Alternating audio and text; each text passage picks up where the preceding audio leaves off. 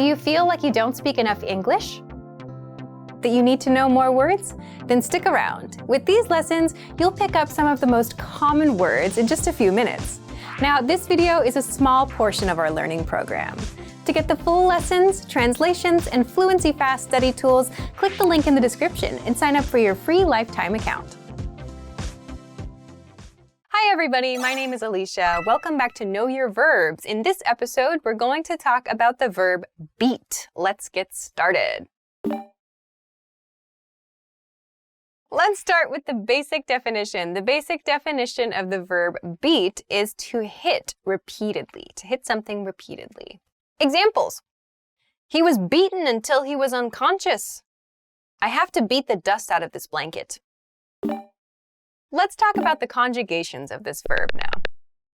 Present, beat, beats. Past, beat. Past participle, beaten. Progressive, beating.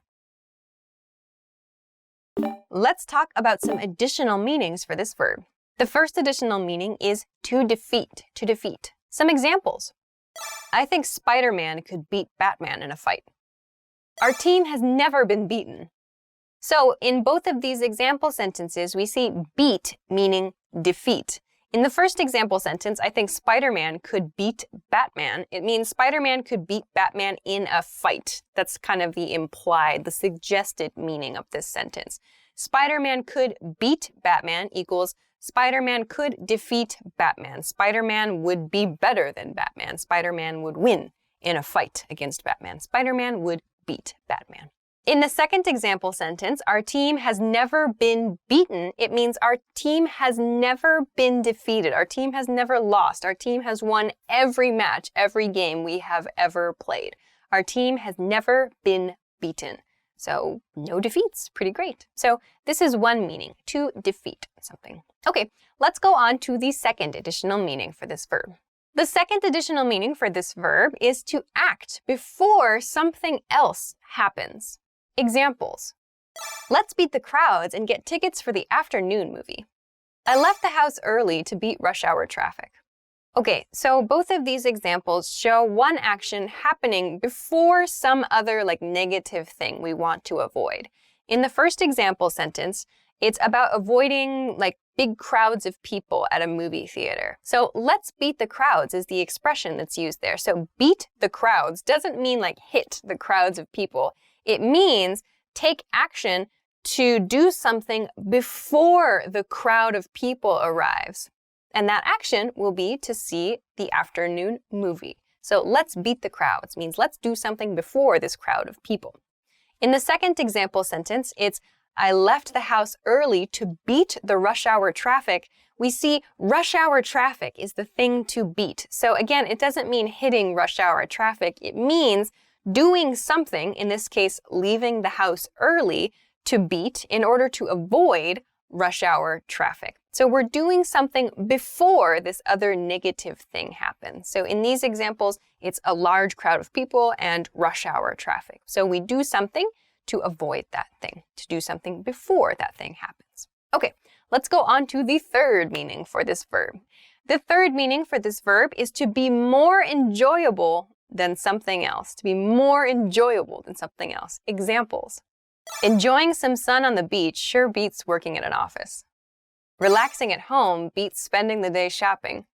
So both of these example sentences present two ideas, one of which is better than the other. In the first example sentence, enjoying the sun on the beach beats or is better than, is more enjoyable than working in an office. In the second example sentence, relaxing at home beats or is more enjoyable than spending the day shopping. So we're comparing two things, and the thing that is better, we use beats just after that. So when you want to use this pattern, you can just say A beats B, where A is better than B. A is more enjoyable than B. The fourth meaning here is to have a regular movement, to have a rhythmic movement that is regular in some way. Examples. My heart was beating fast after my run. The bird's wings beat the air. In the first example sentence, my heart was beating fast after my run. It means the rhythm of my heart, the steady, regular rhythm of my heart was fast after my run. So the rhythm was constant, but it was quick. So in the second example sentence about the bird's wings, it's this motion. The bird's wings beat the air. So there's a rhythmic, a steady motion happening. The bird's wings beat the air, meaning it's like going regularly here. So we can see this use of beat as well to refer to a regular kind of rhythmic motion. Let's move on to some variations in how we can use this then. The first variation is to beat someone to something. To beat someone to something means to do something before someone else. So it kind of has that meaning of defeat that we talked about before. Examples. I was gonna book tickets for the show, but you beat me to it. All my coworkers beat me to the office this morning. So in these expressions, beat me to something means someone did something before me. In the first example sentence, I was gonna book tickets for the show, we see the past tense. I was going to book tickets for the show, but you beat me to it. So this is quite common. You beat me to it means you did that thing I just talked about before me. So I planned to do it, but you did it before me. You beat me to it. This is quite a common expression to use. In the second example sentence, all my coworkers beat me to the office this morning. It means all my coworkers got to the office before me this morning. So when you want to talk about someone doing something before you, you can say they beat me to the office. Keep in mind, though, that this kind of has the nuance a little bit of competition. Like there's something that you want to do before someone else. Like there's a little bit of a competitive feel with this expression. Okay, let's go on to the second variation here. The next variation is beat yourself up. To beat yourself up, this means to be very negative or critical about yourself, often for no reason or not for a big reason. Examples. Don't beat yourself up. It was just a small mistake. I think he's really beating himself up for declining that job offer. Okay, in the first example sentence, don't beat yourself up. This is a very common expression. It means don't be so negative about yourself. In this case, we follow this expression with it was just a small mistake. So in other words, it's not a big problem. Don't beat yourself up. Don't be so negative to yourself for such a small mistake.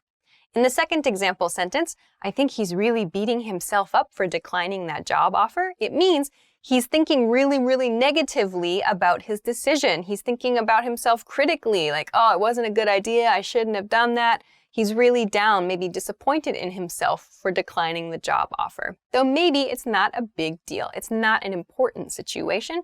So he doesn't need to beat himself up, or he is beating himself up about it in this case. So he's upset, in other words.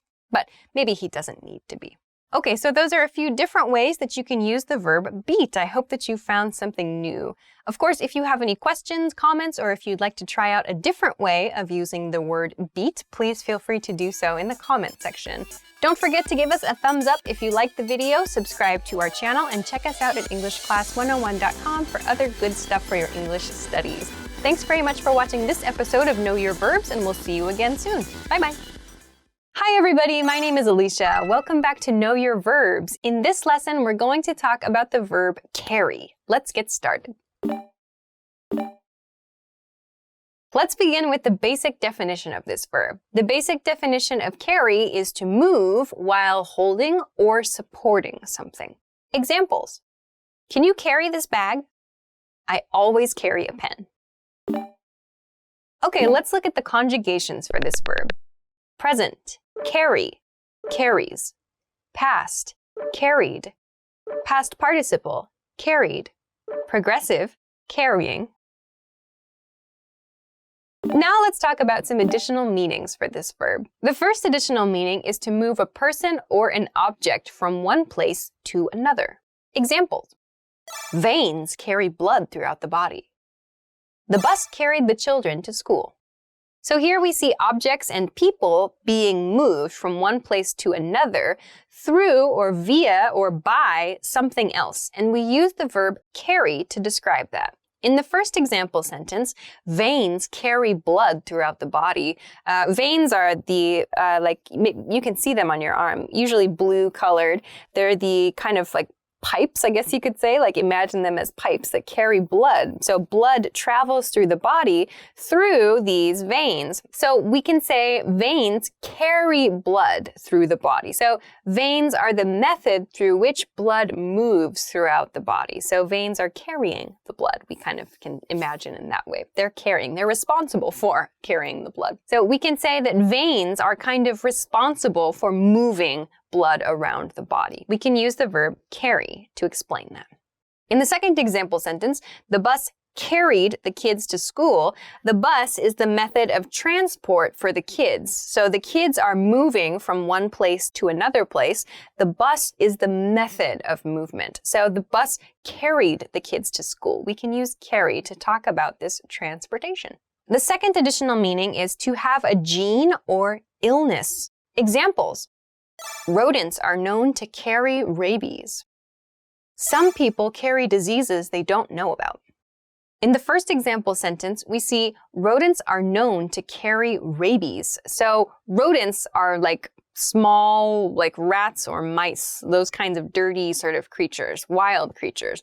Rabies is a disease, a serious illness that like causes you to behave strangely and your body has really strange problems too. I won't talk about rabies that much, not so important here. But rodents are known to carry rabies. So the small, like the biological parts, the things that cause rabies, they carry that illness. Rodents are known to carry. So it doesn't mean carry like a backpack really, but carry a gene or carry an illness, carry a sickness inside the body. In this case, rodents are known to carry the sickness that is rabies inside their bodies. In the second example sentence, some people carry diseases they don't know about. It means some people have diseases in their body, but they don't know about the disease. So you can imagine like we carry the disease, we hold it in our body and we move around, but we don't know about it. We use the verb carry to talk about this. Let's move on to the third meaning. The third additional meaning is to make something a success, to make something a success. Examples. His leadership carried the team through a difficult time. Her performance carries the show. So in both of these examples, we see that someone carried something. So someone caused something to be successful because of their actions or because of their leadership, as we see in the first example sentence. So his leadership carried the team through a difficult time means the team was successful in a difficult time because of his leadership. But we use the verb carry to mean that. So we can kind of imagine that this one person, in this case, his leadership and his abilities to be a good leader, in other words, were kind of the thing that carried the team. So we can imagine the whole team is on top of this one guy's leadership skills. So he is responsible for making the team a success in a difficult time. So we use carry to explain that. In the second example sentence, her performance carried the show. It means her performance was so good, it was so important that the show was a success because of it. So without her performance, maybe the show would not have been successful. But her performance was really, really good. Her performance made the show a success. Her performance carried the show. The fourth meaning of this verb is to reach a distance, to reach a distance. This can be like sound or it can be something physical. Some examples of this. The sound of the thunder carried 20 kilometers. Ash from the volcano carried into the air. So here, we're not actually carrying a physical object. In the first example sentence, it's sound traveling. So the sound of thunder carried 20 kilometers. It means we were able to hear the sound of thunder 20 kilometers away from the source. So the sound carried, in other words. We use carry to refer to sound traveling a distance. In the second example sentence, ash from the volcano carried into the air. It means the ash from the volcano moved into the air. We could even say like the ash from the volcano carried into the next city, for example. So it traveled into the next city. It traveled some distance, but we can use carry to talk about that as well. Let's move on to some variations for this verb. So the first variation is to get carried away. To get carried away, this means to get too excited or too involved in something. Usually it has like a positive meaning. We get carried away because we're excited about something, but let's look at some examples first. I got a little carried away baking last night. He got carried away listening to music. Both of these examples are pretty innocent. In the first example sentence, we see, I got a little carried away baking last night. It's like I baked too much last night. The idea is that I was too excited about my baking and I baked too much. Or maybe I stayed up too late baking something. I got carried away with it. I did too much of it because I was so interested in this thing. In the second example sentence, he got carried away listening to music. It maybe means he spent too much time listening to music. Maybe he forgot to do his homework, or he forgot to go to work, or he was late for work or something. Because he was carried away, he was so interested in listening to music, he forgot something, or he did too much of it, in other words. So this generally just means that you're too excited about something or too involved in something. So it can have a positive meaning. The next variation is to carry over. To carry over means to continue into the next period. To continue into the next period. Examples. Unused data will carry over into the next month. My airline miles carried over into this year. So these two expressions both use like points or miles or some kind of data. In the first example sentence, it's like a mobile phone contract. Unused data will carry over into the next month.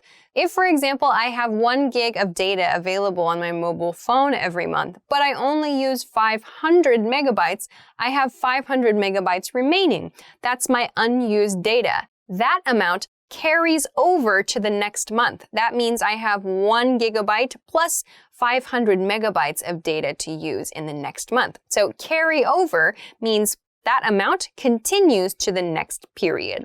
We see the same thing in the second example sentence. My airline miles carried over into this year, meaning my airline miles from the previous year carried over or continued into this year. So maybe I didn't use those miles last year, but they continued into this year and I can still use them. So carrying over means continuing something. We see it a lot in like credit card contracts or like mileage plans or data plans. Anything with data, points, numbers, we might see that sort of thing. All right, so those are a few different ways to use the verb carry. I hope that you found a new way to use it. Of course, if you have any questions or comments, want to try to make an example sentence, or know some different ways of using the verb carry, please feel free to discuss and check in the comments section.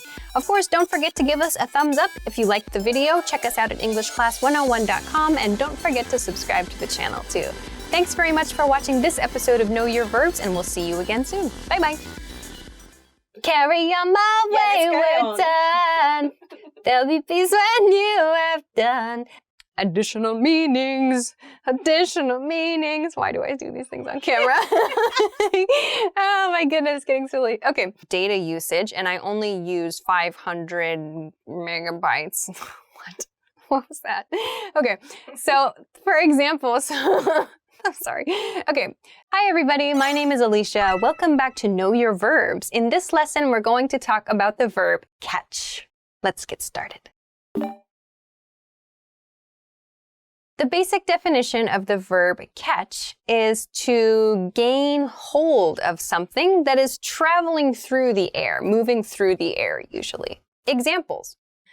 She caught the ball. Catch this. Let's look at the conjugations for this verb. Present, catch, catches. Past, caught. Past participle, caught. Progressive, catching. Now let's talk about some additional meanings for this verb. The first additional meaning for this verb is to find or see someone doing something wrong. Some examples. I caught you trying to steal from the company safe. Have you ever been caught eating late at night? So, in both of these example sentences, we see behavior being discovered that is wrong in some way. In the first example sentence, I caught you trying to steal from the company safe. Someone was discovered trying to steal from the company's safe. That was a bad behavior, so we use the verb catch. In this case, past tense, caught. I caught you, meaning I discovered you. I saw you doing this thing that was bad. We see the same thing in the second example sentence, but it's phrased as a question. Have you ever been caught eating late at night? So eating late at night is kind of considered to be unhealthy, is not typically a good behavior. So we can use the verb catch, in this case, caught. Have you ever been caught? It's a past participle form to express this question. Have you ever been caught eating late at night? Let's move on to the second additional meaning for this verb, which is to be held or stuck to something. So, examples. My jacket got caught on the door.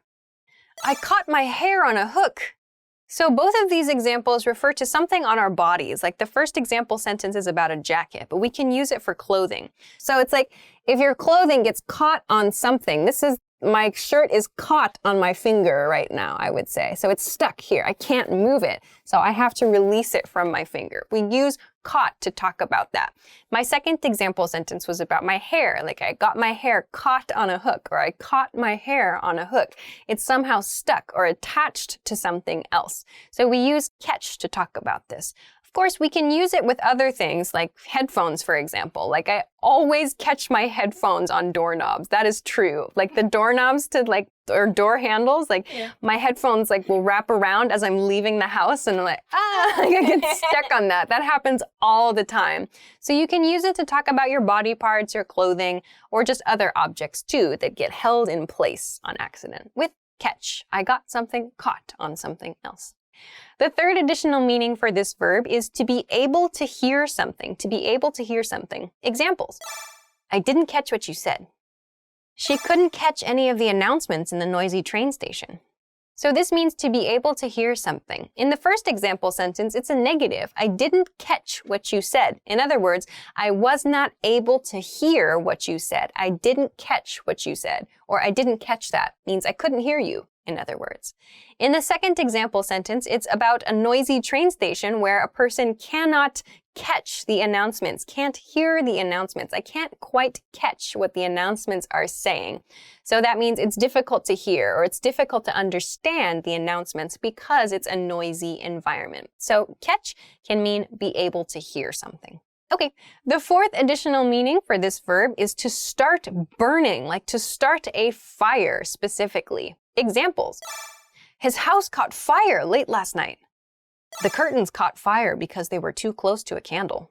So, to catch fire means to start fire, to start something burning. To catch fire is the moment that a flame appears somewhere. So catching fire is not like kind of the smoldering coals, not like the glowing coals in something, but it's actual flame. So to start a fire, it's like that moment of, wow, like there's suddenly heat and there's suddenly, like a candle, for example. The candle, we can light a candle on fire. Though I should say, we tend to use the expression catches fire or something caught fire because of an accident. So we don't say I went camping and the wood caught on fire. We use caught on fire for something that was maybe not on purpose. So in my two example sentences, the first one, his house caught on fire late last night. He wasn't planning for his house to go up in flames, but it happened. In the second example sentence, it's curtains too close to a candle. So there's kind of this nuance of an accident, a bad accident. If you don't want to imply an accident, if you want to show that something was on purpose, you can use the verb light, past tense lit, like I lit a fire with a lighter, or let's light a fire in the barbecue, for example. So to light a fire is on purpose. For something to catch fire sounds like, oh, it was maybe an accident or not on purpose. Let's move on to some variations for this verb now. The first variation is to catch someone's eye. To catch someone's eye. This means to attract attention, usually for a positive reason. Examples. That sale caught my eye. An advertisement for a wine party caught his eye. So this is kind of a strange expression when you think about it. Like to catch someone's eye, it's like kind of gross. Like you imagine like someone's eyeball, like catching an eyeball. But actually it just means drawing the attention of the eye. So in the first example sentence, it's about a sale. The sale caught my eye. So meaning I saw an advertisement for a sale, my eye was attracted to the advertisement for that. The second example sentence is the same. An advertisement for a wine party caught his eye. So there's some wine party, tasting wines, whatever. For whatever reason, it attracts his eyes, it attracts his vision, so he looks at it. We say it caught his eye, attracts attention, usually for a positive reason. So the second variation is to catch up with, to catch up with. So this is an expression that means to talk about life since the last time you met. Some examples. I caught up with a friend from elementary school. Let's catch up again soon. So catching up with someone refers to talking with another person or talking with other people about the recent events in your life. So from the last time you saw someone, what have you done? So if you haven't seen someone since elementary school, as in the first example sentence, you talk about all the things that you have done since elementary school. So maybe that's a long time for some of you. Or if it's somebody that you have seen recently, you could try using the second example sentence, let's catch up again soon, meaning maybe after a few weeks or a month or so, you want to meet that person again and find out what they did. So this is a nice expression that's like you want to know what the other person is doing or what they have done since the last time you saw them. Let's catch up. So those are a few different ways to use the verb catch. I hope that you found something new here. If you have any questions, comments, or if you want to try to make an example sentence, please feel free to do so in the comment section of this video. Of course, don't forget to give us a thumbs up if you like the video, subscribe to the channel, and come check us out at EnglishClass101.com for other good stuff for your English studies. Thanks very much for watching this episode of Know Your Verbs, and we'll see you again next time. Bye-bye.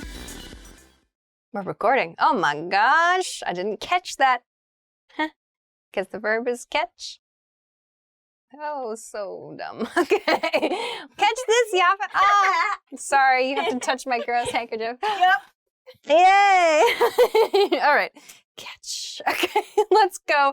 Hi, everybody. Welcome back to Know Your Verbs. My name is Alicia, and in this episode, we're going to talk about the verb check. Let's get started. Let's start with the basic definition of the verb check. The basic definition of the verb check is to make sure something is correct by looking at it carefully. Some examples. Can you check my homework? I checked your application. Now here are the conjugations for this verb. Present, check, checks. Past, checked. Past participle, checked. Progressive, checking. Okay, now let's talk about some additional meanings for this verb.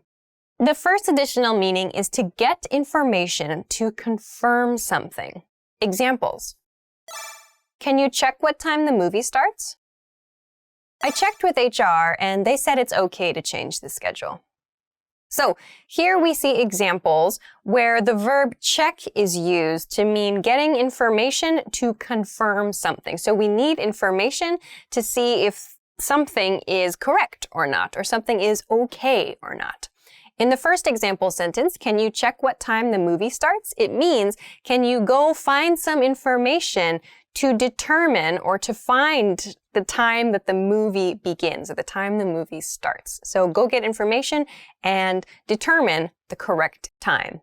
In the second example sentence, I checked with HR and they said it's okay. It means, in past tense, I went to HR or I contacted HR. HR means human resources, by the way, human resources department. I went to HR or I contacted HR and I confirmed it is okay to change the schedule. So it means contacting or getting information to make sure something is okay or something is correct, to check. Okay, let's go on to the second additional meaning. The second additional meaning is to give someone items to keep for a specific period. This is usually at like a hotel or an airport. Examples. We checked our luggage before boarding. You can check your bags at the hotel reception desk. So here, to check means to give your luggage, usually luggage, or maybe it's like your coat or something, to check your coat. There's something called a coat check at like nice restaurants or in certain hotels.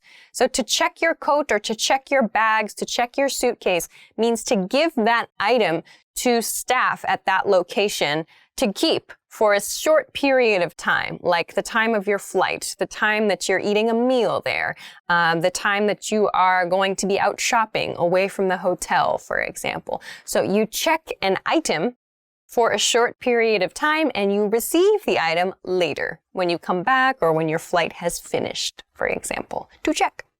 The third meaning is to mark as complete or okay. So if you imagine that you're filling out an application form or there's a checklist that you need to complete, you can imagine making the check motion. We use the verb to check for that motion, which means to mark something as okay or complete or finished or good or whatever. Something kind of like a confirmation. Examples. Check the boxes on the form. He checked the correct answer on the test. So in the first example sentence, check the boxes on the form. It doesn't mean look carefully at the boxes. It means physically mark the boxes with a check mark or something else similar to show you confirm that item. The second example, he checked the correct answer on the test, refers to this motion, again, confirming or marking the correct answer on a test. So using your pencil or your pen to mark the correct answer. It doesn't have to be a check symbol. It can be, but we use check, the verb to check, to refer to this action. Let's go on to the fourth additional meaning here, which is to stop some kind of behavior or to stop something continuing or to restrain something. Examples. We should try to check our spending. You should check his behavior before it gets worse. So here, to check means like to restrain something or to stop something from happening, to stop a behavior like from spreading or getting worse, as in the examples. So to check your spending, for example, that refers to restraining yourself, like trying not to spend so much money, for example.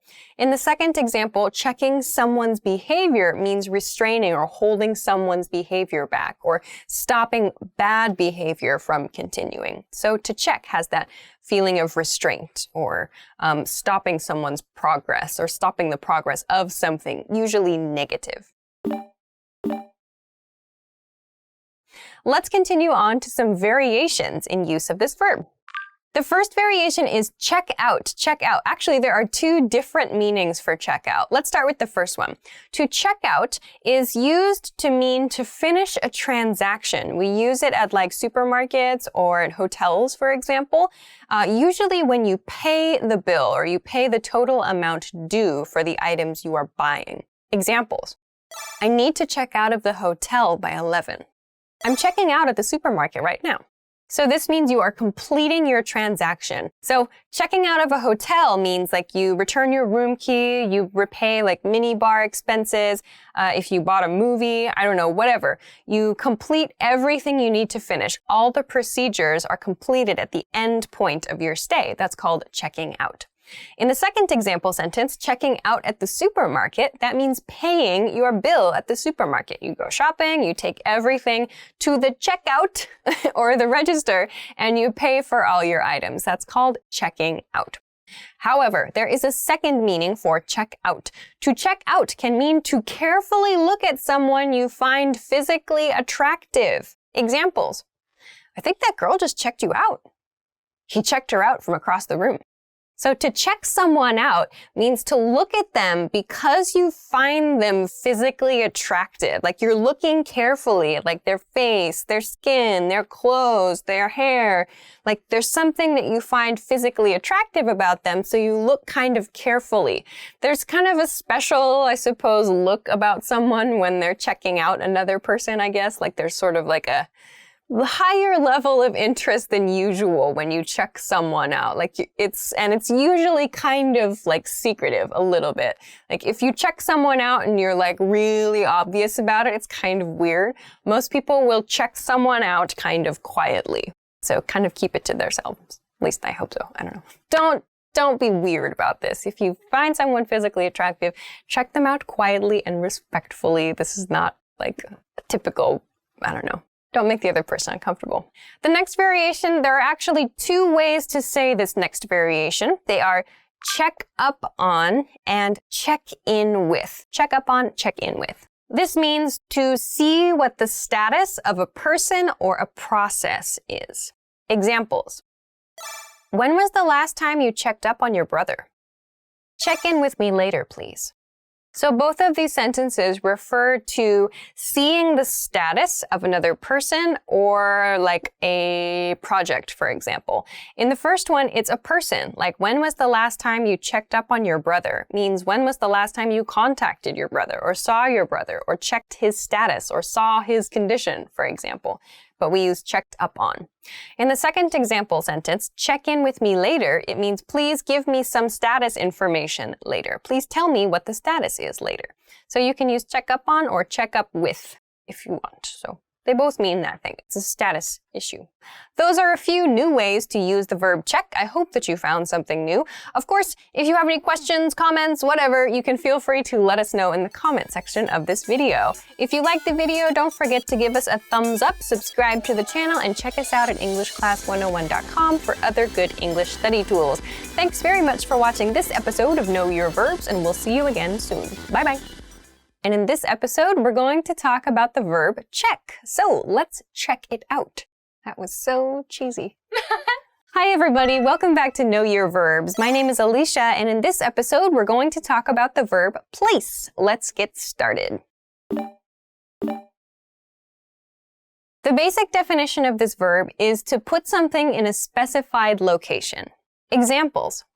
I placed my cup on the desk. She placed her earrings next to the bed. Let's look at the conjugations for this verb. Present, place, places. Past, placed. Past participle, placed. Progressive, placing. Now let's talk about some additional meanings for this verb. So let's look at the first additional meaning of this. It's to make, to make. This is commonly used as to make an order or to make a bet. Let's look at some examples of this. Place your bets. She placed an order for 50 plates of fried rice. So here we see place being used to mean make. The first example sentence, place your bets, that's an example of a sentence you'll hear at a casino.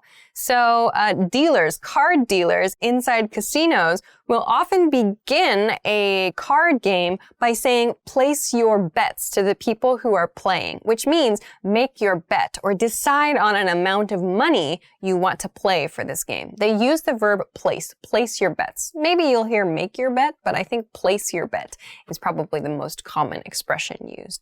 In the second example, we see placed an order. She placed an order. You can substitute make here. You can say she made an order for, but to place an order, this is just a different way to say it. To me, place an order sounds a little more polite than make an order. Like you could use both on the phone, I suppose. Like I'd like to make an order for, I'd like to place an order for. Both would be okay. To me, place sounds maybe a little bit more polite, but it means to make something, to make an order, or in the first example, to make a bet. The second additional meaning is to recognize, to recognize. This meaning, as you'll see in the example sentences, is often in the negative form. Let's look at some examples. I feel like I've seen that guy somewhere before, but I just can't place him. I can't place this quote. Who said it? So here we see place being used to mean like recognize, or we can't quite understand the origin of that person or that thing.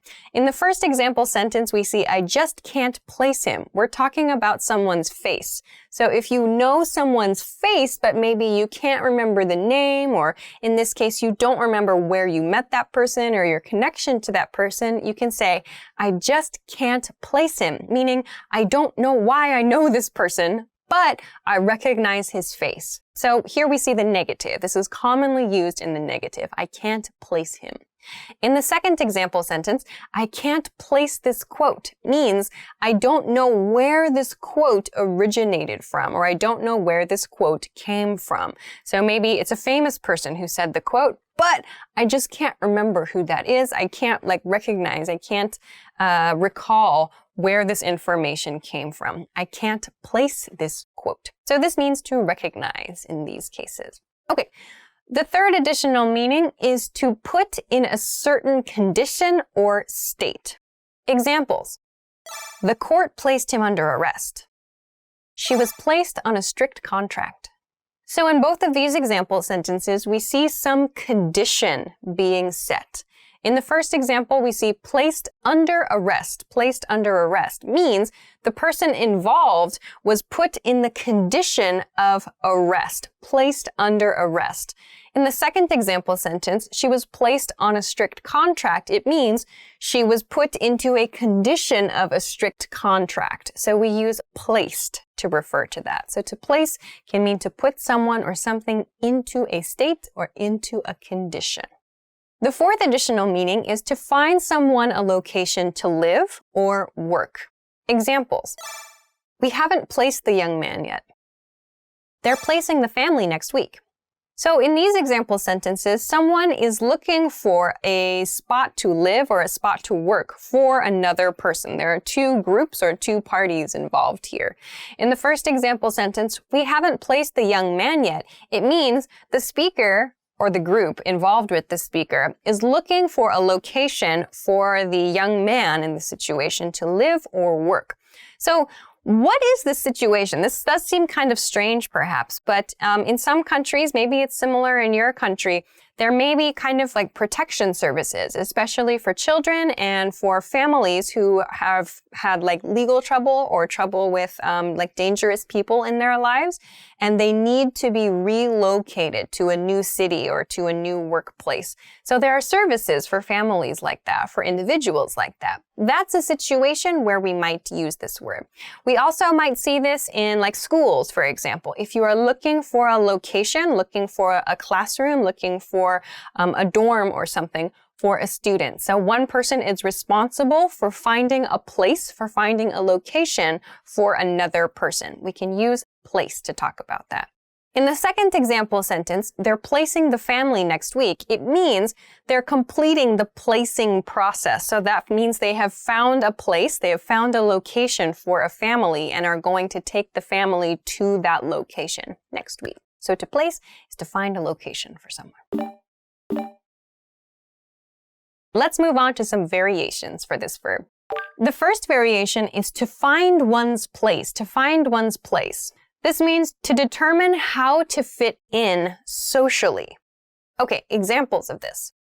I think I finally found my place. She's having trouble finding her place at school. So here, we're seeing examples that involve someone finding their social position. So to find one's place means to find a nice position, a position that's appropriate for them in their society or within their life. In the first example, I think I finally found my place. We see past tense found my place, which means I've discovered this position is best for me. In the second example sentence, she's having trouble finding her place at school. It means she's having trouble positioning herself within the society that is her school. She has her school life and she hasn't quite discovered yet the best location for her, the best way to fit in with the people around her. So this refers to your societal position in your small or big society. The next variation is to know one's place, to know one's place. This refers to understanding your status in society, and it's typically used to refer to people who are below others as well. We typically don't use this to talk about people who are above us.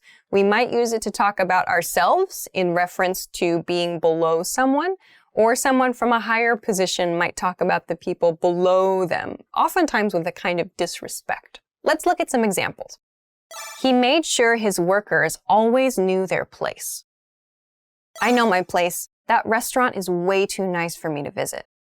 So here we see examples of people behaving or being expected to behave in accordance with their social status. In the first one, he made sure his workers always knew their place. The nuance here is that he is like some kind of boss or like authority figure. And the others, the workers, which we see workers indicates they're below him. They know their place. So in other words, they know that their role, they know that their status in society is lower, and he wants to make sure they know that. So this has a bit of an air of disrespect about it. In the second example sentence, it's a person talking about himself or herself. I know my place. That restaurant is too nice for me. Meaning, I know that I am societally of a level below the level required to visit that restaurant. So in other words, I shouldn't go there. It's too nice. It's too expensive. It's too fancy for me. I know my place is below that restaurant. So interesting. Very interesting. So I hope that that was helpful for you, and I hope you got a new way to use the word place. Of course, if you have any questions, comments, example sentences, whatever, please feel free to let us know in the comment section of this video. Don't forget to give us a thumbs up, subscribe to the channel, and check us out at EnglishClass101.com as well. Thanks very much for watching this episode of Know Your Verbs, and we'll see you again soon. Bye-bye. Now, if you're wondering how to remember these words forever so that you can start speaking more and more, here's how. 1. Review them with our spaced repetition flashcards. Our flashcards will drill these words into your long-term memory. 2. Save the words to our word bank, your personal collection of words, where you can print out physical study sheets. And 3. Watch our looped vocabulary slideshows on repeat until you understand every word. You'll find these tools inside our learning program. Just click the link in the description to get them. Hi everybody, my name is Alicia. Welcome back to Know Your Verbs. In this episode, we're going to talk about the verb put. So let's get started. Let's begin with the basic definition of this verb. The basic definition of the verb to put is to place something in a location. Examples. Put your bag over there. Don't put your feet on the sofa. Let's look at some conjugations for this verb now. Present, put, puts. Past, put. Past participle, put. Progressive, putting. Let's talk about some additional meanings for the verb to put. The first one is to write, to write. Examples. Put your name on this line. She put her name on the list. So when we say put in this way, we refer to writing. So you're adding some information to a written document or a typed document as well. So it can mean to write or like to type information. So put your name on this line means like write your name or type your name on this line. In the second example sentence, she put her name on the list. It means the same thing. She wrote her name on a list or she added her name to a list in some way. It means writing information. Okay, let's go on to the second additional meaning. The second additional meaning is to use words to express something. To use words to express something. Examples. How should I put this? You're putting it quite simply. So we can replace the word put with express, like how should I express this in the first example sentence. But we use put because put sounds much less formal than express. How should I express this? It sounds way too formal, way too polite. Instead, we say, how should I put this? We use that expression when we're not quite sure how to say something, like we're maybe talking about a sensitive topic and we don't know the correct words to use or it's difficult to explain. You can say, how should I put this? In the second example sentence, you're putting it quite simply. It means you're expressing things quite simply. So maybe it's a complex situation, but the listener is explaining things or expressing things maybe too simply. So the speaker in this case could say, you're putting it quite simply. Okay, let's go on to the third meaning. The third meaning is rather open and kind of vague, which is to cause to be in a situation. To cause to be in a situation. Let's look at some examples. This change puts the whole company at risk. Your terrible driving puts us all in danger. So in these examples, we see put is used to refer to a situation that some group of people or some person is caused to be in. So in the first example sentence, this change puts the whole company at risk. This change causes the whole company to be at risk, in a situation of risk, in a condition of risk. We use put to refer to that, to refer to being caused to be in the situation of risk. The second example sentence is the same. Your terrible driving, this is the reason why the people are in danger in this example sentence. Your terrible driving puts us all in danger. Your terrible driving causes us all to be in a condition of danger. It's very clumsy, but we use the verb put to make this quite short and easy to say. Your terrible driving puts us all in danger. Okay. There are so many variations, so many phrasal verbs to use with put. Yeah, so check a dictionary for more. These are just a few I'm going to introduce, but check a dictionary for this. The first variation for the verb put is put aside, to put aside. So to put aside means to stop thinking about something, to cease or to pause an activity while you do something else. Examples. Put aside your worries and relax for a day. I put my phone aside and tried to focus on my work. So in both of these example sentences, we see that one thing is kind of being moved away from the focus. So for example, in the first example sentence, put aside your worries. It means like stop thinking about your worries. Like put those to the side in your mind. Don't think about those things for a while. So in the second example sentence, I'm talking about my phone, where I'm saying I can literally put my phone aside, put my phone to the side of the thing I'm doing and focus on my work. I put my phone aside. So we can use this to talk about a concept in our minds or to talk about a physical object as well. Okay, let's go on to the next variation. So the next variation is to put someone down. It means to disrespect someone or to make fun of someone, to make them feel bad about themselves. Some examples. Don't put down your classmates, it's rude. His boss keeps putting him down in front of his coworkers. So in both of these examples, we see situations where one person is being disrespected by another person. So don't put down your classmates, it's rude. So in this case, the listener is maybe a kid in school who is disrespectful to his or her classmates. So a parent or a teacher might say, don't put down, meaning don't disrespect your classmates. Don't be mean to your classmates. Don't make fun of your classmates. So, be kind to them, in other words. Don't put down your classmates. You could also say, don't put your classmates down if you like. That's fine too. In the second example sentence, we see a work situation, like his boss always puts him down in front of his coworkers. Means the boss disrespects this person in front of his coworkers. So it's a disrespectful situation. Okay, but one point about this, the expression to put someone down refers to disrespect with regard to humans. However, when talking about animals, like we had to put the cat down or we had to put the dog down, it means usually due to some serious sickness or some serious injury or illness, the owners of the pet, usually a pet or the animal, decide that the pet should have doctor-assisted death. So to put down an animal means to choose to allow the animal to die peacefully instead of suffering. So we use that expression. I had to put my cat down. This is a much more soft expression than the doctor killed my cat, which is essentially what happens. But it's because of some kind of suffering or some kind of illness or injury the owner wants to prevent. We use the expression to put an animal down in those cases. We do not use this for people. We don't say, I had to put my brother down. Though we do actually have an expression for babies, which we use when we put babies to bed.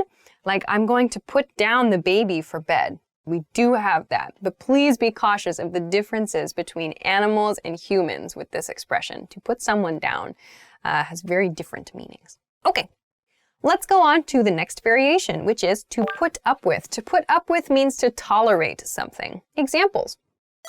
I don't want to put up with this crazy schedule anymore. Don't put up with their bad behavior. In these examples, put up with refers to tolerating or being able to stand something or continuing to live with something. In the first example sentence, I can't put up with this crazy schedule anymore means I don't want to live with this crazy schedule anymore. I can't stand it. I don't want to do it anymore.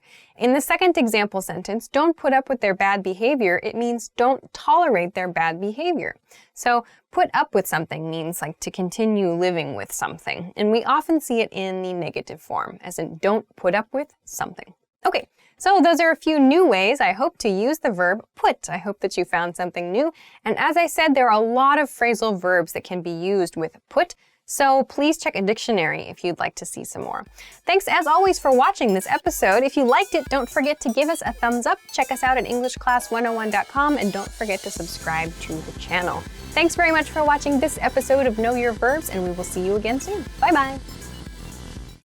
Sometimes I put tweets on Twitter. Sometimes I put pictures on Instagram. Sometimes I put soup in my face. Made some soup. Put it in a bowl. Put it in my face. Hi everybody, welcome back to Know Your Verbs. My name is Alicia, and in this episode, we're going to talk about the verb bite. Let's get started. Let's talk about the basic definition of the verb bite. It means to use your teeth to cut or tear something. Examples. I hate it when I bite my tongue. You shouldn't bite your nails. Let's look at the conjugations for this verb.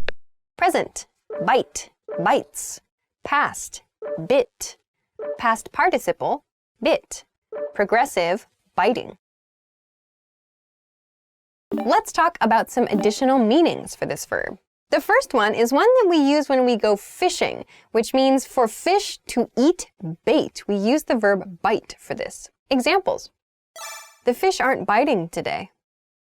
I think something bit my lure.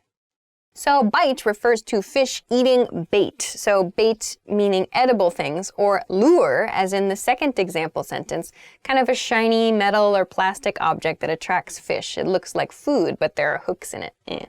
So we use bite to talk about the fish trying to eat that thing, or actually swallowing that thing.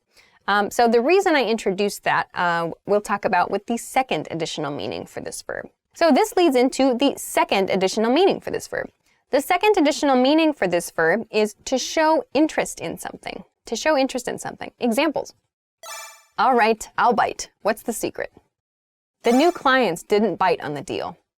So here, bite means show interest. So the reason that I introduced this as the second meaning after the fish bait eating introduction is because we can imagine that when we're showing our interest in something, it's similar to the way fish bite a lure or fish try to bite food. So when we're interested in some information, like a secret, as in the first example, or a special deal, as in the second example, we want to bite it. We want to get that thing. So this means to show interest, yes, but it means we're kind of going after. We're trying to chase that thing so we can get it and enjoy it, perhaps. So to bite can mean to show interest in something.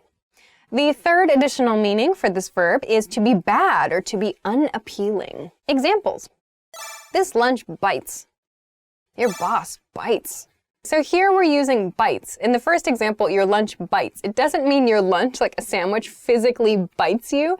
It means your lunch is not very good. Your lunch is bad. Your lunch is unappealing. In the second example, your boss bites. It doesn't mean your boss is a person who bites people. It means your boss is bad. Your boss is not a good person. Your boss is not a good boss, for example. This is a slang term that means not good, unappealing. Ugh. However, the fourth additional meaning for this verb is to have a habit of biting. So someone or something that has a habit of biting things, we can use the verb bite to talk about that. Examples. Watch out for that dog, he bites. Careful, I heard that kid bites.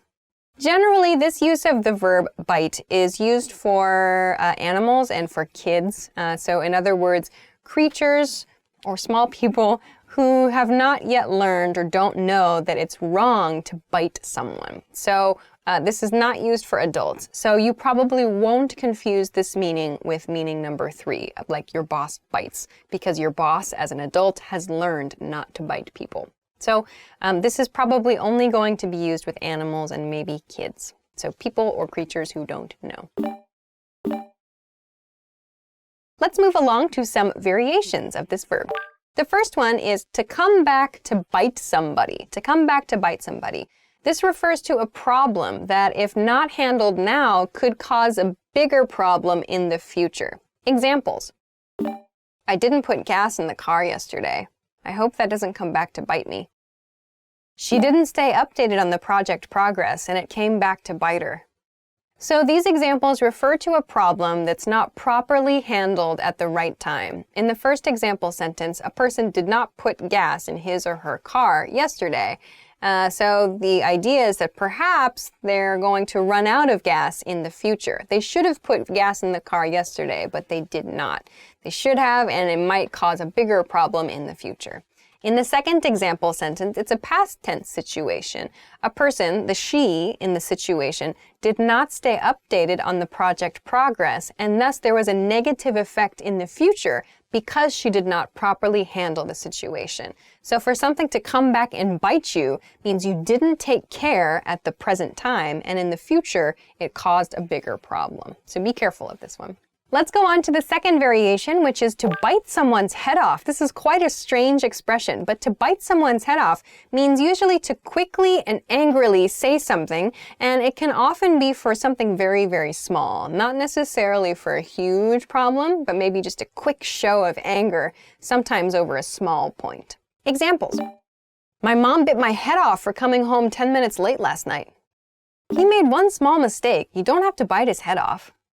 So, of course, this doesn't literally mean biting someone's head off of their body, but it just means making a really quick and angry comment or series of comments to somebody because of something small, usually. In the first example sentence, it's a 10-minute delay. So one person is 10 minutes late getting home, and the speaker's mother bit his or her head off, meaning was very angry at them for a short period of time for that mistake. In the second example sentence, he made one small mistake. You don't have to bite his head off. That means that you don't need to be so angry at this person for a small mistake. So to bite someone's head off is a quick show of anger, refers to that. The third variation is to bite the bullet. To bite the bullet refers to doing something that you don't want to do, but maybe you're forced to do it, or it's really not appealing, you don't want to do it, but you decide you have to, or there's some other reason that you're pushed to do it. You bite the bullet and do it. So, examples. I think I have to bite the bullet and take the boring day job. We bit the bullet and applied for a mortgage. So these are maybe examples of things the speakers don't want to do, but they decide they need to do for some reason, or they're forced to do for some reason. So those are a few new ways, I hope, that you can use the verb bite. There are quite a few interesting meanings to this verb, for sure. Of course, if you know a different meaning, if you want to try to make an example sentence, or if you have any questions, please let us know in the comment section of this video. Of course, don't forget to give us a thumbs up, subscribe to the channel, and check us out at EnglishClass101.com for other good stuff too. Thanks very much for watching this episode of Know Your Verbs, and we'll see you again next time. Bye-bye. Time to bite. Time to bite. Let's bite. Hopefully most adults know that we should not use our teeth on people. Unless you're a cannibal. Unless you're a cannibal. So perhaps there are some exceptions to this rule. All right. All right. What's the secret? It's fish. Fish is the secret to my special scent. What? What? What? You didn't hear anything. Yeah, verbs are fun. Verbs are fun. Verbs are fun. This verb is bite. Okay. Hi, everybody. Welcome back to Know Your Verbs. My name is Alicia, and in this episode, we're going to talk about the verb rise. Let's begin. The basic definition of the verb rise is to move upwards. Some examples. The balloon rose in the air. The sun rises every morning. Okay, now let's look at the conjugations for this verb. Present, rise, rises. Past, rose. Past participle, risen. Progressive, rising. Now let's talk about some additional meanings for this verb.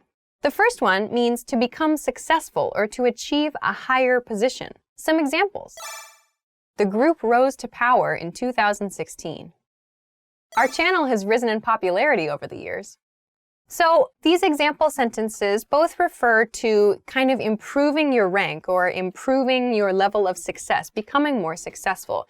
In the first one, we see the group rose to power. Rose to power means became gradually more successful, like gradually gained more power. Rose to power, like kind of leveled up, you can imagine. In the second example sentence, our channel has risen in popularity. We see that we're becoming more and more successful, more and more popular over the years. So this refers to gradually gaining some kind of success or achieving a higher rank in some way.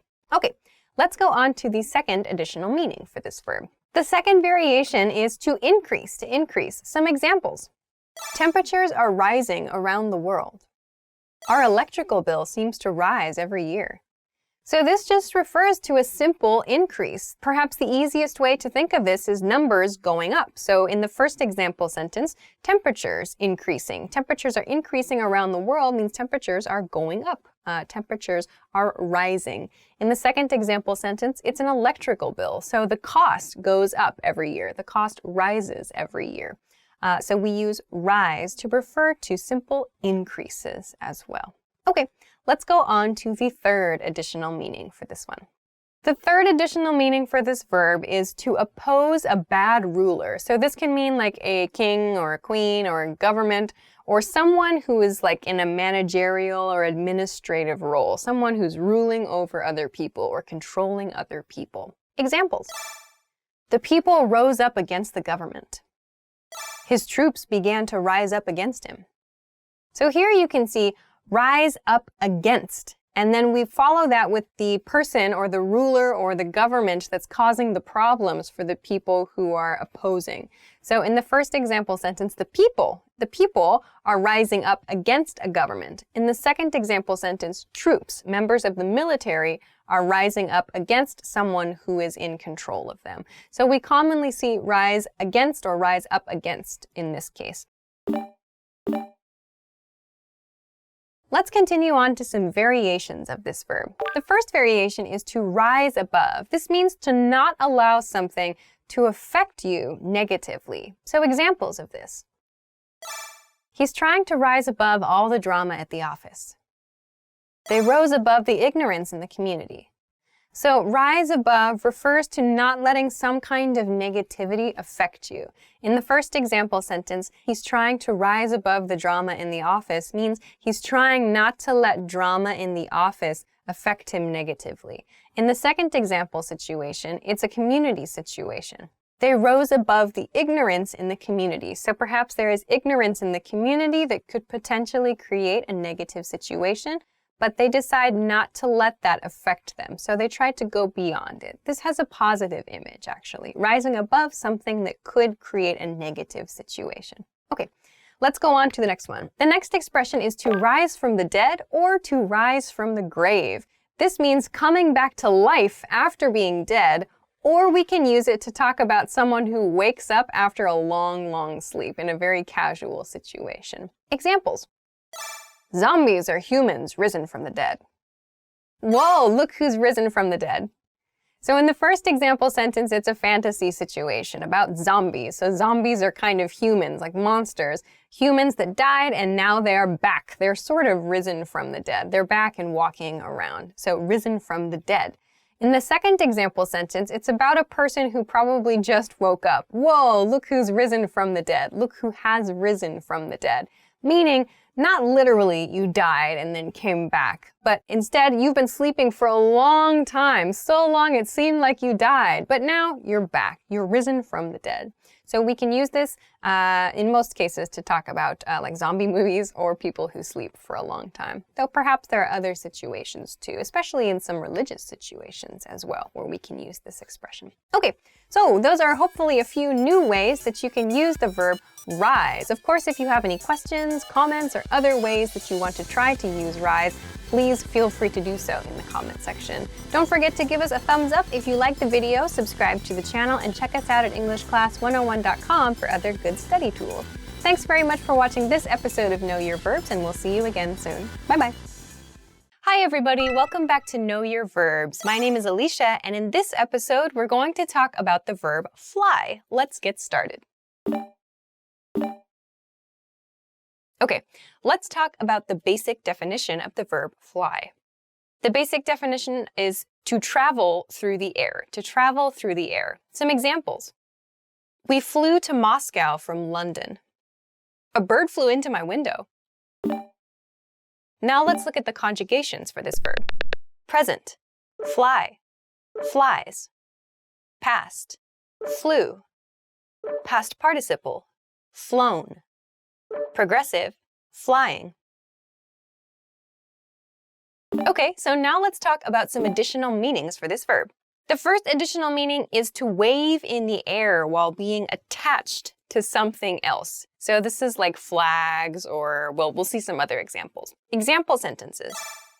That boat is flying a French flag. Let's fly kites this afternoon. So in both of these example sentences, we see objects which are waving in the air in some way, but they're attached to something else. In the first example sentence, it's a flag. The boat is flying a French flag, which means the boat is displaying a French flag. The flag is attached to the boat, but it's waving in the air. In the second example sentence, let's fly kites this afternoon, a kite is a toy that waves in the air, but it's attached to a string that a person holds. So we use the verb fly to talk about this activity. Let's fly kites this afternoon. Okay, let's go on to the second additional meaning for this verb. The second additional meaning is to move very quickly, to move very quickly. Some examples of this. His sports car flew past us on the highway. She flew down the hall to turn in her paper before the deadline. Okay, so in both of these example sentences, we see the word fly or a conjugated version of it. However, it doesn't mean traveling through the air. It just means moving super fast. So in the first example, it's a sports car. The sports car flew past us on the highway, means the sports car went past us very, very quickly. So we use the verb flew, I think because flying, like in order to fly, you have to move quickly. There's not really slow flying. So we use the verb fly, or in this case, flew, past tense, to express that the car was traveling very fast. In the second example sentence, she flew down the hall, it means probably she was running. So she was traveling really quickly to turn in her paper before the deadline. So when we want to talk about moving fast, like extra fast, we can use the verb fly instead of like move or run or drive. So it's kind of like an extra level of speed. So you can try that out. Okay, let's go on to the third meaning for this verb. The third meaning is to escape, to escape. Some examples. My bird flew its cage. He had to fly from the city to save his life. Okay, so fly is used in these sentences to mean escape. You won't really hear this used so much in everyday conversation. You may, however, see this in novels or in other writing. It's a little more common these days to see that in written English, especially when telling stories or maybe when reading things from a long time ago. We don't use it that much in everyday conversation in American English these days, but it does have this meaning, to escape.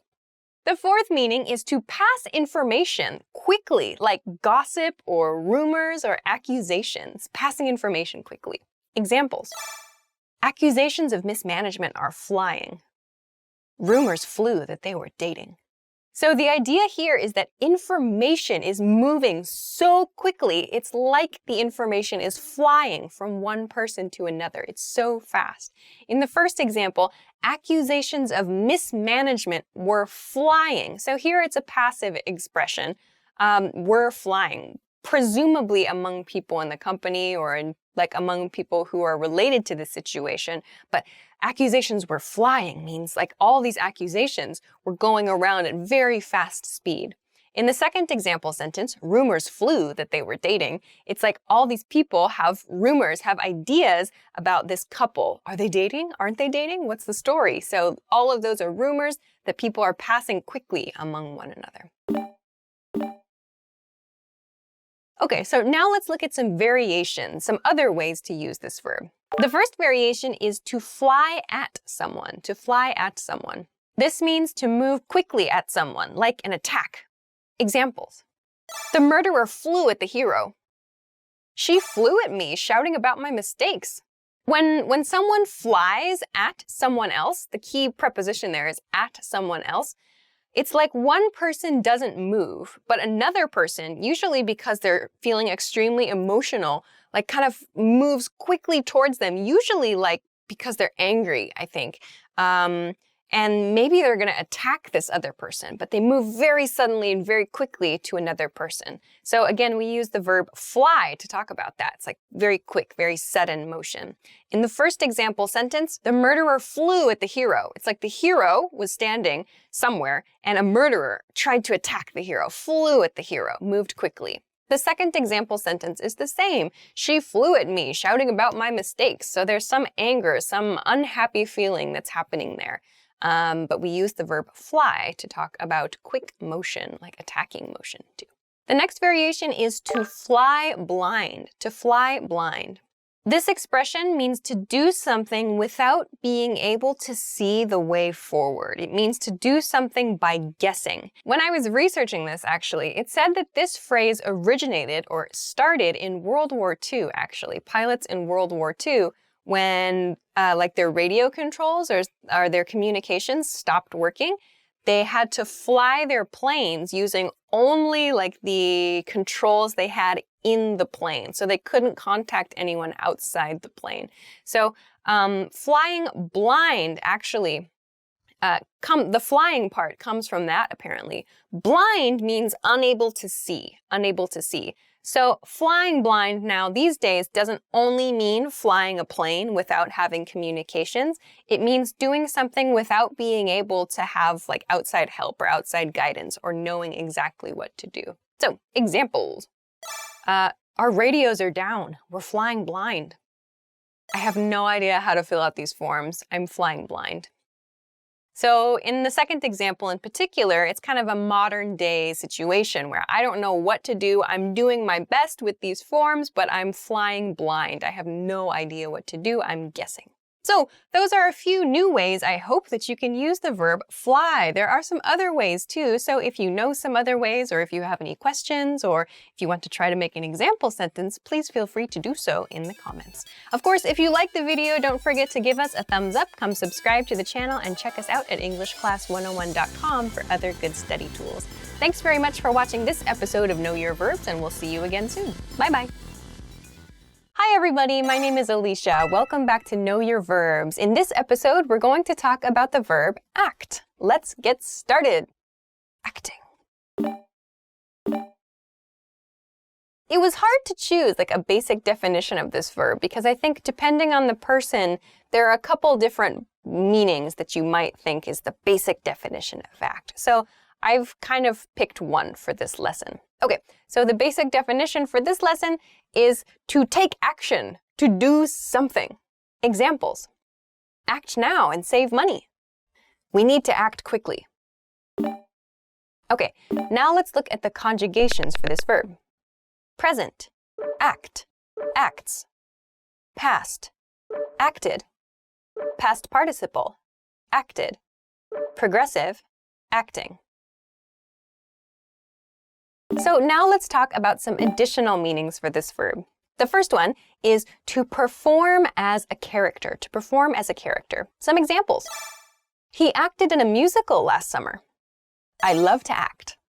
Okay, so in the first example sentence, he acted in a musical last summer means he performed as a character in a musical last summer. So to act means like to perform in some way in a production, so a musical or a theater production. By the way, musicals are the performances with singing and dancing usually. A play is the same thing, but no singing and no dancing really, just talking. So a play is just talking, musical is singing and dancing. So he acted in a musical last summer. The second example sentence was, I love to act. In other words, I love to perform as a character. So this maybe is a common hobby for many people, I think. Okay, let's go on to the second meaning for this verb, to behave. To behave. So this is a very open meaning, to behave in some way. It means like your manners or like the way that you present yourself or the way that you show yourself. Examples.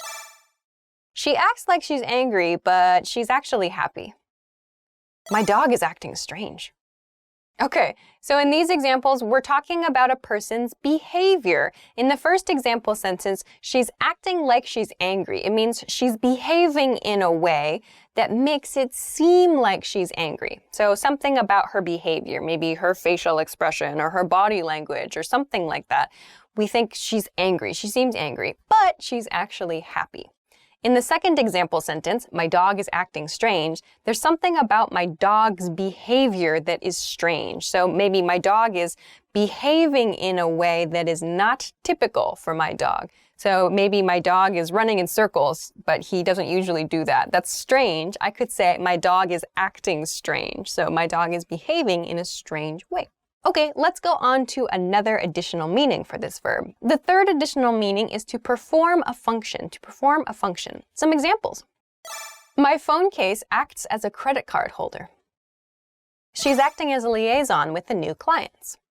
Okay, so in both of these sentences, we see one thing or one person is behaving or performing a specific function.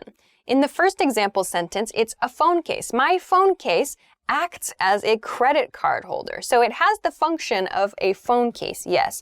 But there's also this other function. I can use my phone case to put credit cards inside. So it acts as a credit card holder too.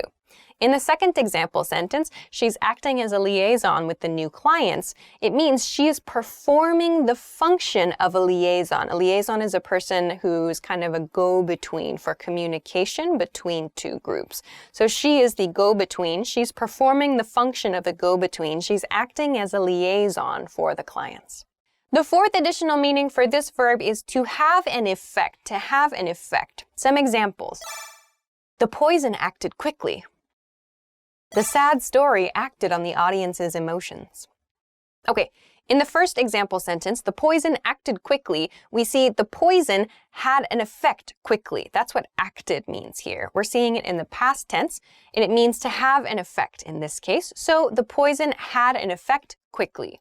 In the second example sentence, however, we're talking about an effect on people's emotions, not like a medicinal effect like we saw in the first example sentence. The second example sentence was the sad story acted on the audience's emotions. In other words, the sad story had an effect on the audience's emotions. So that means probably that the audience felt sad or the audience felt maybe disappointed or something. The audience's emotions were affected by the story, by the sad story. So we say the sad story acted on the audience's emotions. So this means to have an effect. Okay, let's move on to some variations in how we use this verb. The first variation is act up. To act up, this means to exhibit negative behavior, to have bad behavior. Some examples. Ugh, my asthma is acting up. The kids acted up at the dinner party last night. Okay, so in the first example sentence, I mentioned asthma. Actually, asthma is a sickness. It's a disease. Asthma is very common. It's a lung problem or kind of a breathing-related problem where it becomes difficult to breathe depending on different situations for different people. So if I say my asthma is acting up, it means my asthma is behaving in a negative way. My asthma there's some problem with it. My condition is not good because of my asthma. My illness, in other words, is kind of strong right now. It's acting up. So I'm having problems because of my asthma right now. In the second example sentence, however, it's a person, in this case, kids. So kids acting up at a dinner party means kids were displaying bad behavior, negative behavior at a dinner party. So acting up means something negative is happening. Some kind of negative behavior is occurring. Okay, so the next variation is to act out. To act out also does mean to behave in kind of a negative way, but the difference between act out and act up is act out has the feeling of doing this bad behavior in order to get attention. So you act out because you want to be noticed. Some examples of this. Your son has been acting out in school. She's only acting out because she wants attention. So acting out is like you're making some kind of extreme behavior or maybe it's like kind of scandalous, or maybe it's really rude, or maybe like too sexy. There can be lots of different ways to act out, but the idea is that the action happens because this person wants to get some attention. Whether negative or positive doesn't matter, it just wants attention. But we should be careful because this is different from to act something out. To act something out is different from to act out. To act something out means to represent an activity with your body. So that means to showcase a scene or to explain a scene in a movie or to kind of show somebody a gesture with your body. So examples. We acted out our favorite movie scene. She acted out the story.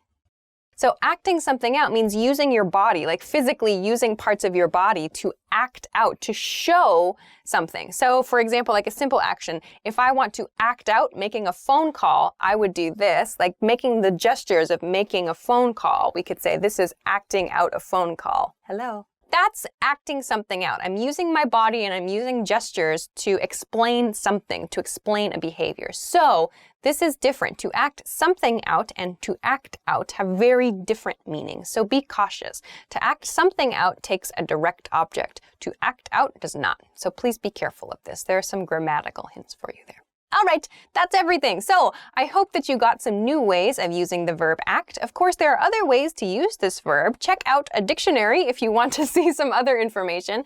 Of course, if you have something you want to share or if there's an example sentence you would like to try to make, please feel free to do so in the comment section. If you like the video, please don't forget to give us a thumbs up, subscribe to the channel, and check us out at EnglishClass101.com. Thanks very much for watching this episode of Know Your Verbs, and we'll see you again soon. Bye-bye. Hi everybody, welcome back to Know Your Verbs. My name is Alicia, and in this lesson we're going to talk about the verb sell. Let's get started. Okay, let's begin with the basic definition of the verb sell. Sell means to give money in exchange for an item or a service. To sell something. Examples. I sold my car. We're selling our house. Let's look at the conjugations for this verb. Present, sell, sells. Past, sold. Past participle, sold. Progressive, selling. Okay, so now let's talk about an additional meaning for this verb. So a different meaning for the verb sell is to convince someone of something or to convince someone about something, to persuade someone of something. Examples. You sold me on this idea. He's terrible at selling himself. He always fails interviews. So to sell is like to convince someone of something. We see that in the first example. You sold me on this idea. You convinced me that this was a good idea, in other words. You've persuaded me about this thing. So you were successful in convincing me of something that you want me to believe. You sold me. In the second example sentence, he's terrible at selling himself. So to sell yourself in that case means to convince someone else that you're a good choice or you're a good option. To sell yourself in this way, in this context, means you're trying to convince someone, persuade someone that maybe you're a good candidate for a job, for example. So this meaning is like to convince someone of something, usually that something is good, really. And to convince, to sell someone on an idea, or to sell yourself, to sell oneself as well. Okay.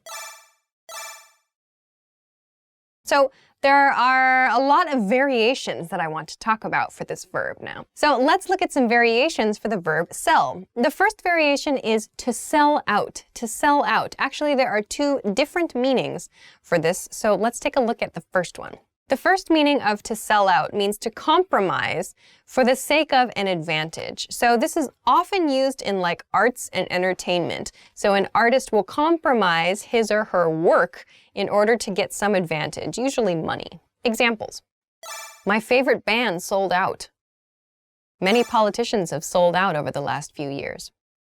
So both of these examples refer to someone changing their artistic viewpoint or changing their opinions, changing their behavior in order to receive some advantage. In the first example sentence, my favorite band sold out, it sounds like the band stopped doing something that made them unique and instead, for example, joined a label or joined a company, and they are now following the company's orders in exchange for money.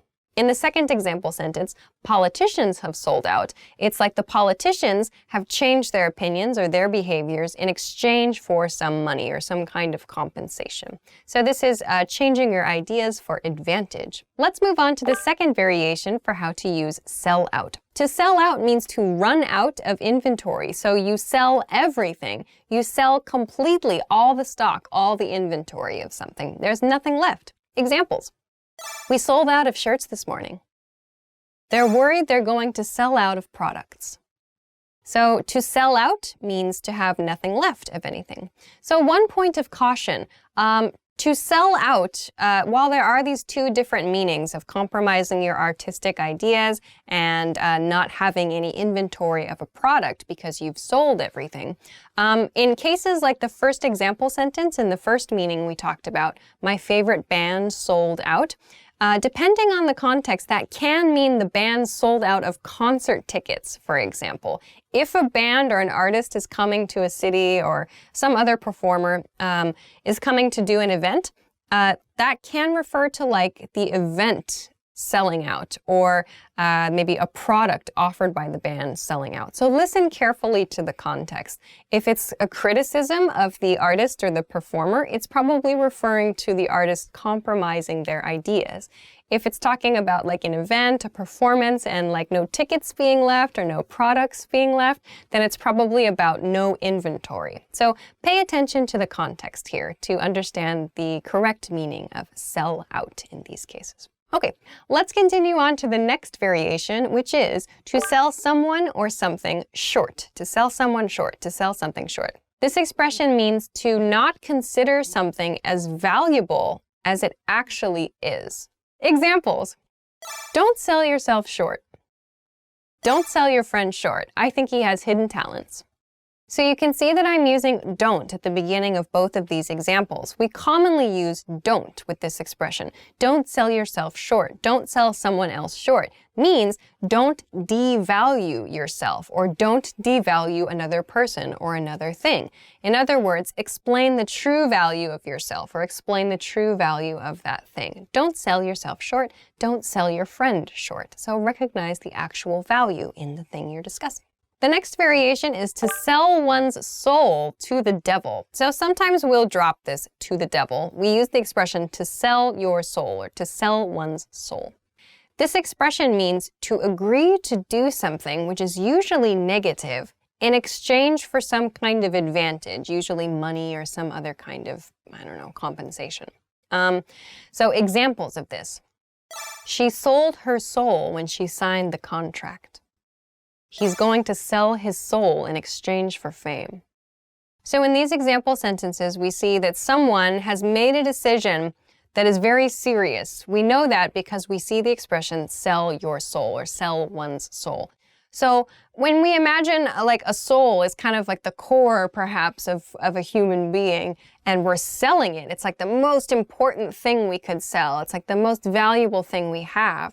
So to sell it implies a very important or a big decision. In the first example sentence, when it says she sold her soul when she signed the contract, it's like she lost a key part of herself. She gave a key part of herself to this company, perhaps, when she signed a contract in exchange for some kind of advantage. In the second example sentence, the he in the example, he wants fame and he's going to sell his soul. He will give something in order to get famous, in other words. So these are sort of situations that also imply a negative thing that the other person has agreed to do. So maybe in the second example sentence, he's agreed to do something negative or something that's suspicious in exchange for fame. So there's a negative nuance here for sure. So those are a few different ways that you can use the verb sell. I hope that you found something new. Of course, if you want to check out some other ways to use sell, I highly recommend checking out a dictionary. Of course, if you have any questions or comments, or if you want to practice making example sentences, please feel free to do so in the comment section of this video. Don't forget to like the video if you enjoyed it, subscribe to the channel if you haven't already, and come check us out at EnglishClass101.com for other good English study tools. Thanks very much for watching this episode of Know Your Verbs, and we'll see you again next time. Bye-bye.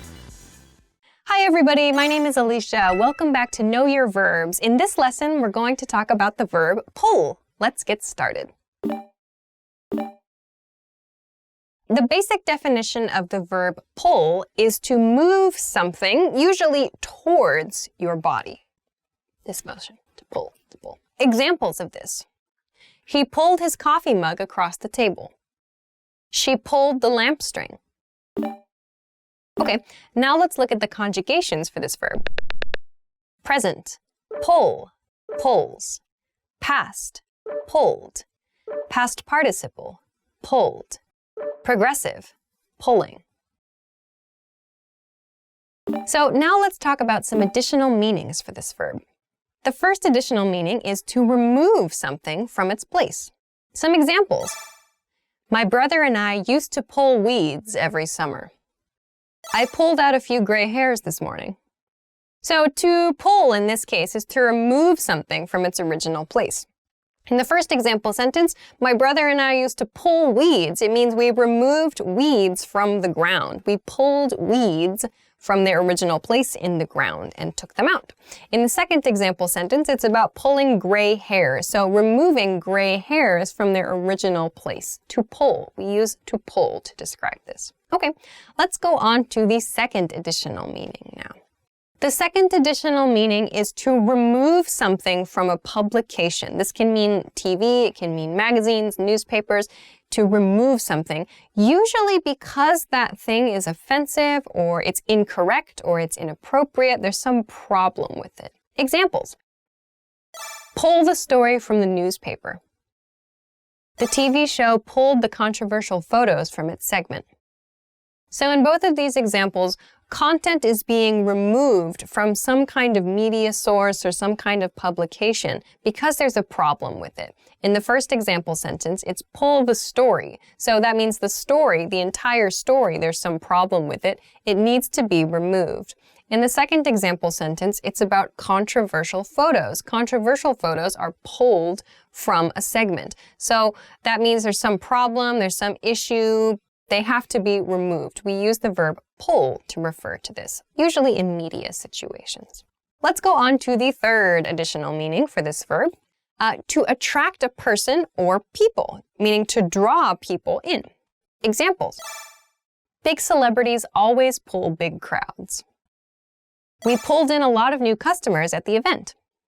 So here it means attracted or drew people. So in the first example sentence, big celebrities always pull big crowds means attract. Pull means attract. Big celebrities always draw in or attract a lot of people, in other words. In the second example sentence, which was we pulled in a lot of new customers, it means we attracted a lot of new customers. You'll also notice that I've used pulled in there. So you can use pulled in to refer to attracting people as well, to pull in. So you might see that, or you might see, as in the first example sentence, to pull big crowds. Okay, let's go on to the fourth additional meaning of this verb.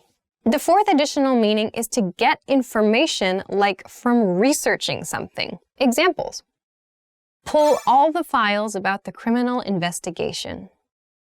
I pulled this photo from his website.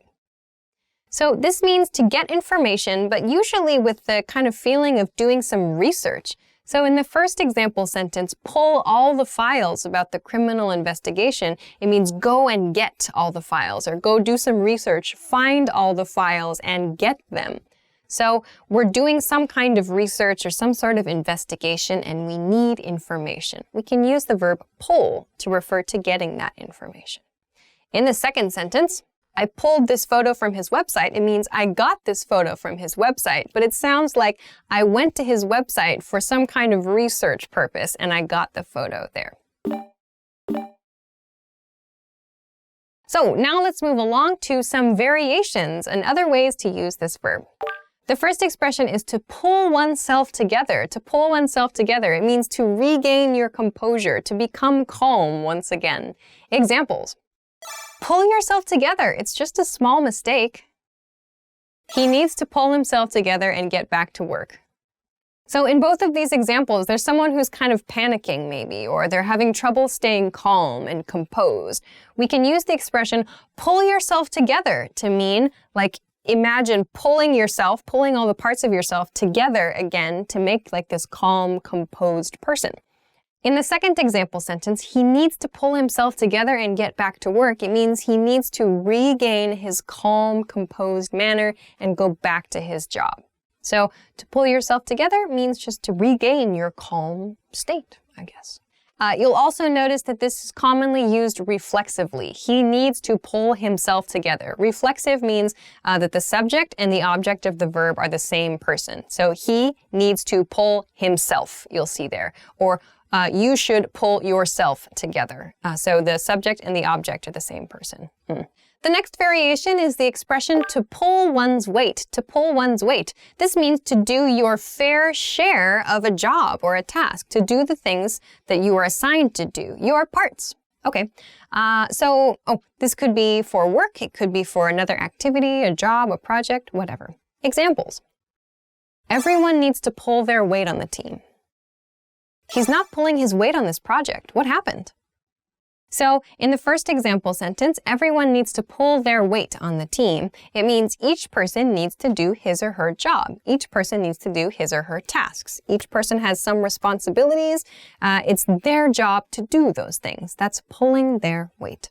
In the second example sentence, he's not pulling his weight on the project. What happened?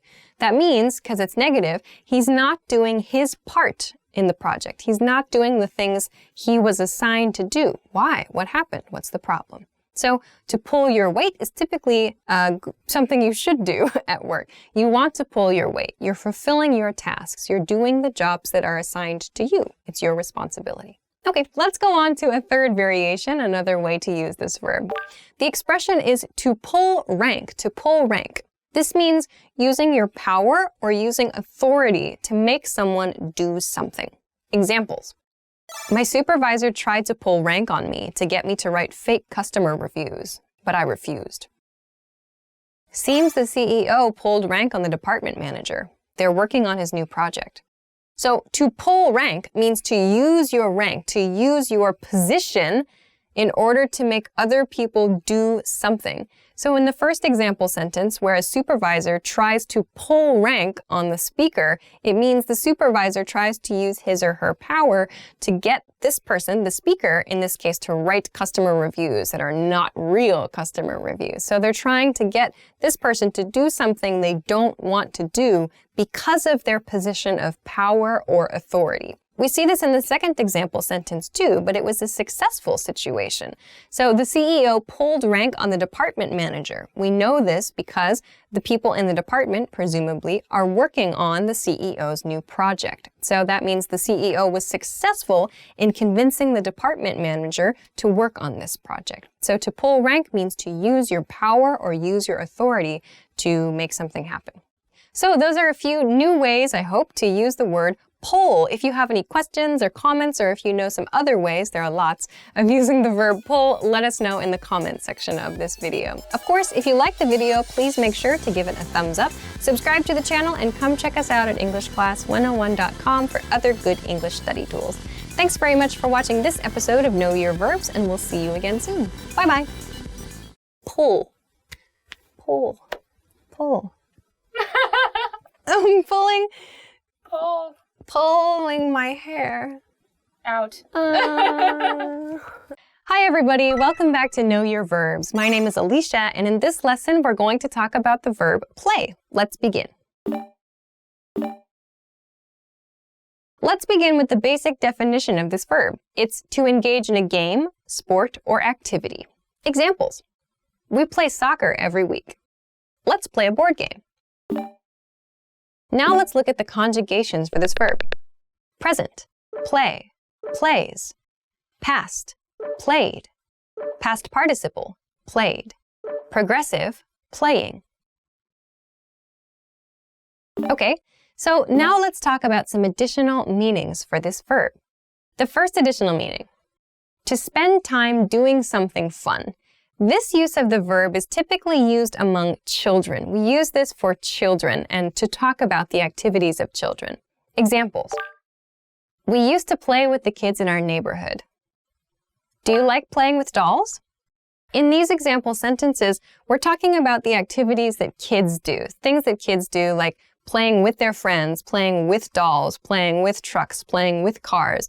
So when we use playing with, it's like there's some kind of enjoyable activity going on, and it has a very youthful sound to it. It sounds like something kids do. A mistake that I hear adult learners make sometimes is they say, I played with my friends last weekend. As adults, we don't use the verb play. We'll use it to refer to a sport or to a game, but we do not use it to talk about spending time with friends. As adults, especially American English speakers, we can say, for example, I hung out with my friends last weekend, or I got together with my friends last weekend. That's fine. We do not use the verb play as adults. For kids, great. I played with my friends when I was little. I played with dolls when I was little. Okay, let's go on to the second additional meaning. The second additional meaning is to perform as a character. This can mean theater, it can mean movies, it can mean any kind of performance. Examples. Keanu Reeves played Neo in the Matrix series. I want to play a dramatic role someday. So here, in my first example sentence, I've got Keanu Reeves as my example. Keanu Reeves played Neo in the Matrix series. So he performed in the role of Neo. He performed in the role of is shortened to played there. In the second example sentence, I want to play a dramatic role someday. Play means perform in. I want to perform in a dramatic role someday. So this means perform, to play. Okay, let's move on to the third additional meaning for this verb. It is to pretend to be a certain way or to pretend to exhibit a certain behavior. A key here is pretending. Examples. He's playing dumb. He knows the answer. I taught my dog to play dead. Okay, so here we see play. In the first example sentence, he's playing dumb. That means he's pretending not to know. That's what this sentence means. He's playing dumb. Playing dumb is quite a common phrase. Like, don't play dumb means don't pretend not to know something. In the second example sentence, I taught my dog to play dead means I taught my dog to pretend to be dead, or I taught my dog to act like he or she is dead. So to play means to pretend something. So the fourth additional meaning here is to perform music, Examples. The DJ played a lot of great music last night. Have you ever played this on piano? So this is quite simple. It just means to perform music, like you cause music to be heard by other people. So a DJ can play music through a sound system.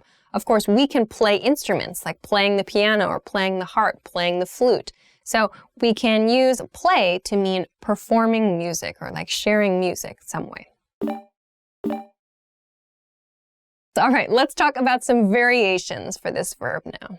There are a lot of variations for the verb play. These are just a few that I'm going to introduce. Of course, if you want to know more, I highly recommend checking a dictionary. Okay, let's take a look at the first one for this lesson.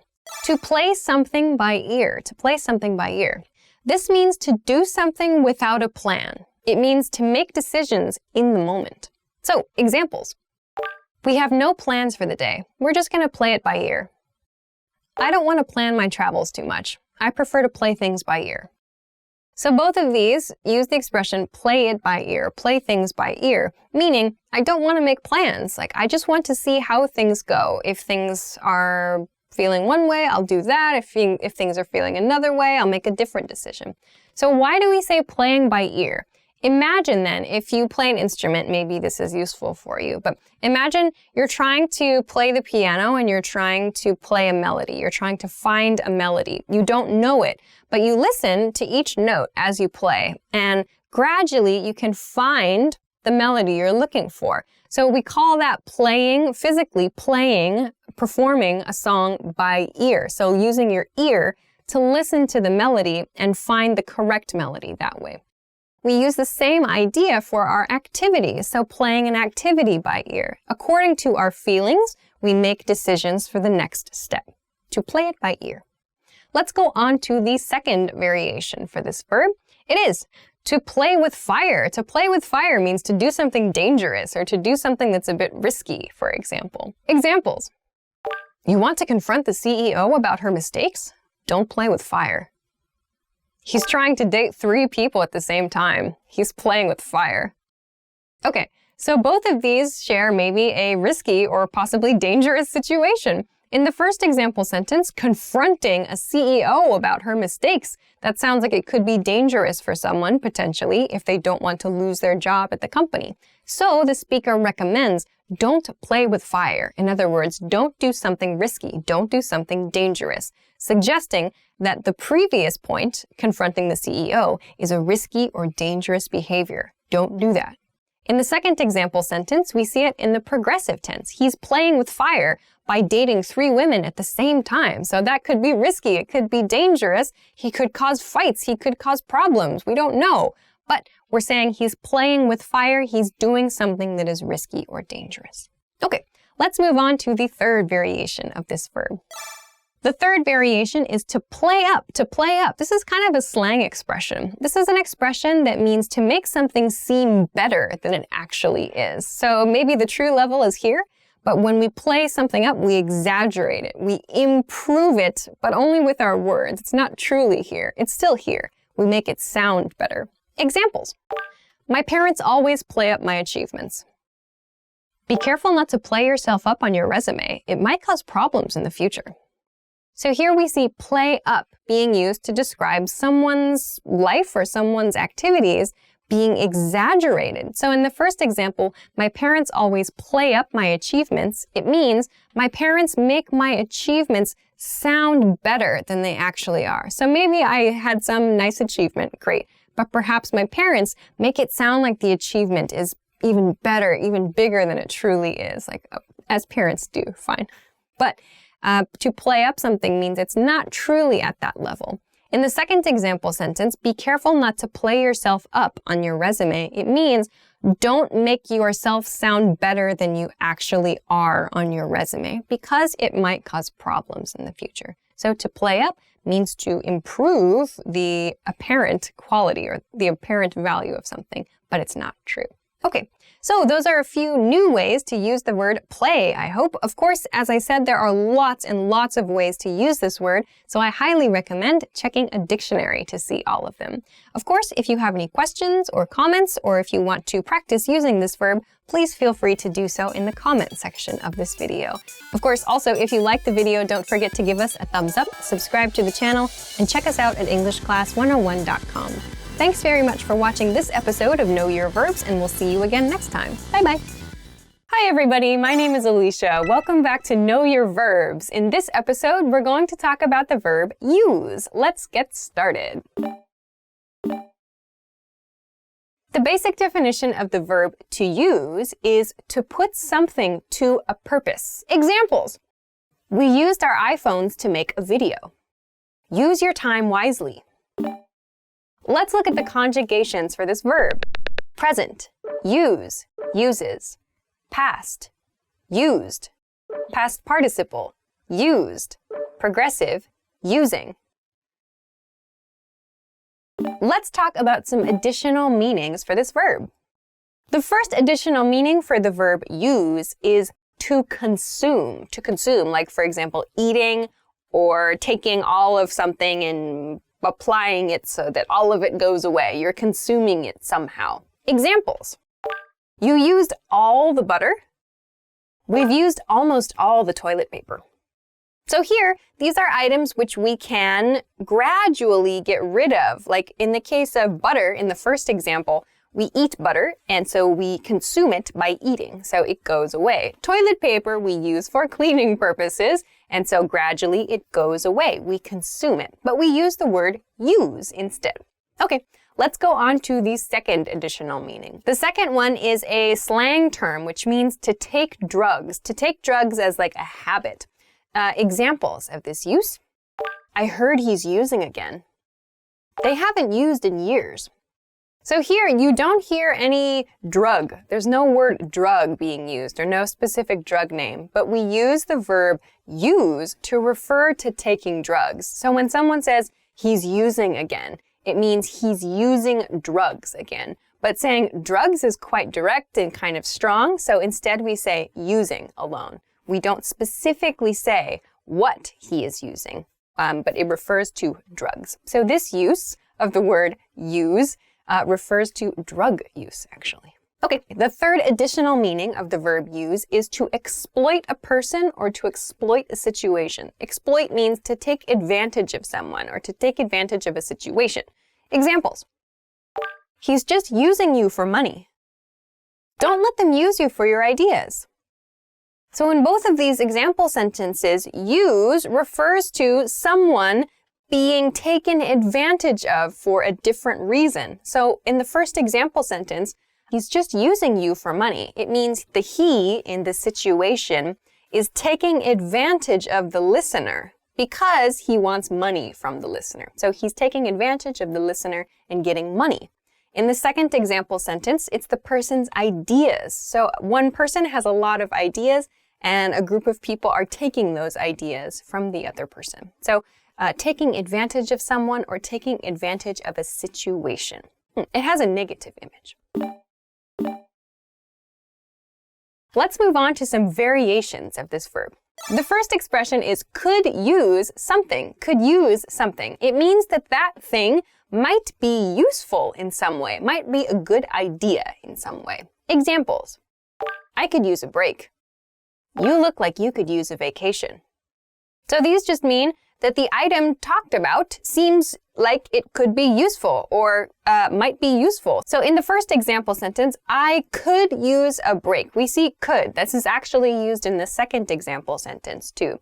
I could use a break, meaning it would be possible for me to use a break. Like that seems like a good idea to me right now. In the second example sentence, you look like you could use a vacation. It means it seems, based on your appearance, you need a vacation. It would be useful for you to have a vacation. So could use something means it seems like that thing might be good for you. So this expression is used in positive statements. You look like you could use something. It means that thing might be useful for you or it might be a good idea for you.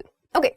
Let's move along to the second variation, which is to use up, to use up. So this means to consume completely, to consume completely. In the alternate definitions for this verb, we saw it means to consume, to use means to consume, but to consume completely, we use the word use up to refer to this. Examples.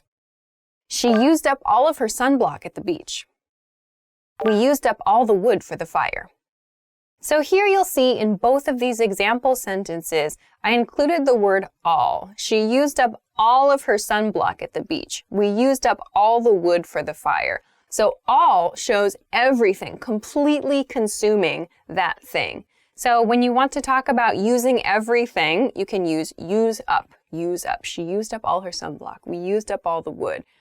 You can also exchange verbs here. Like, for example, we drank up all the wine, or we drank up all the beer, or we ate up all the pizza. You can use it in a couple other situations relating to consumption too. But use up is used for like resources of some kind.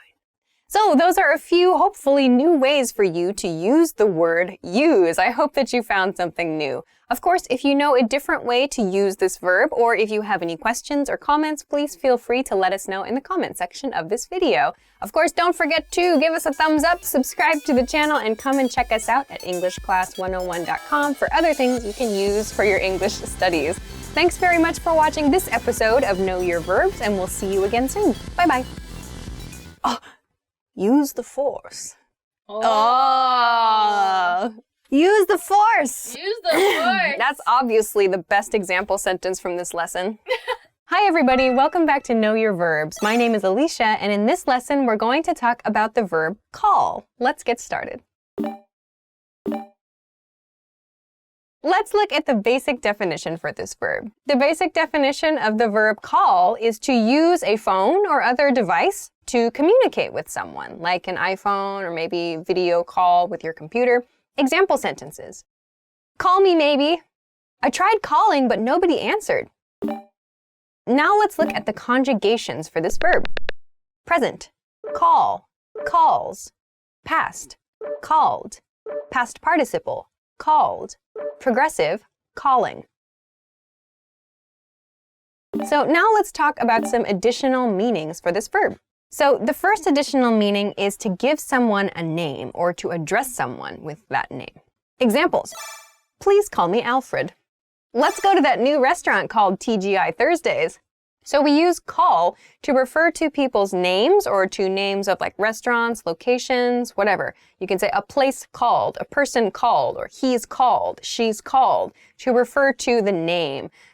Or to refer to like a nickname as well. Let's go on to the second additional meaning for this, which is to think of someone or something as something else. So this is sort of a vague, hard to understand definition. Let's look at some examples. She let you stay at her house? That's what I call a friend. He's smart, but I wouldn't call him a genius. So here, we're thinking of someone as something else. In the first example, that's what I call a friend. So when the person speaking uses the verb call, they mean that's what I consider a friend. So I consider a person like that to be a friend. But we use call to make that a shorter expression.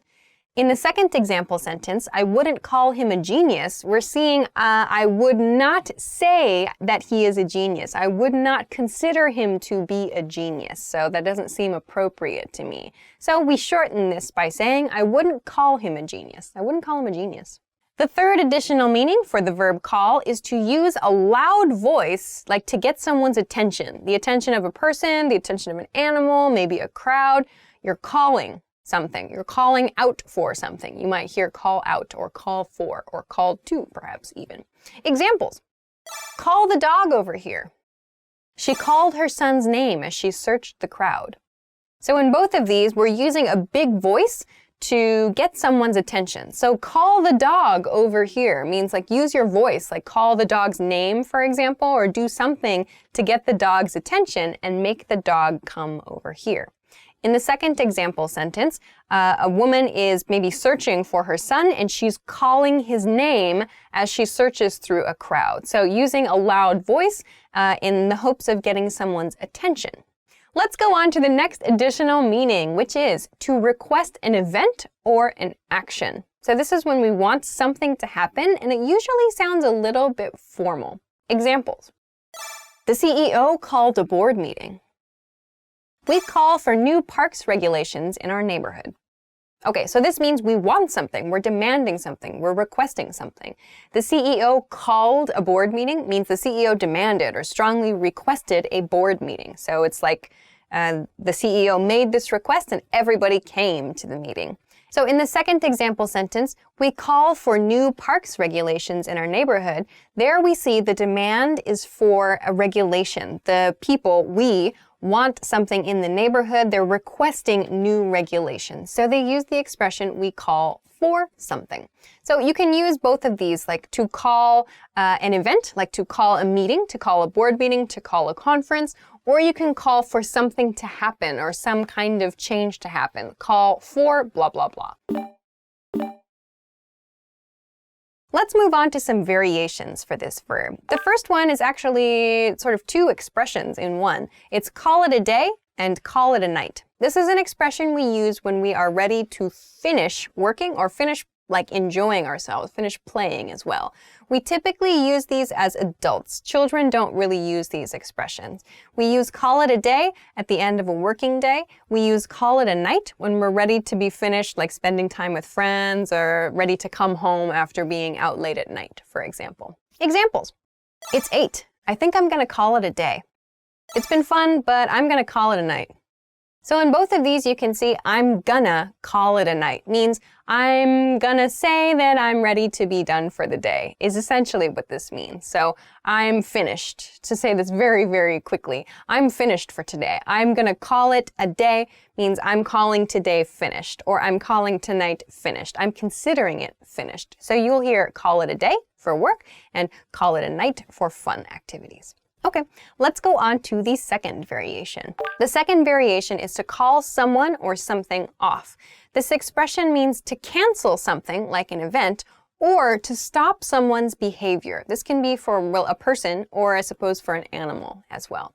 Examples. Call your dog off. Oh no, it's gonna rain. We have to call off the BBQ.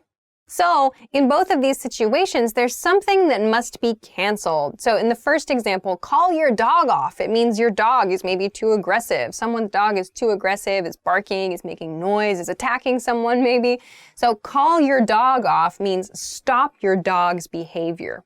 In the second example sentence, we're going to have to call off the barbecue. Means we're going to have to cancel the barbecue because of rain in this case. So to call off an event or to call off a person, to call off an animal, it means to stop or to cancel that thing. So those are a few new ways I hope that you can use the verb call. I hope that that was helpful for you. Of course, if you know some other ways to use the verb call, there are quite a few, please feel free to give it a try or let us know in the comments of this video. Of course, don't forget to give us a thumbs up, come subscribe to the English Class 101 channel, and check us out at EnglishClass101.com for some other good English study tools. Thanks very much for watching this episode of Know Your Verbs, and we'll see you again soon. Bye-bye. Let's go on to... Yeah, I see you. You are orange. Okay. I don't even see myself. Okay. That was so deep. I'm going to call you Seagull Face from now on. I'm on the seagull Weird, thing. Sam. I'm going to call you Donut Butt. What? I'm going to call you Facebook friend. Okay. Slightly still weird. No, this is just getting worse, isn't it? Hi everybody, my name is Alicia. Welcome back to Know Your Verbs. In this episode, we're going to talk about the verb cut. Let's get started. So the basic definition of the verb to cut is to make something smaller or to open something using a sharp tool like a knife or scissors or something else kind of pointy. Let's look at the conjugations of this verb. Present tense, cut, cuts. Past tense, cut. Past participle tense, cut. Progressive tense, cutting. Okay, so now let's take a look at some additional meanings of this verb. The first additional meaning is to make something smaller, but this can mean like conceptually, or it can refer to the amount of something, not only the size of something. Examples. The company had to cut costs. You should probably cut your hair. So in both of these, we're seeing examples of things that became smaller. In the first sentence, the company had to cut costs. So to cut costs means to decrease costs, to reduce costs, to make the costs smaller. So we say cut costs. In the second sentence, it's about hair. So we just say to cut hair. In this case, yes, we're talking about something pointy, like a sharp tool. That's fine. But we're making hair smaller. So we say to cut hair. The second additional meaning for the verb to cut is to remove something from something else. So examples of this. I cut some mistakes from the radio show. She's cutting the damaged parts out of the fabric. So in both of these sentences, you'll see we use the verb cut with from or out of. In the first example sentence, I cut some mistakes from the radio show, means in the radio show, the original radio show, there were some mistakes. I cut the mistakes, so I removed the mistakes from the radio show. So we use from, or we can use out of. Both are fine, as in the second example sentence. She cut the damaged parts out of the fabric. So in that sentence, we see out of instead. We could say she's cutting the damaged parts from the fabric. Both are okay. It just means we're removing the damaged parts in that case. So removing something from something else. Okay, let's go to the third meaning for the verb. The third meaning is to stop something or to cause something to stop. Examples. Can you cut the engine? Oh no, they cut the power. So here, stop. We're not physically cutting something and we're not removing anything here. Here we're talking about like cutting maybe energy source, or we're talking about cutting like an action, if you can imagine that. So stopping an action, causing something to stop. In the first example sentence, it's an engine. Cut the engine means stop the engine or make the engine stop, in other words. In the second example sentence, oh no, they cut the power means, oh no, they stopped the power or they turned off the power. Maybe it's the electrical company. Power means electricity. So they turned off the electricity, but we usually say cut the power. We can use this for computers, for machines, anything that can start and stop, really. Cut something. The fourth meaning for this verb is to move across or through a place. Examples of this. Let's cut across the soccer field. Can we cut through the tunnel? So here we see cut with across and cut through. So we use cut across when we're talking about moving physically, like across an open area. So we could say cut across the street, cut across the field, cut across the road, maybe. But with through, we're going into something. We're going inside something. So cut through the tunnel, for example, or cut through the house, or cut through the shopping mall. So entering something to come out the other side, through. So we can use across and through. So those are some common examples of expressions we use with cut in this way, meaning to go across something. Okay. Let's move on to some variations for this verb. The first variation for this verb is to be cut out for something. To be cut out for something means to be suited for something. This is an expression we commonly use in the negative form, actually. Let's look at some examples. I'm not cut out for the pace of this work. He's not cut out for life in the city. So as you can see, we use this with not in many cases. So in the first example, I'm not cut out for the pace of this work means I'm not suited to the pace of this work. It's not a good match for me, my personality, my lifestyle, for example. In the second example sentence, he's not cut out for life in the city, it means life in the city does not suit him. It doesn't match him very well. So to not be cut out for something is probably more common than to be cut out for something. The second variation is to cut somebody off. To cut somebody off means to interrupt someone or to stop them from doing an activity. We often use this with like driving, with drinking, also in speaking. Yeah, so driving, drinking, and speaking are common situations where we use this. In speaking, we use it when we interrupt someone. So examples. The bartender cut off the noisy couple in the restaurant. Somebody cut me off on the highway. One more example, too, is when we're talking about money, especially with parents and children. Here's an example. His parents are going to cut him off when he turns 35. So in all of these, we're seeing cut off, but actually each of these presents a different use. In the first example, it's a bartender. So the sentence was the bartender cut off the noisy couple. Cut off, here, we know it means interrupt, but the key actually to the meaning is bartender here.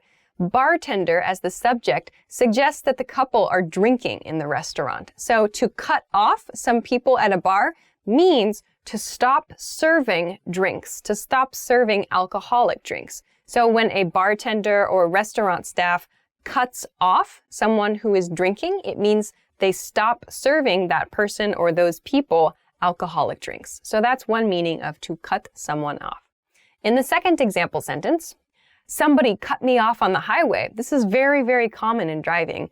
When you are driving along in your car, I'll put this is your car. Okay, so you're driving along in your car, but quickly somebody else comes near you and drives in front of you very quickly, like kind of interrupting you. Maybe you have to touch your brakes or you have to stop or you have to move something that surprises you. So we say this motion, this activity when driving is cutting someone off. So it's like you're causing an interruption in the driver's activity. So there's some interruption that happens. This other car disrupts your activity or interrupts your activity. So we say this person, car B, cut me off on the highway. In the third example, it's about money. His parents say they're going to cut him off when he turns 35. This is an expression that means they're going to cut him off financially. In other words, when he turns 35, his parents are going to stop giving him money. So there are a few expressions here that we have to really think about the situation to understand what is being stopped. Is it drinks? Is it like driving? Is it money? We can also use it when speaking. If someone interrupts you when speaking, you can say, don't cut me off, like I'm trying to talk. The next variation for this verb is to cut to the chase, to cut to the chase. This is an expression which means to explain the main point of something, to explain the main idea of something. Examples. Hurry up and cut to the chase. He won't cut to the chase and explain what he wants. So quite simply, cut to the chase means to explain the main idea. So in the first example sentence, hurry up and cut to the chase means hurry up and explain the thing you want to say. So if someone is saying many, many different things but won't say the main point, you can use this expression, hurry up and cut to the chase. In the second example sentence, he won't cut to the chase and explain what he wants, means, again, he's saying a lot of different things, but he won't just say the thing he does want to say or the thing he needs to say. So we can say, cut to the chase, to make a request of him. So those are a few maybe new ways to use the verb cut. I hope you found something new or interesting here. Of course, if you have any questions or comments or want to try making a sentence with this verb, please feel free to do so in the comment section of this video. If you liked the video, please make sure to give us a thumbs up, subscribe to the channel, and come check us out at EnglishClass101.com. Thanks very much for watching this episode of Know Your Verbs, and we'll see you again soon. Bye-bye. I tried to, I went like this. I said, can we cut through the tunnel? And then I wiggled my nose because it itched. Classy lady. Okay, this is how I cut. This is my cutting motion. Oh, it kind of feels good. Need a massage. Stating that she cuts Alicia is saying facts. Oh no, what's happened? Push the reset button. Yes, you do cut parsley. Sorry, I should have prefaced that with a little bit of preface. Hi everybody, welcome back to Know Your Verbs. My name is Alicia, and in this episode, we're going to talk about the verb kill. Let's get started. The basic definition of this verb is to end the life of someone or something. Examples. The murderer killed 4 people. I hate killing cockroaches. Okay, let's look at the conjugations for this verb. Present tense, kill, kills. Past tense, killed. Past participle tense, killed. Progressive, killing. All right, so now let's talk about some additional meanings for this verb. The first one is to put an end to something, to put an end to something, or to cause something to finish. Examples. Our poor sales killed our chance of success. The CEO's decision killed our project. All right, so in both of these examples, we see something coming to an end, something finishes because of something else. So in the first example sentence, poor sales killed our chances of success, meaning the poor sales resulted in or caused an end to our chances of success. So that means there was no more chance of success because of poor sales. The poor sales killed it. In the second example sentence, the CEO's decision killed our project. There, the CEO made a decision that caused the project to end, that caused the project to stop. So we use kill to explain this. Okay, the second additional meaning for the verb is to cause pain, to cause pain. Examples. My head is killing me. He says his back has been killing him for 2 weeks. So in these sentences, we see kill in the progressive tense. This is quite common. So something is killing me, something is killing him. It doesn't actually mean that person's life is going to end. It means the pain is very strong. The pain is extremely bad. And it feels like they're dying. It's like, it's so bad. It's so uncomfortable. We use the expression killing. Like I said, we tend to use this in the progressive tense. We don't really say, my head killed me. That sounds strange. Or my head kills me. But rather, my head is killing me. Because it's like a temporary situation. Remember, we use the continuous or the progressive tense for temporary situations. And pain, in most cases, is temporary. So we say, this is killing me. The next meaning is to become very angry with someone. Let's look at some examples first. Oh man, my boss is going to kill me for this mistake. Your mom is going to kill you for making such a mess. This expression doesn't really mean that someone's life is going to end. Instead, this use of kill me, it means that someone is going to become very, very angry. So, in the first example sentence, oh man, my boss is going to kill me for this mistake. It means I made a mistake and my boss is going to be very, very angry with me because of my mistake. So it doesn't mean the boss is going to end this person's life. Just the boss is going to be very angry.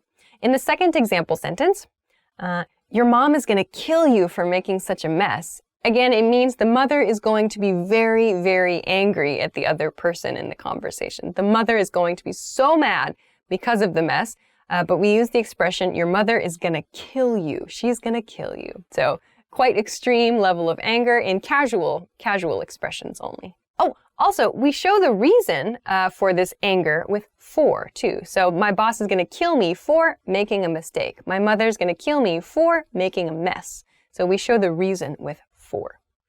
The fourth meaning here is to consume something completely. This is often used with drinks. Examples. We killed 3 bottles of wine at dinner. The students killed the keg in an hour? It's a very, very casual expression that suggests kind of a surprising amount. And like I said, it's usually used for drinks. Like you consumed more drinks than you expected. Like, oh, wow, we drank a lot. We killed 3 bottles of wine at dinner last night, 2 of us? So that seems like quite a lot, I think. That's an extreme example, but to say killed something means you completely finished. Everything was gone. So to kill a drink means to finish it completely. Okay. Let's take a look at some variations for the verb kill. The first one is to kill time, to kill time. This means waste time, to waste time. Examples. I've got about 15 minutes to kill before my next meeting. We're just killing time until the movie starts. So yeah, this just means to waste time. So I've got 15 minutes to kill means I've got 15 minutes to waste. I've got 15 minutes to destroy. Like I have 15 extra minutes. I have no plan for these 15 minutes. So I'm going to kill them. Just do nothing. Waste time. Second example sentence is the same thing. Until the movie, we're just killing time. So this is our current status, just wasting time until the movie. The second variation is the expression to kill it. To kill it. This is a very positive and casual expression, which means to do something with a high level of skill, like sports or entertainment or your job. To kill it. Examples. You're killing it lately. Serena Williams killed it at the tournament last week. Killing it, in progressive tense in the first sentence, you're killing it means you're doing a great job, or like you're doing awesome, or your work is so great lately. And it's a very casual, but very like positive phrase. It's encouraging, like, wow, you're killing it, great work. So it's like, it sounds like your level of ability is quite high. In the second example sentence, it's a sport example. Serena Williams killed it at the tournament last week means her performance at the tournament in the past was really, really good. She did a fantastic job. She won all her matches, for example. She killed it in past tense. The next variation is to kill off something or to kill something off. Both are okay. This means to destroy something over time. So it's different from to kill, like killing something. To kill a spider, for example, is in one moment, one motion maybe. To kill off something or to kill something off means over a period of time, something is destroyed. Examples. Big companies are killing off small businesses. Pollution is killing off sea life. So both of these examples show destruction or like death happening over a period of time. So maybe not like death of a person or death of an animal, but rather like a business goes away or like an environment is destroyed, for example. So in the first example, big companies are killing off small businesses, means big companies are growing bigger and bigger and destroying small businesses over time. In the second example sentence, it's about the environment. Pollution is killing off sea life gradually. Over time, sea life is dying. All right, so those are a few perhaps new ways to use the verb kill. I hope that you found something new and useful. Of course, if you want to try to make a sentence, if you have any questions or comments, please feel free to let us know in the comment section of this video. If you liked the video, don't forget to give us a thumbs up, subscribe to the channel, and come check us out at EnglishClass101.com for other English study tools. Thanks very much for watching this episode of Know Your Verbs, and we'll see you again next time. Bye-bye. Okay, Now let's look at some, what? Okay, let's look at the, okay, let's look at the conjugations. Conjugations, okay. Kill, we're going to talk about the verb kill. I look like a killer. Do I look like a killer? That's the knife sound, which is weird because knives don't make that sound. If anything, they go. Yeah, that's true. Hi everybody, welcome back to Know Your Verbs. My name is Alicia, and in this lesson we're going to talk about the verb raise. Let's get started. Let's start with the basic definition of the verb raise. The basic definition is to lift something to a higher position. Examples: raise your hand. Let's raise the shelf a little higher. Now let's look at the conjugations of this verb. Present tense, raise, raises. Past tense, raised. Past participle, raised. Progressive, raising. So now let's move on to some additional meanings for this verb. Okay, the first one is to cause an increase in something. So this doesn't mean necessarily to physically move something up, but rather to cause an increase in amount or in number, for example. So examples of this: the government is raising taxes next year. My landlord raised the rent. So in these cases, we're talking about taxes and rent. The government raised taxes means they increased the amount of taxes people have to pay. In the second example sentence, my landlord raised the rent means my rent costs were increased. My rent costs went up. They were raised. My landlord raised the rent. Let's go on to the second additional meaning for this verb. To cause to exist. To cause to exist. Like this is used for concepts. Some examples. This change raises a lot of questions. Her behavior raised red flags. Okay, so here we're seeing concepts. We're seeing sort of ideas. It's not a physical item that comes into existence. It's a concept. In the first example sentence, this change raises a lot of questions. It means from this change, a lot of questions come into existence. So some change happened, and now I have lots of different questions. We use the verb raised to mean came into existence, like something conceptually came into existence. In the second example sentence, her behavior raises red flags. I've used the expression red flags here. So red flags means a hint or some kind of indicator of something negative, a negative quality about that person. So this is a sentence that has a negative feeling about it. But I've used the verb raised. So the sentence is her behavior raised red flags, which means her behavior caused me to think that there was something negative about her. So her behavior was maybe strange or kind of dangerous.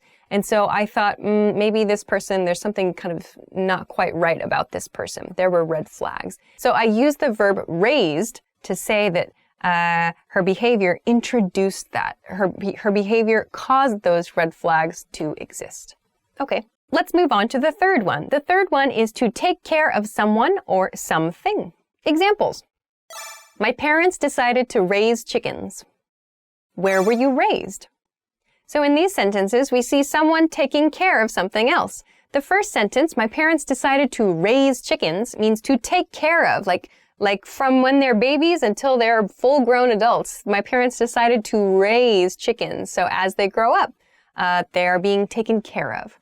In the second example, it's a question. Where were you raised? A passive question. Where were you raised means where were you taken care of until you grew up, essentially, is the meaning. But we use raised to communicate that. Where were you raised? I was raised on the west coast of California. Where were you raised?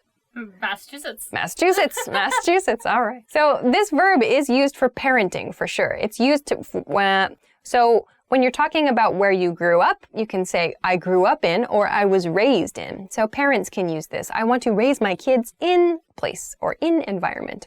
Just be careful. We don't use the word grow for people. We can use it for plants. Like, I like to grow plants is fine. We can't say, I want to grow my kids. Doesn't work. We can't use that. Raise instead. The fourth one is to increase another person's bet. This is a very specific use of the word raise. We use this in gambling, like at casinos, for example. Examples. I'll raise you $20. She raised him $3,000. So this means there's an existing bet. In the first example, I'll raise you $20, there's a bet that exists somewhere. So let's say, for example, the bet is $10 that my opponent played. I, however, want to increase the risk in the game. So I say, I'll raise you $20, which means from this original $10, I'm going to add $20. That means the total bet is now $30. If the other person still wants to play the game, they now have to put in $20 more to match my bet. So to raise means to add additional risk to a bet. In the second example sentence, we see the same thing. She raised him $3,000. So there's an existing bet. She increased the amount of the bet by $3,000. So this is a very specific use of raise, but if you like card games or casinos or gambling, it could be useful for you. Okay, let's talk about the next additional meaning of the verb raise. It means to collect money, to gather money, to get money from different sources. Examples of this. Let's raise money in a fundraiser. How are we going to raise money for this project? So in these examples, we're talking about money. This is very commonly used to talk about money. So we tend to use this expression, this use of raise is used to talk about money, like financial resources that we need for some project or some charity or some volunteer activity. So we say, let's raise money or let's raise funds to support this group, for example. So this can be used to talk about gathering funds, gathering money. Okay. The variations, let's talk about some variations of this verb. The first one is to raise eyebrows, to raise eyebrows. So the image of this is literally your eyebrows go up. Like, why? Because we're experiencing mild suspicion or surprise. So when you hear something and you kind of have this like, reaction to it. It's like, what? That's the raising eyebrows expression. Examples of this. Her weekend plans raised some eyebrows at the office. If you confront management, you might raise some eyebrows. So that means if you do that thing, in the first example sentence, her weekend plans raised some eyebrows at the office. It means something about her plans for the weekend caused suspicion or maybe surprise among the other people in the office. In the second example sentence, if you confront management, you might raise some eyebrows. It means if you do this thing, if you talk to management, they might be surprised or they might be suspicious of you. So raise eyebrows means to be suspicious or to be a little bit surprised of something.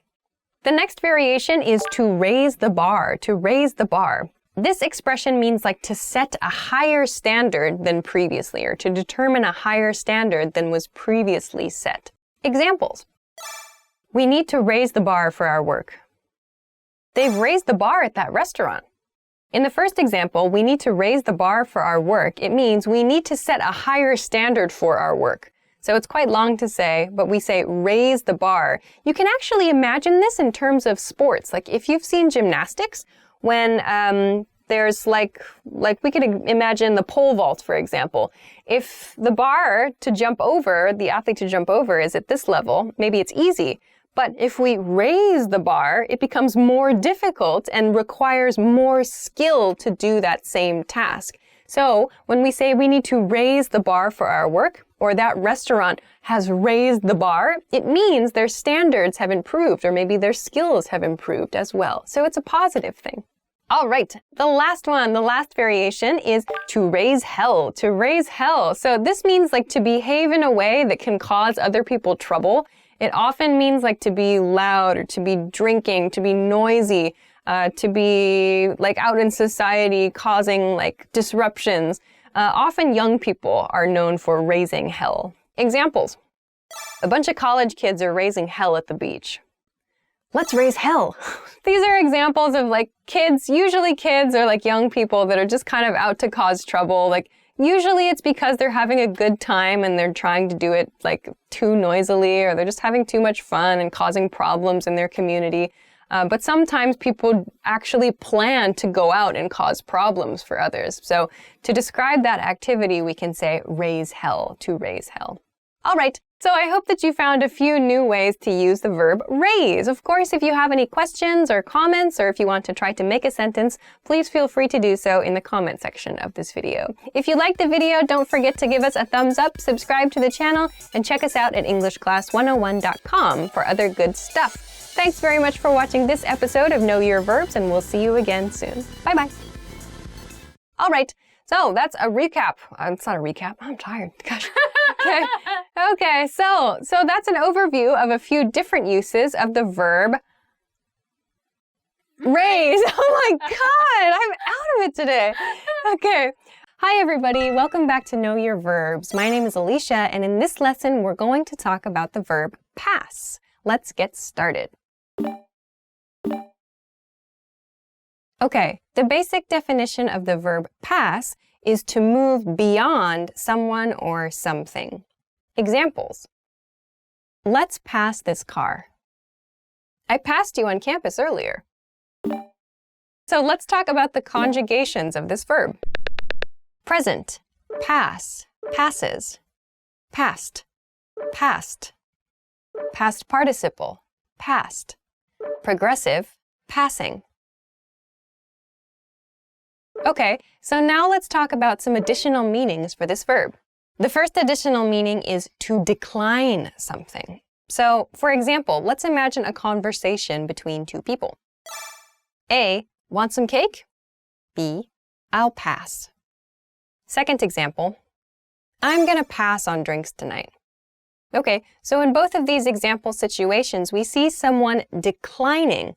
They use the expression I'll pass or I'm going to pass. So to pass means like to refuse or to decline something. It's kind of gentle, but it's just quick also. So it's very clear, but rather gentle too. Like, do you want to go for drinks? I'll pass, or I'm going to pass on that for tonight. Something like that. It's very quick and easy to understand, but also a casual no, in other words. Okay, let's go to the second meaning for this verb. The second meaning is to go beyond an amount or to go beyond a specific day. Some examples of this. Our channel passed 1 million subscribers this year. Don't eat that. I think the expiration date is passed. So in both of these example sentences, we see that some amount or some date has been moved beyond. So in the first example sentence, our channel passed 1 million subscribers this year. It means our channel went beyond 1 million subscribers. So there was some goal or some point, 1 million in this case, and we went above that or beyond that. In the second example sentence, it's a date, specifically the expiration date for a product, or you might know like the best buy date. Sometimes it's different, but the expiration date is like the last day that the product can be eaten or the last safe day to consume the product. So the expiration date has passed means that the product is beyond that date. So in both of these examples, we're seeing some amount or some specific day, and then we're talking about going beyond that. So this is another meaning of the verb pass. The third meaning is to be successful, as in a test or an application, something like that. Examples of this. I passed the test. If the house passes inspection, we can move in next week. So both of these are referring to successfully completing something or like successfully like achieving something. So in the first example, I passed the test. It means I finished the test and I had an acceptable score.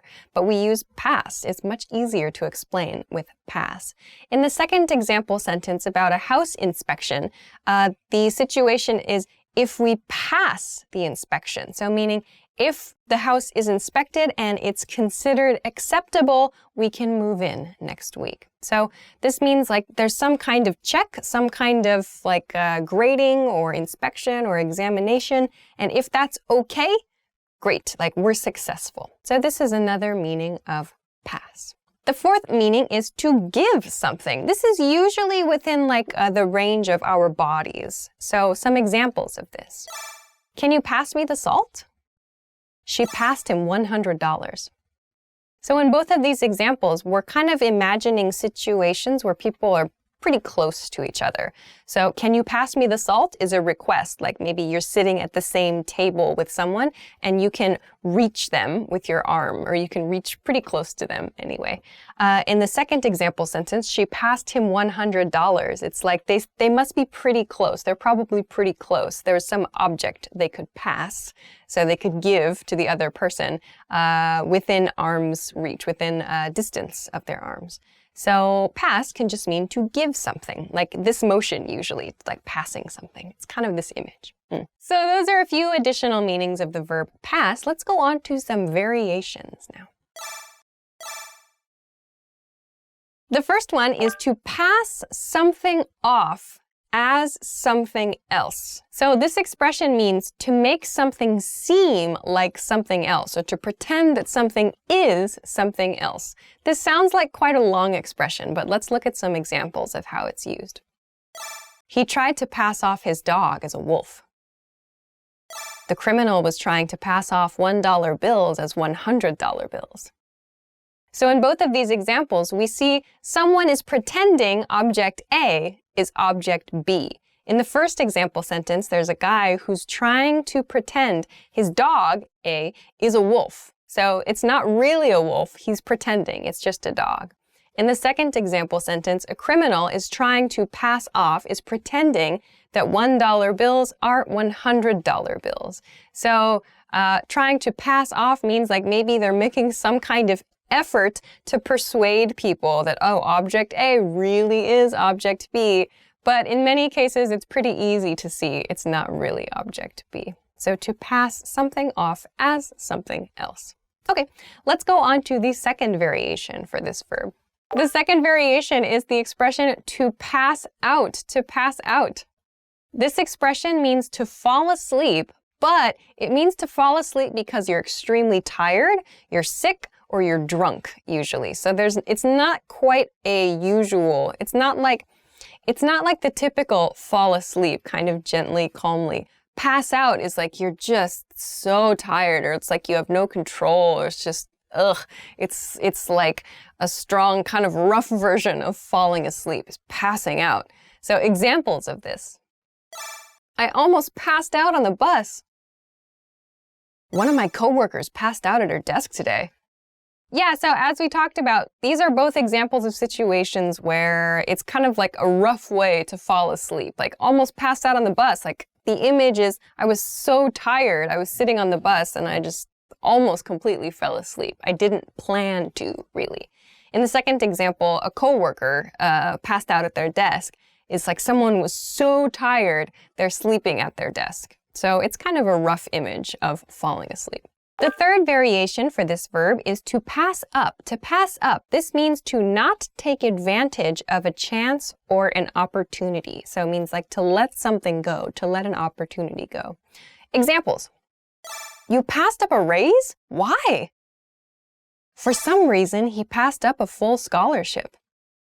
Okay, so both of these are examples of situations that seem to present a big chance or a big opportunity, but we're using the expression passed up. In the first example, we saw pass up a raise. You passed up a raise? Why? Like, why would you not take the raise? So why would you let go the chance for a raise? So you have the chance to earn more money. A raise means more money. You have the chance to earn more money. Why would you let it go? That's the speaker's question here. You said no, you declined or refused. Why? In the second example sentence, he passed up a full scholarship. The expression full scholarship means your college or your university tuition, the money you pay to take classes at university. A full scholarship means everything is paid for. You get free university education, essentially. So in the sentence, he passed up a full scholarship, the speaker is probably confused. Like, why would he decline such an opportunity? That's a huge opportunity. Free education, free money, essentially. Why would you do that? So to pass up is to let an opportunity go. So those are a few, hopefully, new ways that you can use the verb pass. Of course, there are other ways to use this verb. If you know about them, if you have any questions or other comments, please feel free to let us know in the comment section of this video. Of course, if you liked the video, don't forget to give us a thumbs up, subscribe to the channel, and check us out at EnglishClass101.com for other good English study resources. Thanks very much for watching this episode of Know Your Verbs, and we'll see you again soon. Bye-bye. Present, pass, passes, past, past. Oh, that's confusing. Yeah. Do I need to start again? I guess not. Past. I'll just start this whole thing again because I interrupted myself with my weird observation. Okay, you've seen Lord of the Rings. I have, but I'm not Gandalf's very famous line, the "You shall not pass," when he's like protecting the group from the Balrog. Oh no! I have seen them all, but I think I've only seen them all once. Oh, wow. Hi, everybody. Welcome back to Know Your Verbs. My name is Alicia, and in this lesson, we're going to talk about the verb take. Let's get started. Let's begin with the basic definition of this verb. So the basic definition of the verb to take is to remove something, but often without permission to remove it. Some examples of this. You took the last cookie? Your dog is about to take your lunch. Now let's look at the conjugations for this verb. Present, take, takes. Past, took. Past participle, taken. Progressive, taking. Now let's talk about some additional meanings for this verb. The first one. The first additional meaning is to receive or to accept something. Some examples. Does this restaurant take credit cards? All the teachers took a 5% pay cut. So in the first example sentence, does this restaurant take credit cards? Take here means accept. In other words, this sentence means, can I use a credit card at this restaurant? But we use the verb take in an expression like this instead.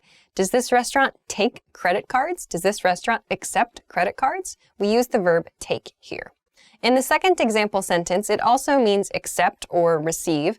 But in this case, it means probably that the teachers are not willing or they're not happy about a 5% pay cut, but they have to accept it. They have no choice but to accept it. So they took a 5% pay cut. So the expression, all the teachers took a 5% pay cut, shows they received it or they accepted this 5% pay cut, but maybe they weren't really happy about it or they didn't want to, but they accepted it.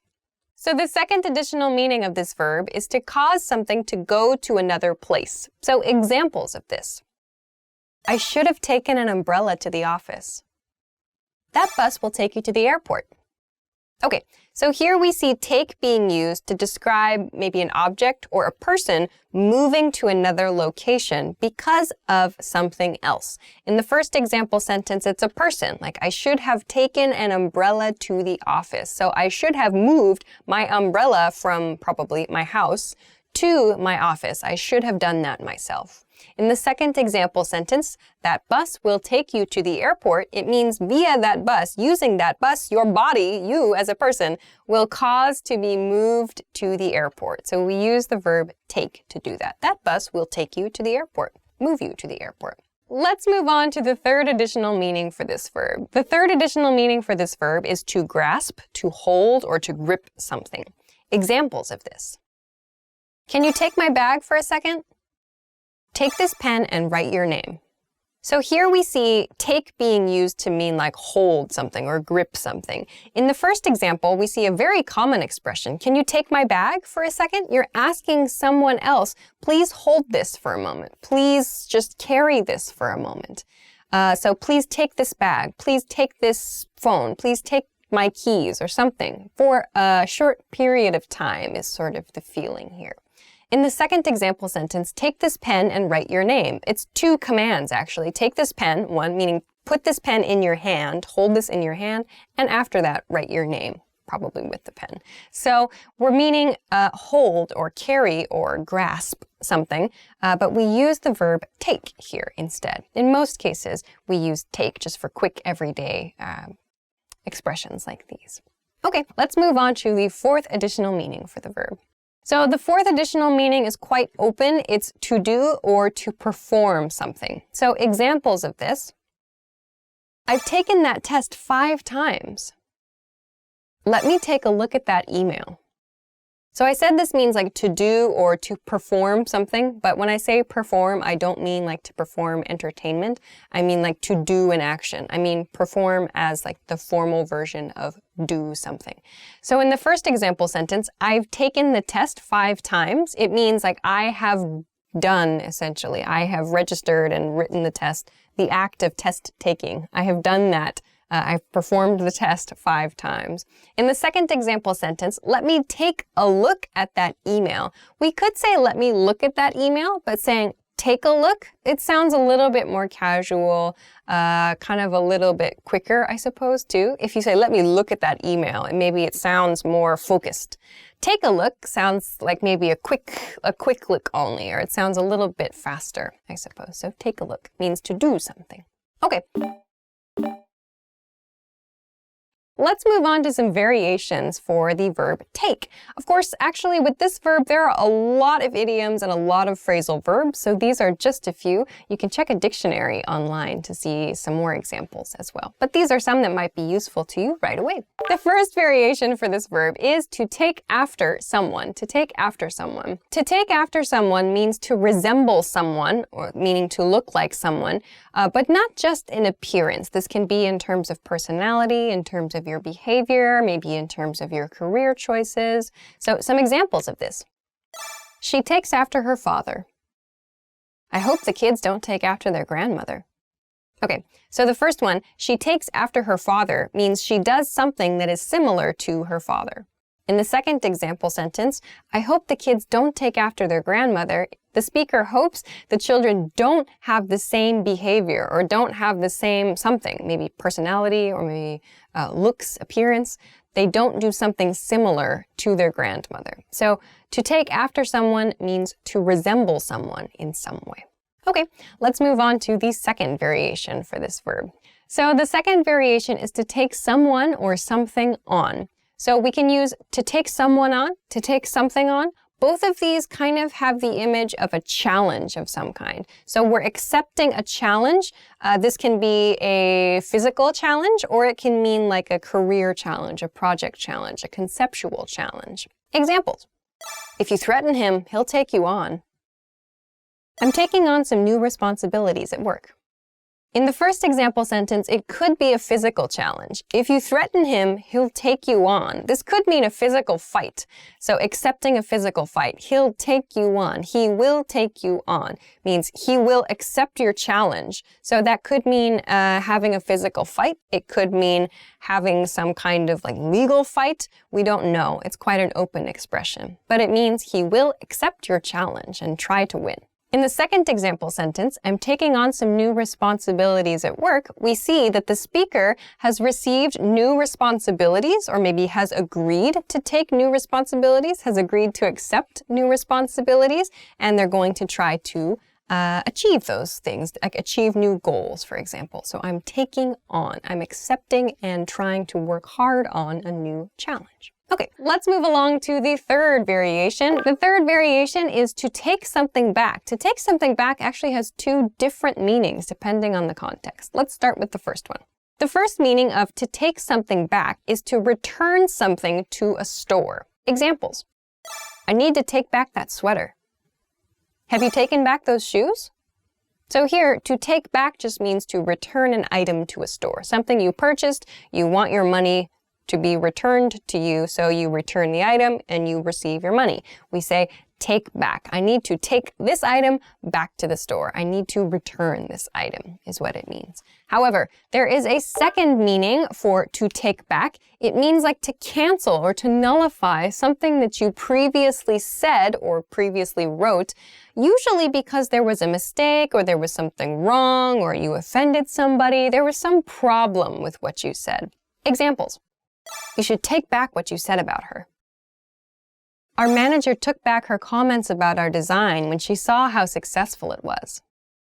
All right, so in these examples, we see people in situations where someone should sort of cancel or someone should agree that the thing that they said in the past was wrong. In the first example sentence, you should take back what you said about her. It means you need to recognize that you said something incorrect or inappropriate about her, and you should recognize that and try to sort of fix the problem, fix that situation. So you can't, of course, not unsay words, if that makes sense. You can't just physically remove your words from someone's memory, but you can recognize that you made a mistake and say that. Like, you can say, okay, I take it back. I'm sorry. Like, I cancel what I've said before, in other words. In the second example sentence, we see it in past tense. Our manager took back her comments. So meaning the manager recognized that she made a mistake. So her previous comments were probably negative about the design. She took back her comments, meaning she recognized her mistake and she admitted she had been wrong when she saw that the design was successful. So we see to take back, or in this case, past tense, took back, refers to recognizing in the past that you made a mistake in your speech or in your writing and saying so to people. So I made a mistake, I take it back. So those are a few new ways to use the verb take, I hope. I hope that you found something new that you can use quickly. Of course, as I said, there are many, many different ways to use take as both a noun and a verb for that matter. Please take a look at a dictionary if you want to get some more details about this word. There's lots to know. Of course, if you liked the video, please make sure to give it a thumbs up, subscribe to the channel, and come check us out at EnglishClass101.com for other good English study tools. Don't forget to leave us a comment if you have any questions or if you want to try to make an example sentence as well. Thanks very much for watching this episode of Know Your Verbs, and we'll see you again soon. Bye-bye. Let's take a look at take. Why am I snowshoeing? So the second additional meaning is to cause something to go to another place. Did you see my hand motion? No, what was it? I was like, the second meaning is to cause something to go to a different place. That was pretty good, actually. Hi, everybody. My name is Alicia. Welcome back to Know Your Verbs. Today, we're going to talk about the verb buy. Let's go. All right. Let's begin with the basic definition of the verb buy. So the basic definition is to pay money for goods or a service, to buy something. Examples: I bought a puppy. He buys flowers for his wife every month. Okay, now let's look at the conjugations of this verb. Present, buy, buys. Past, bought. Past participle, bought. Progressive, buying. Okay, so now let's look at some additional meanings for this verb. First one, the first additional meaning for today's lesson of the verb buy is to give someone money so they do what you want them to do, or so they don't do something that you don't want them to do. So this is different from the original definition. In the original definition, I said to pay for like goods or to pay for a service. In this case, you're giving someone money in exchange for like an agreement. So we can understand this meaning of the verb buy as like bribing someone. We can think of it the same way, to bribe someone for something. Examples: the judges have been bought. The scandal stated that the parliament representatives had been bought by an electric company. You might also hear it as in like to buy someone's silence. That's specifically you're giving them money to not say anything. So to buy someone means it's very general, like to give them money in exchange for an agreement of behavior of some kind. To buy someone's silence is a specific kind of agreement. You're specifically giving them money to say nothing. We often use it in the passive voice, like the judges were bought. In that case, there's no, like, we're not saying who. We're not saying who bought the judges. We're just saying the judges were bought, or the judges had been bought. Someone gave the judges money to do or not do something.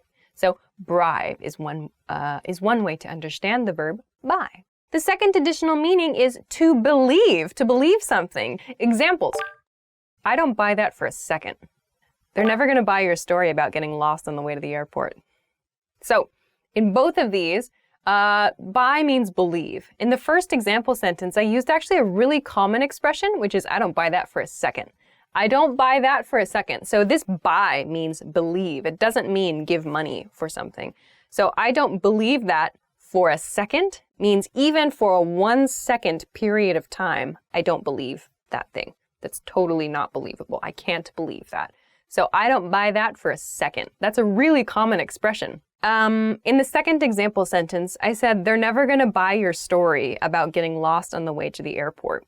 In this example, I said they're never going to buy your story. So here again, buy your story doesn't mean give you money for a story. It means believe your story. So they, some people, they are never going to believe your story. So this story that is fake about getting lost on the way to the airport. Or maybe the story isn't actually fake, but it's just not a believable story, in other words. So buy means believe in these cases. We'll often use buy, like, I don't buy that, I don't buy it, I don't buy your story, I don't buy your lies, something like that, relating to speech or communication or storytelling. That's a pretty good hint for this meaning of the verb buy. So maybe a little extra hint here, this is often used in negative statements, like we saw in these examples. We'll also see this used with the preposition into, like don't buy into her lies. So meaning don't believe her lies. So to buy into something can also mean to believe something that someone else is saying, but we use buy into that thing as well. Let's move along to some variations of this verb. The first variation for this lesson is to buy time, to buy time. This means to stall. So to stall means like to delay an activity or to try not to do an activity. You're like trying not to do that for some reason. So we use the expression to buy time. Examples. I called in sick today and bought myself some time to finish the project. He's just buying time and waiting for the company to make a decision. All right, so in both of these, we see that someone is stalling or someone is trying to delay something or someone is trying to get extra time to do something. In the first example sentence, I said I called in sick today and bought myself some time to finish my project, meaning I gave myself some extra time. But we use the verb buy because it's like it's not free, really. So I bought myself some time, yes, but I had to use a sick day at work, for example. So I bought some time. In the second example sentence, he's just buying time. It's like we don't know how, but somehow he's stalling or he's delaying doing something until a company makes a decision, maybe about his work. So these just mean giving yourself extra time, like you're stalling or delaying something else. We use to buy time to talk about that. So let's go on to the next variation then. The next variation is to buy out, to buy out. To buy out means to purchase all or part of a company so that you are the owner of that company. Examples.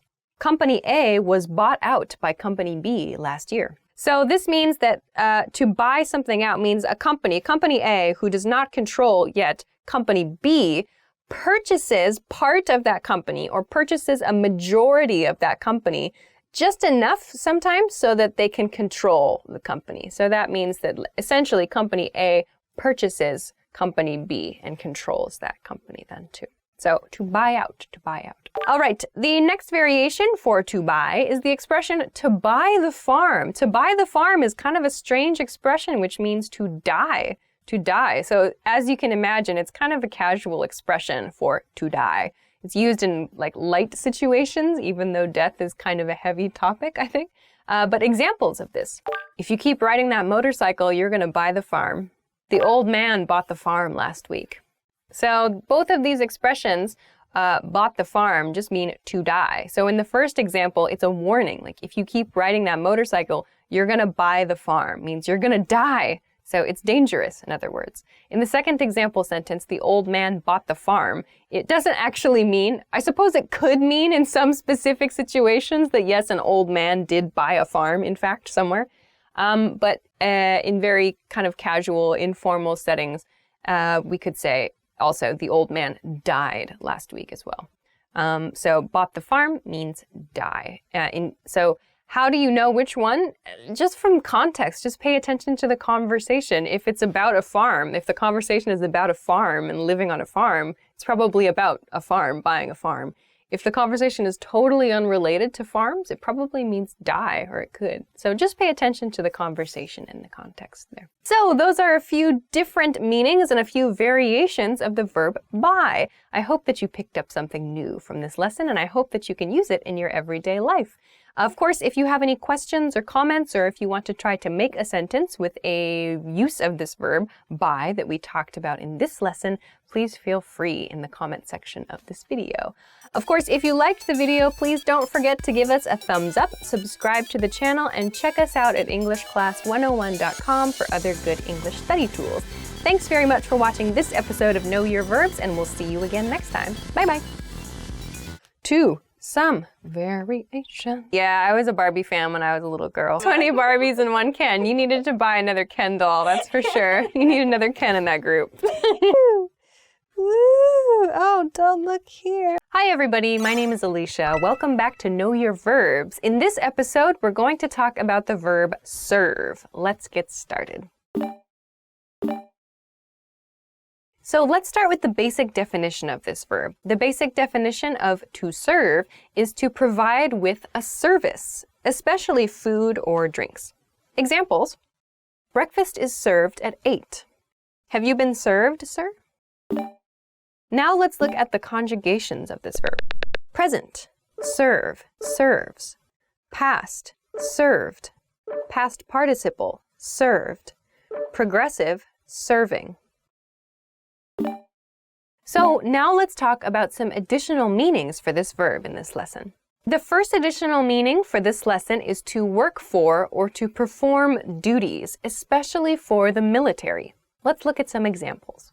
She's served as a judge for 10 years. So that's she's served as a judge for 10 years. He's serving 2 years in a military program. So in these examples, we're talking about some kind of a duty. It's often like a public work, like a civic work. So that means like government worker, military worker, maybe like police officer. We use serve because it has kind of the feeling of like a social responsibility about it. So there's some kind of like community duty that you are performing. So in these examples, I included sentences relating to judges and military workers. So like I said, you could use it for police. So like he served as an officer for 5 years, for example. So this is some kind of like community service worker. We use serve to talk about their work, often with a period of time. So the second additional meaning is to help achieve something or to have a specific purpose. So let's look at some examples. This one's kind of an abstract meaning. Let this accident serve as a warning to you. This success should serve as a reminder of what can happen when you work hard.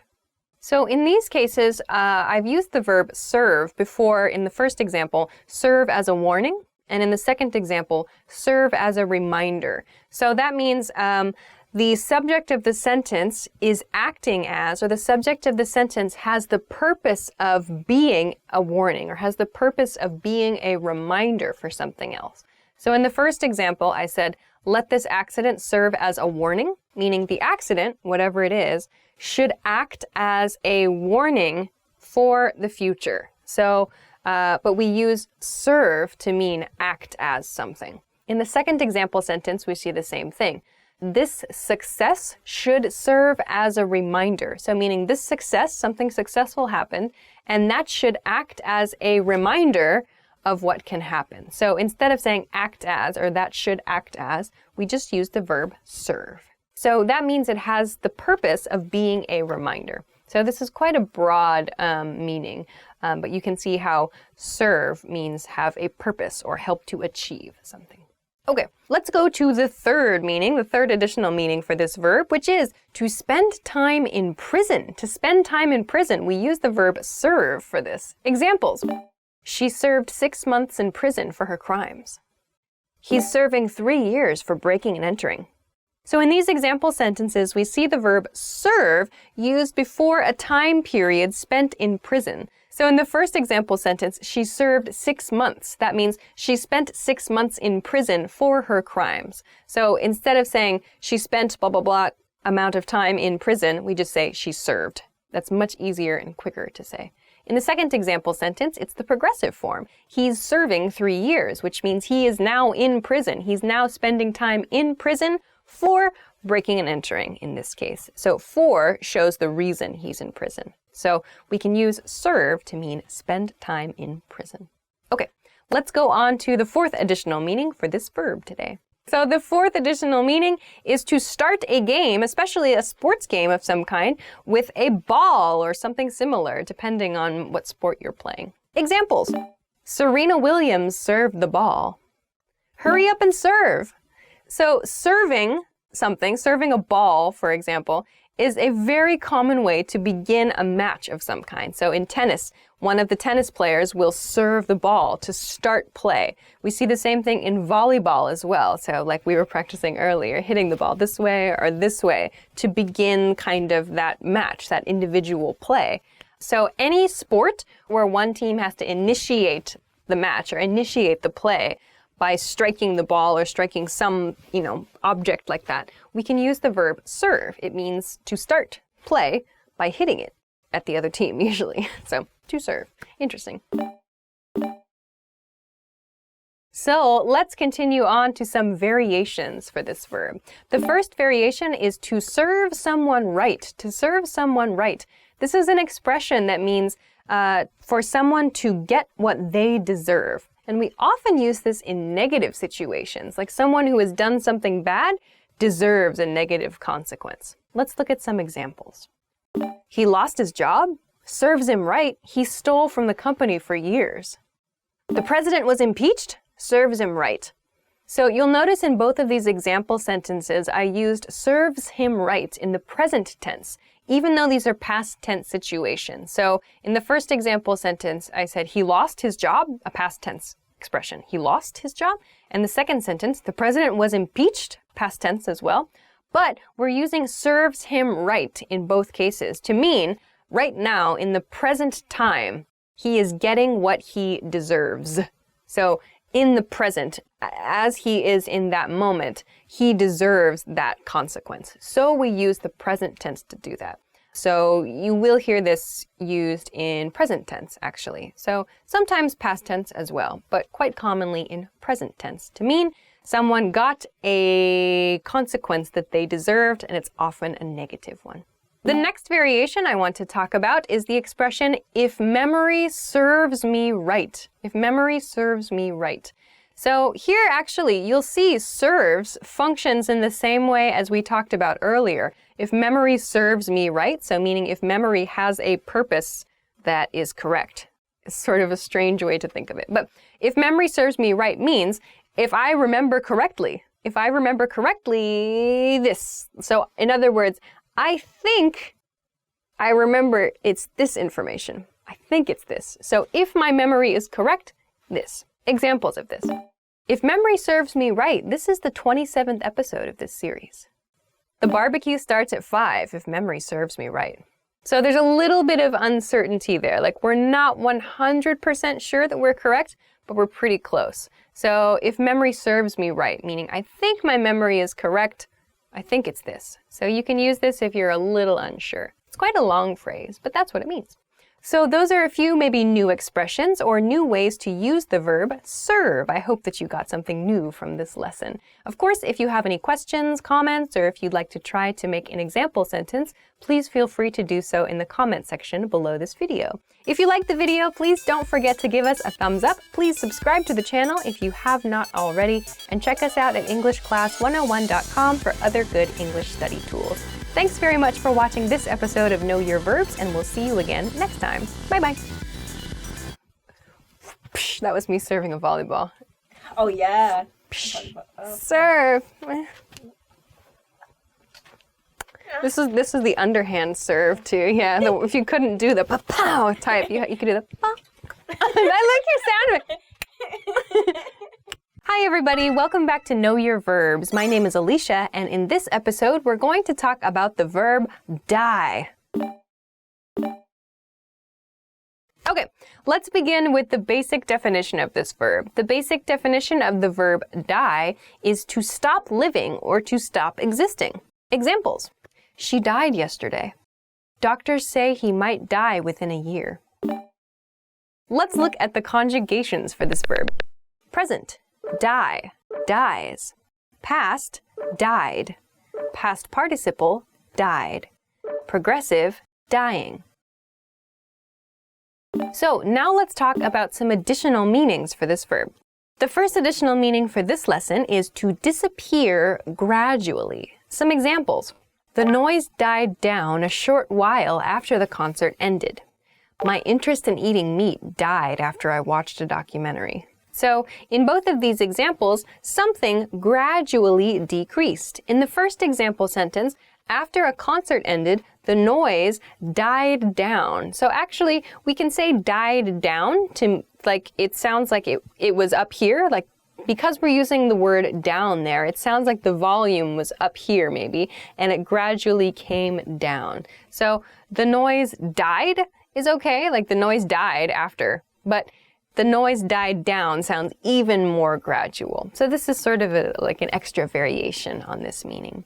In the second example sentence, we saw my interest in eating meat died after I watched the documentary. So it's like, oh, I saw this documentary and my desire to eat meat went down quickly. Like it died, it stopped, it ceased. So that sounds like, oh no, I saw this documentary and I was done wanting to eat meat. So it kind of means to go away or to disappear. So especially with down, like to die down, that sounds extra gradual. Okay, good. Let's talk about the next one. Okay, so the second additional meaning for today's lesson is to stop working, like a machine or a computer. Examples: my car is dying on the side of the road. Oh no, my phone battery died. Oh no, I have a graphic for this. Oh no, my phone battery died. That's not true. Okay. All right. Anyway, so in both of these examples, we use die to mean that some machine or some device stopped working, usually because it ran out of power or because there's some technical malfunction. So in the first example, my car is dying on the side of the road. There could be a number of reasons why the car is dying. Maybe it's out of gas. Maybe there's like a technical problem. Maybe it's just, I don't know, something else has gone wrong, we don't know. But for whatever reason, the car is not moving or the car is not functioning correctly. So the car is dying on the side of the road. In the second example, a very common one, oh no, my phone battery died. In the past tense, it means my phone ran out of battery, my phone ran out of power, out of energy. So we say my phone died. We don't even need to say battery, just my phone died is perfect. That's a very natural sentence. Oh no, my phone died. So those are a couple additional meanings. Excellent. Now, let's go on to some variations for the verb die. So the first variation I want to talk about is to die of an emotion or to die of a feeling. So this is an expression we use when we feel that thing, that emotion, that sensation very strongly. So strongly, we feel like we could die of, or we can also say die from that thing. Examples: I could die of happiness, and I'm dying of hunger. So in the first example, I could die of happiness. That's an example where we could substitute of for from. So I could die from happiness. That's also okay. We could say I could die of embarrassment, or I could die from embarrassment, or sadness, or loneliness, something like that. It's an emotion we feel so strongly, we feel like we could die because of it. In the second example sentence, I use the progressive. I'm dying of hunger. It means I'm so hungry, I feel like I could die. But I'm using the progressive tense, which means I feel this way now. I'm dying now because I'm so hungry. Dying of hunger means at this moment you are dying. Well, not literally, but you are so hungry you feel like you're dying. I'm dying of hunger. All right, let's go on to the next thing. So let's go on to the next variation. The next variation is to be dying to verb. So to be dying to do something. Examples. So to be dying to do something means you have a very, very strong desire to do that thing. You really, really want to do this thing. So examples of that.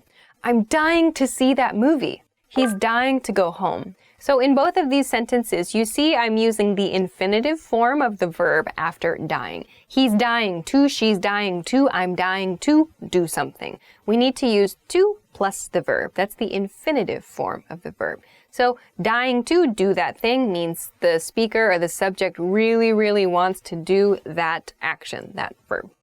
So that's what it means to be dying to do something. You're not actually dying. It just means you have a strong desire to do that thing. All right, good. So those are a few variations, a couple of additional meanings. I hope that you picked up some new ways to use the verb die. If you have any questions or comments, or if you know a different way to use the verb die, or if you just would like to try to make an example sentence, please feel free to do so in the comment section of this video. Of course, don't forget to give us a thumbs up if you liked the video, subscribe to our channel if you have not already, and check us out at EnglishClass101.com for some other good study resources. Thanks very much for watching this episode of Know Your Verbs, and we'll see you again soon. Bye! Die! Dying to be alive. Yeah, that's a Hanson song. Anybody listen to Hanson? This is how I express a strong desire to do something. I go like this. Hi everybody, my name is Alicia. Welcome back to Know Your Verbs. In this episode, we're going to talk about the verb send. Let's go.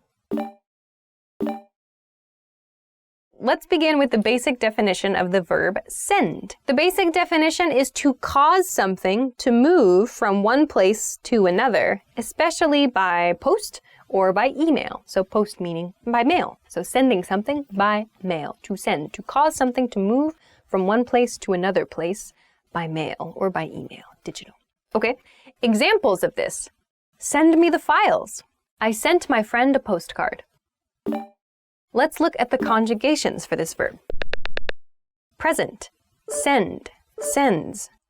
Past, sent. Past participle, sent. Progressive, sending. Now let's look at some additional meanings for this verb. First additional meaning for this lesson is to cause someone to go and do something. So it's like you make a request for someone to go away from you and take care of an action, to do something for you. Examples. We sent the interns to the store to buy office supplies. The Prime Minister sent his team to a room to prepare a speech. So in both of these examples, someone or some group of people is being sent to a different location for a purpose. In the first example sentence, we sent the interns to the store, so that's the place. The interns were sent to the store to buy office supplies. So in that case, the interns were sent for the purpose of buying office supplies. In the second example sentence, the Prime Minister sent his team to a room, so the place is a room. The purpose is to prepare a speech. So we can use send to describe that, asking someone or a group of people to go somewhere and do something. That's one meaning of send. Let's go on to the second additional meaning of this verb for this lesson. The second additional meaning for this lesson is to cause someone to do something or to cause something to happen. So this is quite an open meaning, so let's look at this with some examples. The turbulence sent the airplane passengers into a panic. I listen to music at night. It sends me to sleep right away. So in the first example sentence, I said the turbulence sent the airplane passengers into a panic. Turbulence is that bumpy motion you feel when you're in an airplane. So like that bumpy kind of uneasy feeling of like air or things, the airplane is not steady. That's called turbulence. So the turbulence sent the passengers into a panic. So the turbulence caused the passengers to be in a panic. We use send in that way. Sent the passengers into a panic, to send someone into a panic. So it's like to cause someone to enter a state of panic. That's how we can understand this expression. But we use sent instead. It's much shorter than cause someone to become in a state of. So we use sent instead. In the second example sentence, I said, I listen to music at night. It sends me to sleep right away. I'm using the present tense there. It sends me to sleep. So it sends me means it causes me to be in a state of sleep. So it sends me to sleep right away. Causes me to sleep, in other words. So we use send to mean causing something to happen or causing someone to do something. Panic in this case, or sleep. Okay. Let's move along now to some variations of how to use this verb. There are quite a few. Let's look at the first one. The first variation is to send for, to send for. So we can use this as to send for someone or to send for something. This actually means to request someone or something to come, and it's often through a written request. This sounds kind of old-fashioned, actually, but let's look at some examples. Send for the doctor. He sent for his mother.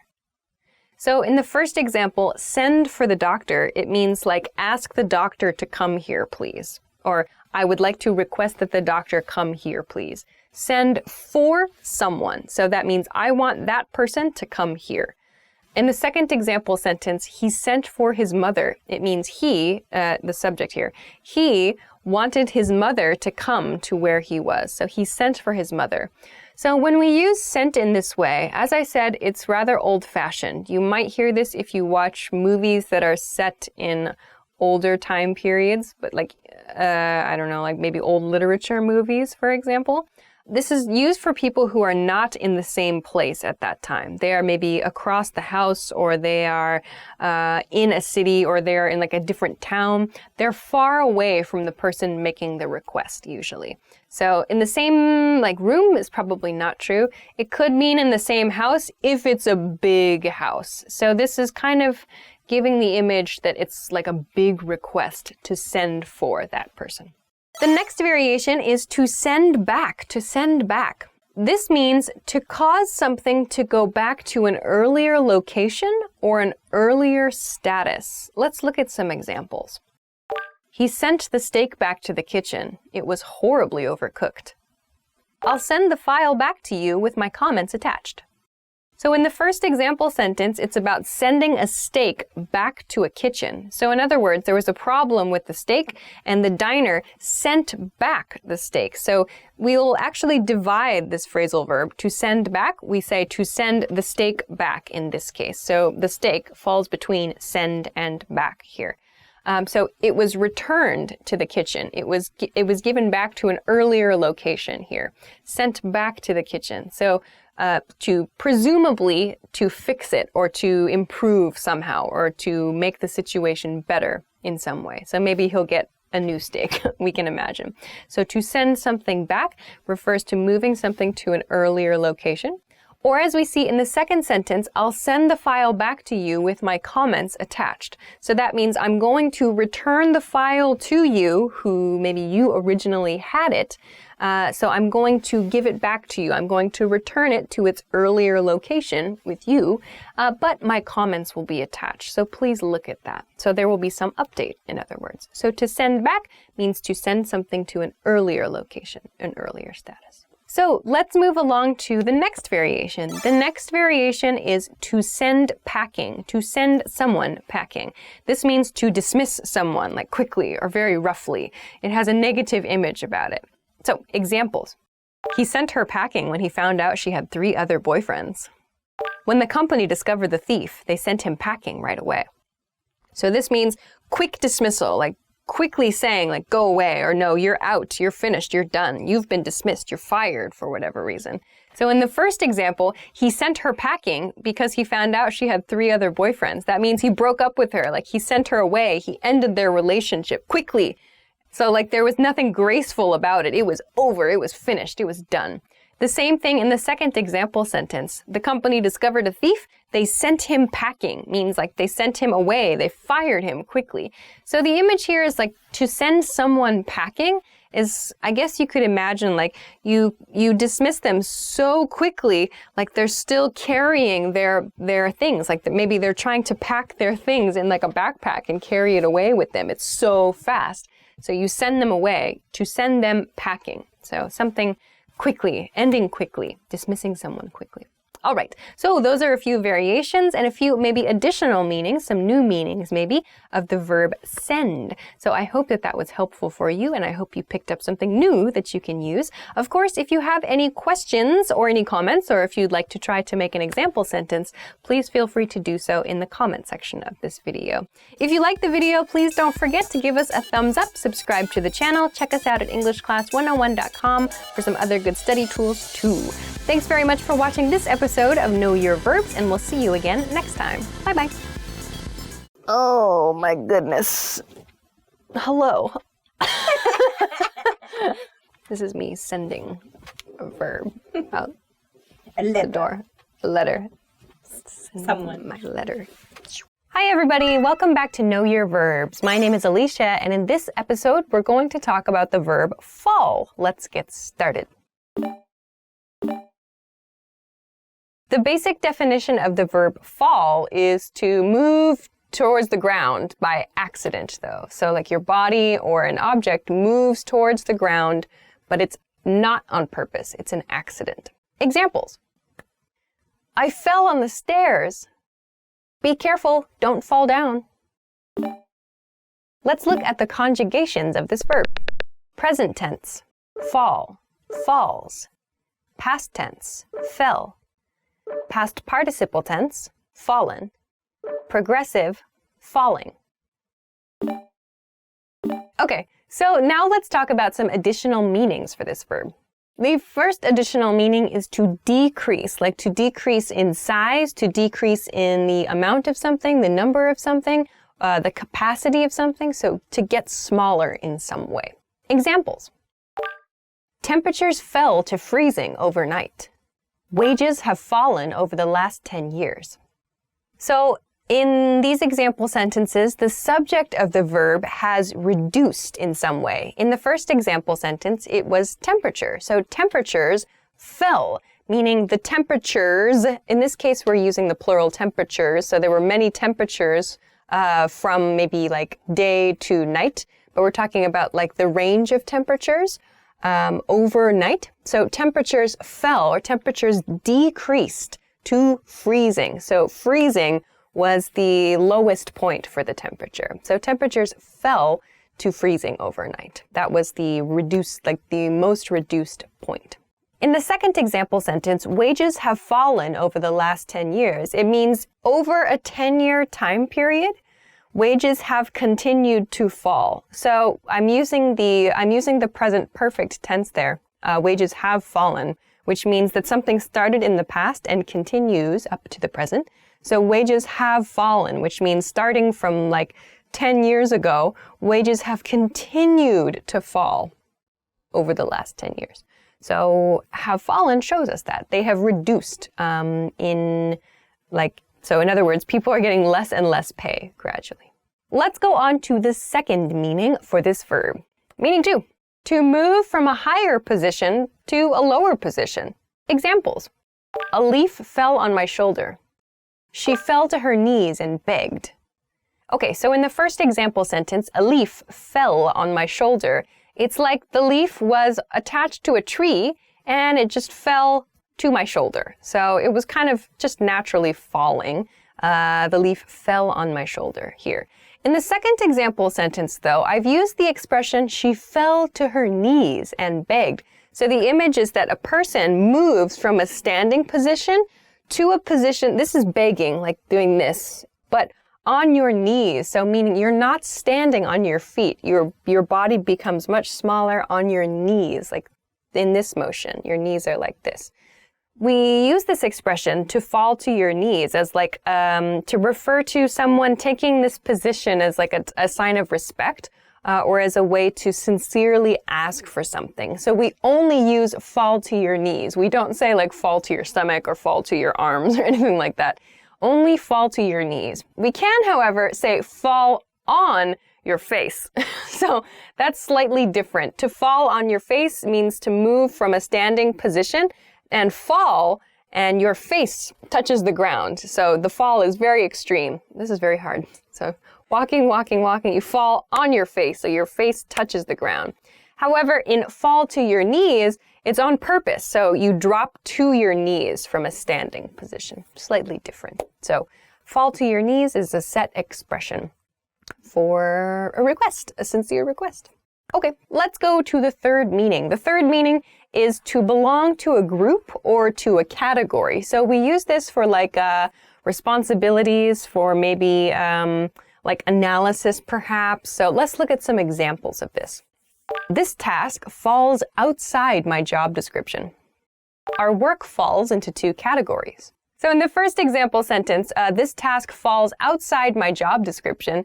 We can imagine that the person's job description is here in one circle, but the task belongs to something that's not in this person's job description circle. The task is something outside of the person's job description. So we can say the task falls outside the job description. The task, in other words, the task belongs to a different category. The task is a different group from this person's job description. So we use fall. It falls outside my job description. In the second example sentence, our work falls into two categories means our work belongs to two categories, or basically there are two styles of things we do, or two types of things we do. So there's style A and style B. So our work falls into one of two categories. So our work belongs to one of two categories. Category A, category B. We use falls for that. The fourth meaning for this verb is to happen, to happen. So we use this a lot for like holidays, birthdays, celebration. You'll see. Let's look at some examples. My birthday fell on a Sunday this year. Our meetings keep falling on Fridays. Okay. In the first example sentence, my birthday fell on a Sunday, it means my birthday happened on a Sunday. That's all. We just use the word fell, in this case past tense, to talk about that because the birthday has finished. The birthday was in the past. So my birthday fell on a Sunday this year. In the second example sentence, our meetings keep falling on Fridays.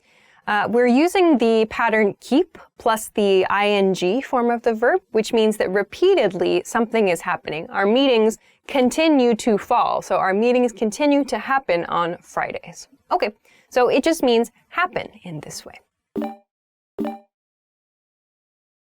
Let's move along to some variations of this verb. The first variation is to fall behind, to fall behind. To fall behind means to have a delayed schedule or to take longer than you expect to take. Let's look at some examples. I've been so busy, I'm falling behind on my studies. Be careful not to fall behind on the housework.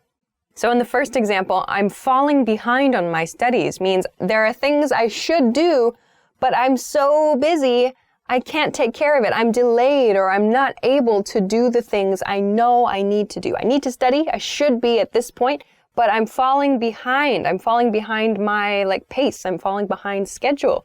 So I need to fix it somehow. So fall behind my studies is one common example. The other sentence was be careful not to fall behind on housework. So meaning maybe you're not falling behind now, but just this is like a warning phrase, like make sure to always do your housework. So don't fall behind on housework. Otherwise, your house will be dirty. Ew. The next one. I included two in the next one because they are very similar in terms of the way they sound, but they are very different in terms of meaning. First, to fall for someone. To fall for someone means to fall in love with someone. Like to become in a state of love with someone is to fall for someone. Examples. Don't fall for him too soon. He fell for her right away. Fell or fall means become in love with that person. So don't fall in love with him too soon, or he fell in love with her right away. But we remove in love from the expression. We can just use fall or past tense fell to explain that. Now let's compare this expression to fall for something. To fall for something has a very different meaning. To fall for something means to believe something, but that thing is not true. So it's like a lie, for example. Example sentences. Don't fall for it. I can't believe you fell for my dumb story. So this means that someone, in the first example sentence, don't fall for it, means don't believe that story. It's not true. So maybe it sounds good or it sounds like a nice idea, but don't believe the story. Don't fall for it. In the second example sentence, I can't believe you fell for my dumb story. It means I can't believe you actually believed my story was true. I'm shocked that you believed my dumb story. So it means something was not true, in other words, and you fell for it. You believed it was true. So this has a negative nuance about it. You fell for that? Like it sounds like, how could you fall for that? How could you believe something that ridiculous? So kind of a negative expression. So to fall for someone, to fall for something, quite different. To fall in love, to believe something that's not true. To fall apart is the last variation. To fall apart. To fall apart means to become disconnected or to break apart. Let's look at some examples of this. My jacket is falling apart. She looks like she's about to fall apart. In the first example sentence, I said my jacket is falling apart. That means physically, so like my clothing, my piece of clothing, the fabric is breaking. So it's falling apart. So it's becoming separated. The physical items that make up the jacket are becoming separated. In the second example sentence, I said she looks like she's about to fall apart. Here, we're not talking about this person's body, we're talking about the mental state. So a person who looks like they're about to fall apart means they mentally seem about to break. So maybe they have a lot of stress or they're really, really tired. It means their mental state is about to break. It's going to be like maybe, I don't know, their life is really tough right now, so they seem like they're about to fall apart. So those are a few hopefully new ways to use the verb fall. I hope you got something new from this lesson. Of course, if you have any other ways that you like to use fall or that you've heard of, or if you have any questions or comments, or just want to try to make an example sentence, please feel free to do so in the comment section. Of course, if you liked the video, don't forget to give us a thumbs up, subscribe to the channel, and check us out at EnglishClass101.com for other good English study tools. Thanks very much for watching this episode of Know Your Verbs, and we'll see you again soon. Bye-bye. Fall. I'm gonna fall off this chair. Nah. Fall asleep.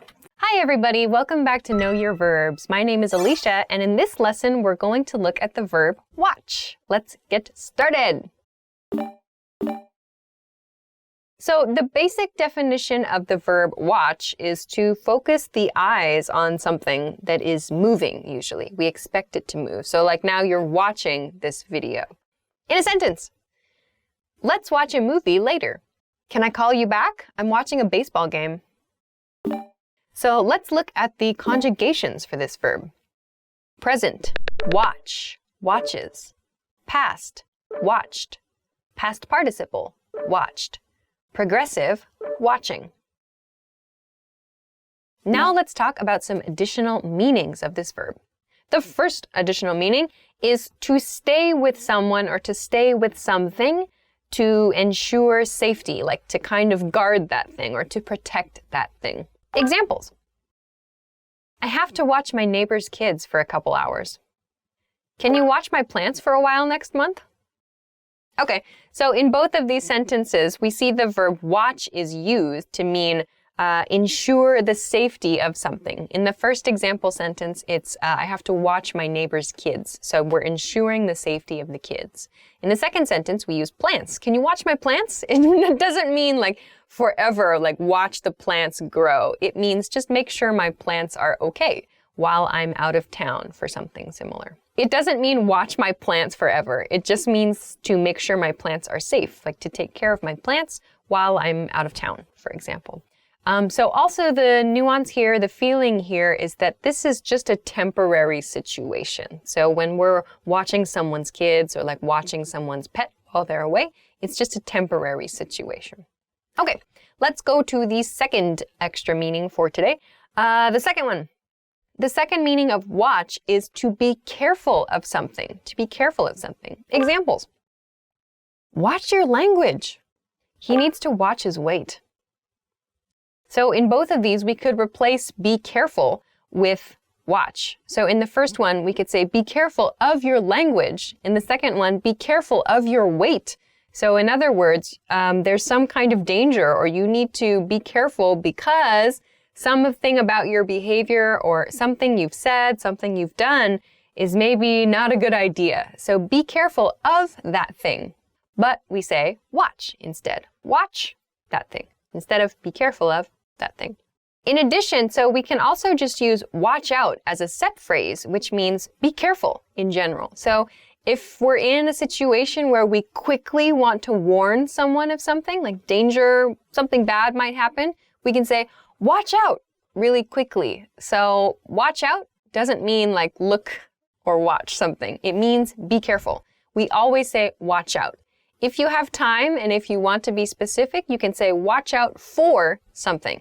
Like watch out for that car or watch out for that child. Watch out for those bees. Watch out for your computer. It's gonna fall. Something like that. We always say watch out for, or just in quick situations, watch out. Just means be careful as well. All right, let's go on to the first variation. So the first variation is watch it, watch it. So watch it also means be careful, like watch out, or just the regular watch your something. But watch it is very casual and actually kind of aggressive. So watch it implies like if you don't take care, I might do something bad to you. Like it's quite an aggressive phrase. Examples. Watch it, I'm walking. You better watch it, kid. You better watch it. Or else I'm gonna do something bad to you. I don't know. So it's aggressive. It's an aggressive phrase. And you should not use it with people who are above you. You should not use it in polite situations. I would not really recommend using this, but you might see this in TV shows, in other media. Watch it. It means be careful, but it's aggressive.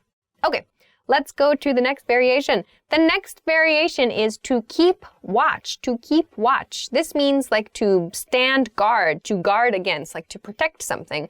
This expression means like to guard against danger, and it often means alone. Like often you're doing it by yourself while someone else like sleeps. So examples. I'm going to keep first watch tonight. You keep watch. I'm going to get some sleep. So to keep watch means like to stay awake or to stay alert, looking for something that might be dangerous. So you can see this in movies where like people are traveling somewhere, they're camping out on the side of the road, like maybe in Lord of the Rings or something where everybody's sleeping, but one person is awake near the fire watching to see if anything dangerous happens. And then they wake up other people if something dangerous is coming. So they're sort of the guard in that case. So to keep watch in that case. Okay, let's go to the last variation. The last variation. Okay. The last variation is to watch one's back, to watch one's back. So to watch your back, let's use that. To watch your back means to be cautious about your safety, to be cautious about your safety. So to be careful about yourself, not because of some like physical object, like a bus is going to come and get you. I don't know. No, it means like someone, an enemy might try to do something bad to you. So watch your back. Examples of this. You'd better watch your back, Stevens. One more example. Hey, watch your back. You're making enemies.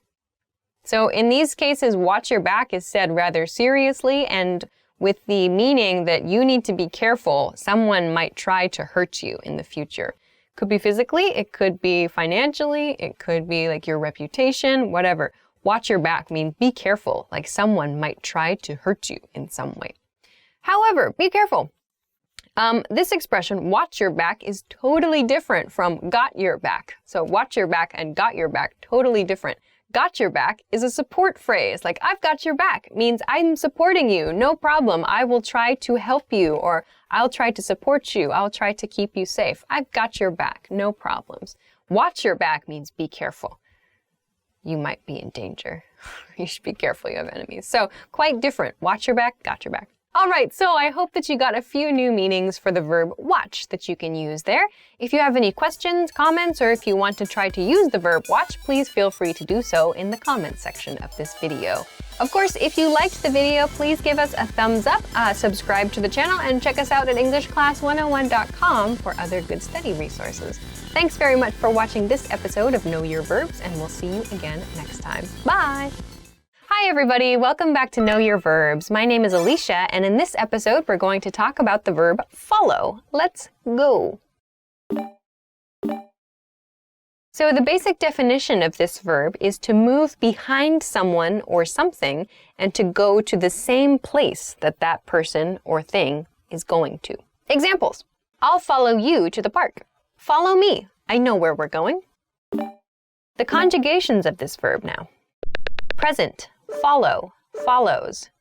Past, followed. Past participle, followed. Progressive, following. Now let's talk about some additional meanings of this verb. Okay, the first additional meaning is to understand, to understand. Examples. I don't follow you. Do you follow? So we can really just replace the word follow with understand here. In the first example sentence, I don't follow you, we can say, I don't understand you.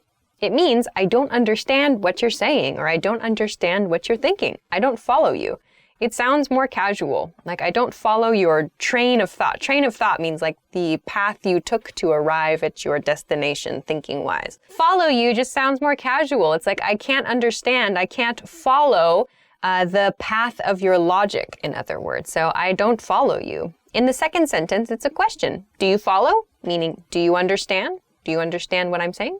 So follow can mean understand, quite simply. Okay, let's go to the second meaning for this verb. So the second one is to happen after something else, to come after something else. Examples of this, a delicious dessert followed the roast chicken.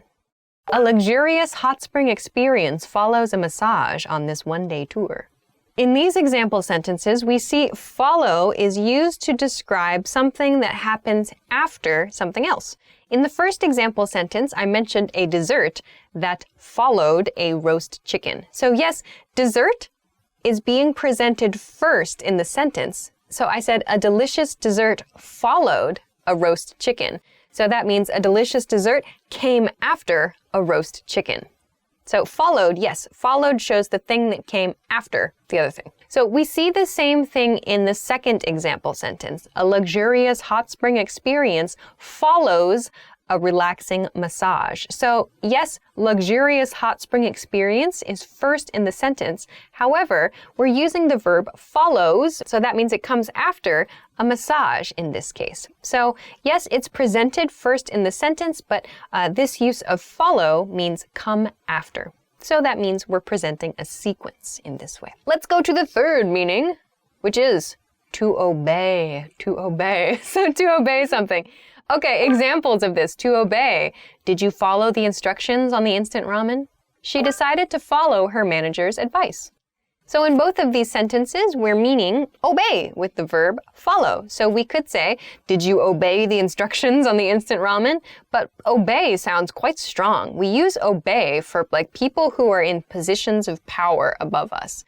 So in this case, with ramen, it's packaging. So we usually say follow the instructions on the packaging. So meaning obey the instructions on the packaging. But obey is quite a strong word. We use follow instead.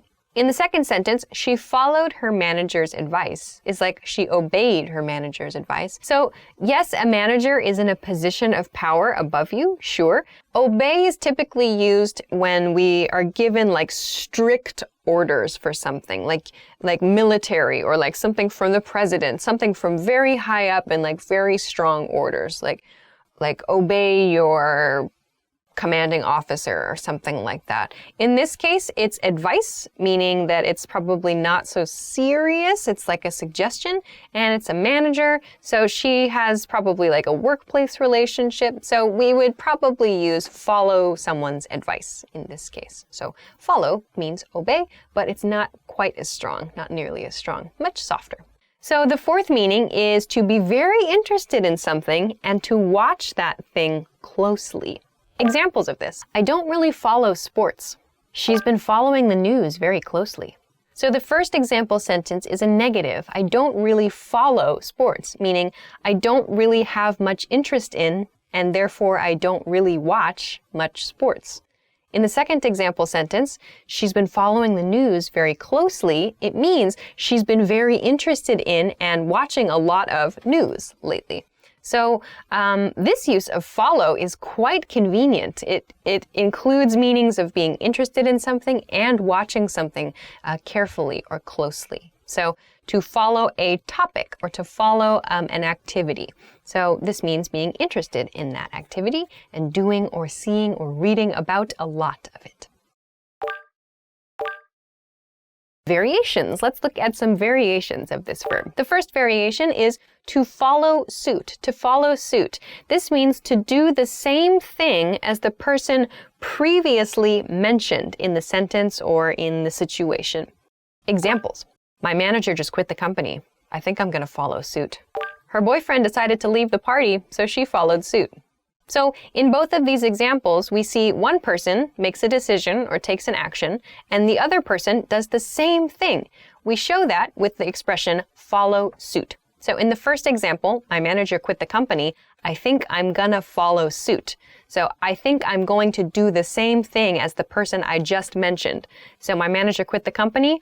I think I'm going to do that as well. I think I'm going to follow suit. In the second example sentence, her boyfriend decided to leave the party, so she followed suit. So he left the party, she decided to do the same thing he did, she followed suit, past tense. She did the same thing he did. So follow suit means to do the same thing as the person previously mentioned. The next variation is to follow through. To follow through. We often use to follow through on or to follow through with something.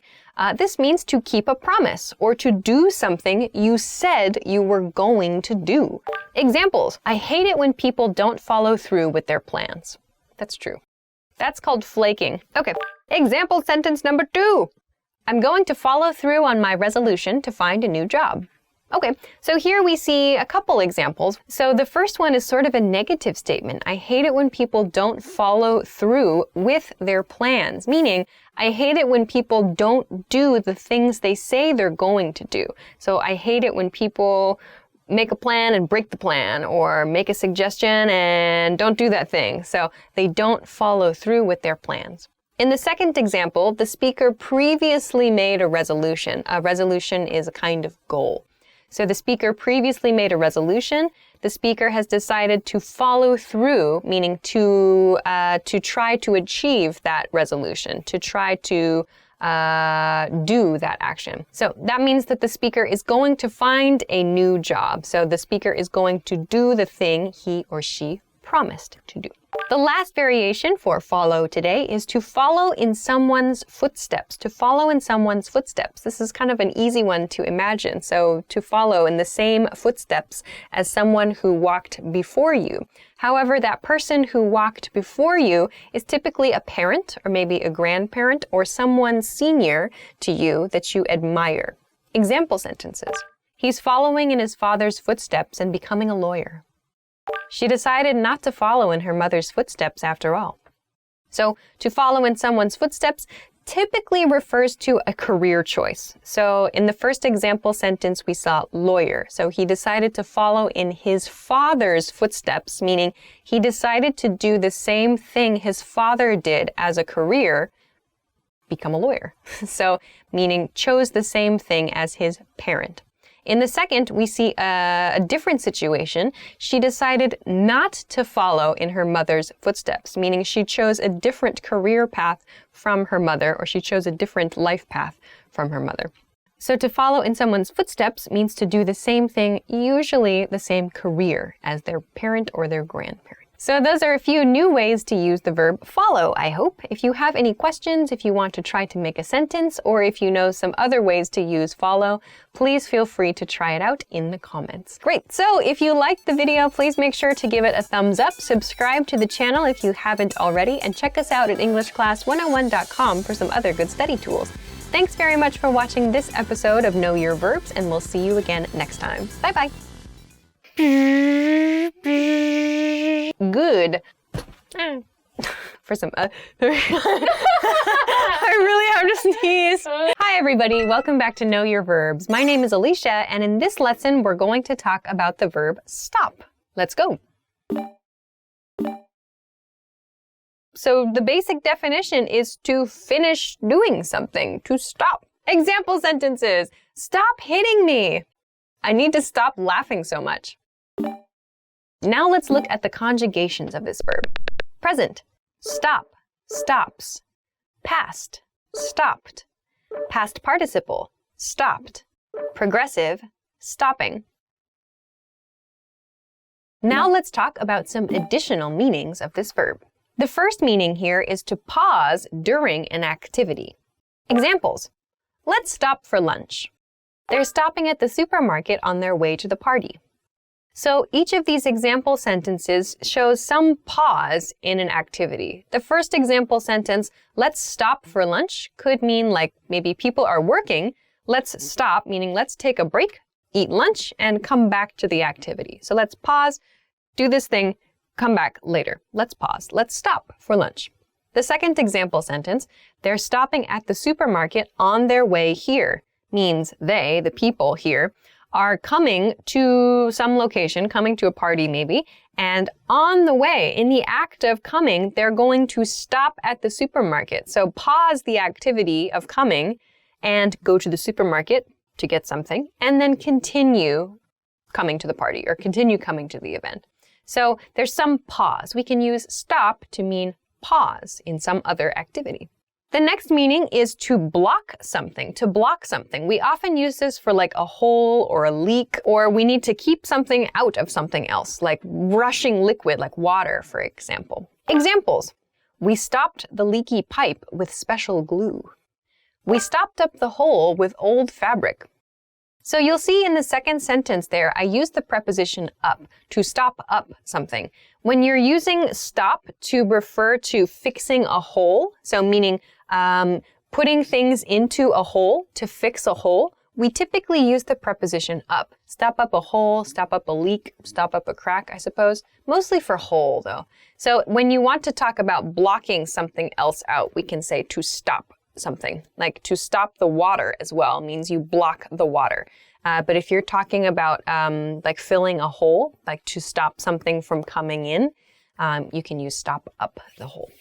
So it means to block something. So we could say stop the water from coming into the river, or like stop the bugs from coming into the house by putting a screen on the door, for example. You're blocking them from coming in. The third meaning for this lesson is to cause not to move, to cause not to move. Examples. Can you stop the car? I feel sick.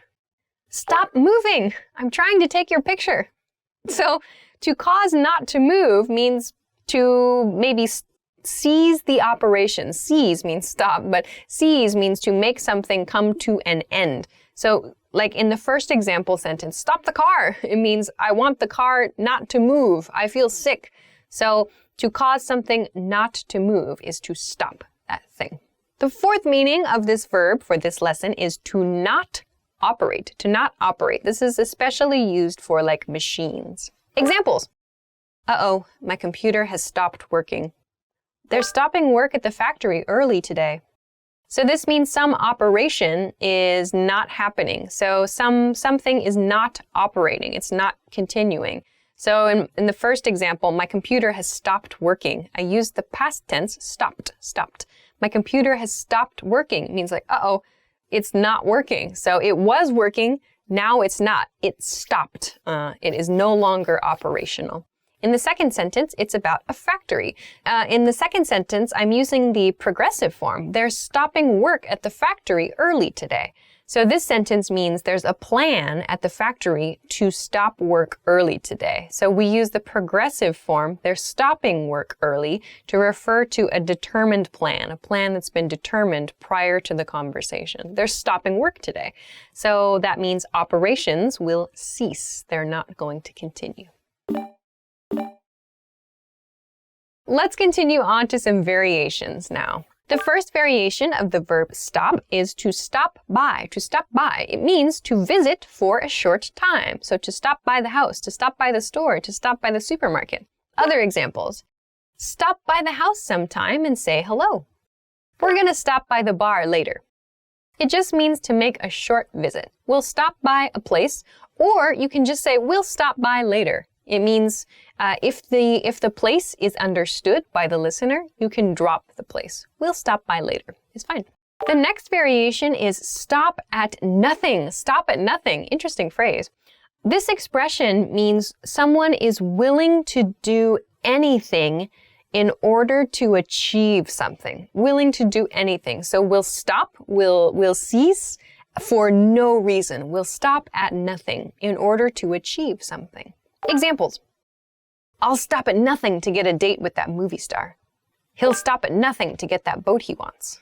So meaning, these people will do anything to achieve their goal. They will stop at nothing to achieve their goal. All right, so those are a few maybe new ways to use the verb stop for you. I hope you got something new out of this lesson. If you have any questions, comments, or if you'd like to try to make a sentence using the verb stop, please feel free to do so in the comments section. Of course, if you liked the video, please make sure to give us a thumbs up, subscribe to the channel, and check us out at EnglishClass101.com for other good study resources. Thank you very much for watching this episode of Know Your Verbs, and we'll see you again next time. Bye-bye. Don't stop believing. There we go. We got one. We got one. We have a total of 3 out of 12. Woo! 3 out of 13 now, I think we're at. Hi, everybody. My name is Alicia. Welcome back to Know Your Verbs. In this episode, we're going to talk about the verb read. Let's get started. The basic definition of the verb read is to take in information using letters or symbols through your eyes or through touch. People can read through touch also. In example sentences, I've been reading interesting books recently. I read a great article yesterday. Let's look at the conjugations of this verb. Present, read, reads. Past, read. Past participle, read. Progressive, reading. So let's look at some additional meanings for this verb. The first meaning is to interpret something as if you are reading it. So that means you're interpreting something that is not a symbol, it's not letters, but you interpret it as though you can read it in some way. Let's look at some examples. He's really hard to read. My best friends can read me like a book. Okay. So the first example, he's really hard to read, means he's really hard to interpret. He's really hard to understand. So maybe someone that you know, their emotions are not very clear always, or it's not easy to know what they're thinking. We can say that person is hard to read, like it's hard to interpret their thinking. It's hard to interpret them. In the second example sentence, I said, my friends can read me like a book. So that means my friends think I'm easy to understand. I'm easy to interpret through my body language or my face or the sound of my voice. It's really easy to read me. It's really easy to interpret me. So easy, it's like reading a book. So I'm very easy to understand is the meaning there. So this kind of read we can use for people, or maybe even we can use for like situations too. So to read something like it's symbols, even though it's not symbols. The second meaning for this verb is to assign meaning to something else, to assign a meaning to something else, so to give a meaning to something. So examples of this passage can be read totally differently. How did you read that message? So here, read doesn't mean like physically taking in the information in a message or in a book. It means understanding or giving a certain meaning to something. So in the first example, it was, this passage can be read totally differently, means this passage or the meaning of this passage could be understood in a different way. So that doesn't mean there's a different way to read, like physically take the information in. It means there's a different way to understand the meaning of that passage. In the second example sentence, how did you read that message? It means how did you understand that message? Or what was the true meaning you understood in that message? What did you get from that? How did you read that message? So read doesn't only mean looking at the symbols and letters, even if it seems like it here. In these sorts of situations, it means how do you assign meaning to that text? Let's go to a third meaning of the verb read then. So we can also use read to mean to indicate something, as with like signs or time. Let's look at some examples. The clock reads 2. The sign reads, visitors not permitted. So here, I'm using the present tense for both of these example sentences. The clock reads means the clock indicates 2 o'clock, or the clock says 2 o'clock. So when there's some indication, there's some sort of message from a sign, from a clock, from, I don't know, bulletin board maybe, whatever. It's indication. We can use the verb read to talk about that. So the sign reads 2 o'clock. The sign reads, visitors not permitted, to indicate. Let's look at some variations now for this verb. The first one is to read into something. This means to believe in a deeper meaning of something.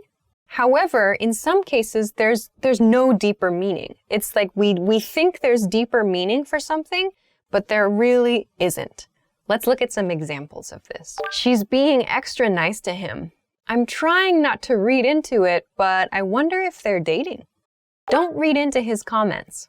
Okay, so both of these mean actually in both of these, I've given kind of a negative situation. In the first one, I'm trying not to read into it. Means I'm trying not to see a deeper meaning in this situation, but I wonder if they're dating because she's being extra nice to him. So there's a little bit of curiosity there. In the second example sentence, don't read into his comments means don't imagine there's a deeper meaning there. Don't read into his comments. There's not anything else for you to be concerned about here. It's just this comment, that's all. So don't think there's something behind the comment. Okay, let's go to the second variation for read today. The second variation is to read between the lines, to read between the lines. This means to understand something that's not directly stated. This is a very important skill, and so many, I think, countries have different ways of expressing this concept.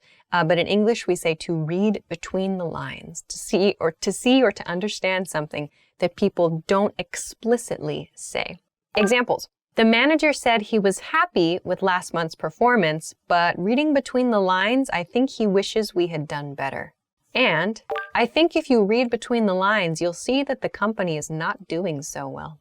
So in the first example sentence, we see this presentation. The manager was happy with the performance, but reading between the lines, I think he wishes we had done better. That suggests that maybe there was a comment or there's some information there that makes the speaker think the manager's actually hiding some disappointment. So there's something about the manager's behavior that maybe indicates his true feelings are different from his happy kind of presentation. In the second example sentence, I think if you read between the lines, you'll see that the company is not doing so well. Again, that means that there's something the speaker has noticed or has sensed or has heard that suggests that actually the company is not doing so well, even though it seems that they are. This is a useful expression for social situations. Like if someone doesn't quite understand like the feeling of a conversation or like the sort of sense in a room, we can say like, oh, that person can't really read between the lines, can he, here? So that's how we use it. So those are a few new ways of using the verb read, I hope. If you have any other uses that you know of, or if you have any questions or comments or want to try to make a sentence with this verb, please feel free to do so. Of course, if you liked the video, please make sure to give us a thumbs up, subscribe to the channel, and check us out at EnglishClass101.com for other good stuff too. Thanks very much for watching this episode of Know Your Verbs, and we'll see you again next time. Bye-bye. In the second happens. Hi everybody, my name is Alicia. Welcome back to Know Your Verbs. In this episode, we're going to talk about the verb open. Let's go. Let's look at the basic definition for this verb. The basic definition is to move something so that it is not in a closed position. To open something, to open something. So, examples. Open the door. It's hot in here. You should open a window. Okay, let's look at the conjugations for this verb. Present, open, opens. Past, opened. Past participle, opened. Progressive, opening. Now let's talk about some additional meanings for this verb. First one, the first additional meaning is to remove from a container or part of a container, like to reveal something. So, some examples of this. Open your birthday presents. This box is really hard to open. So in both of these, we're talking about revealing something from inside a package or inside a container.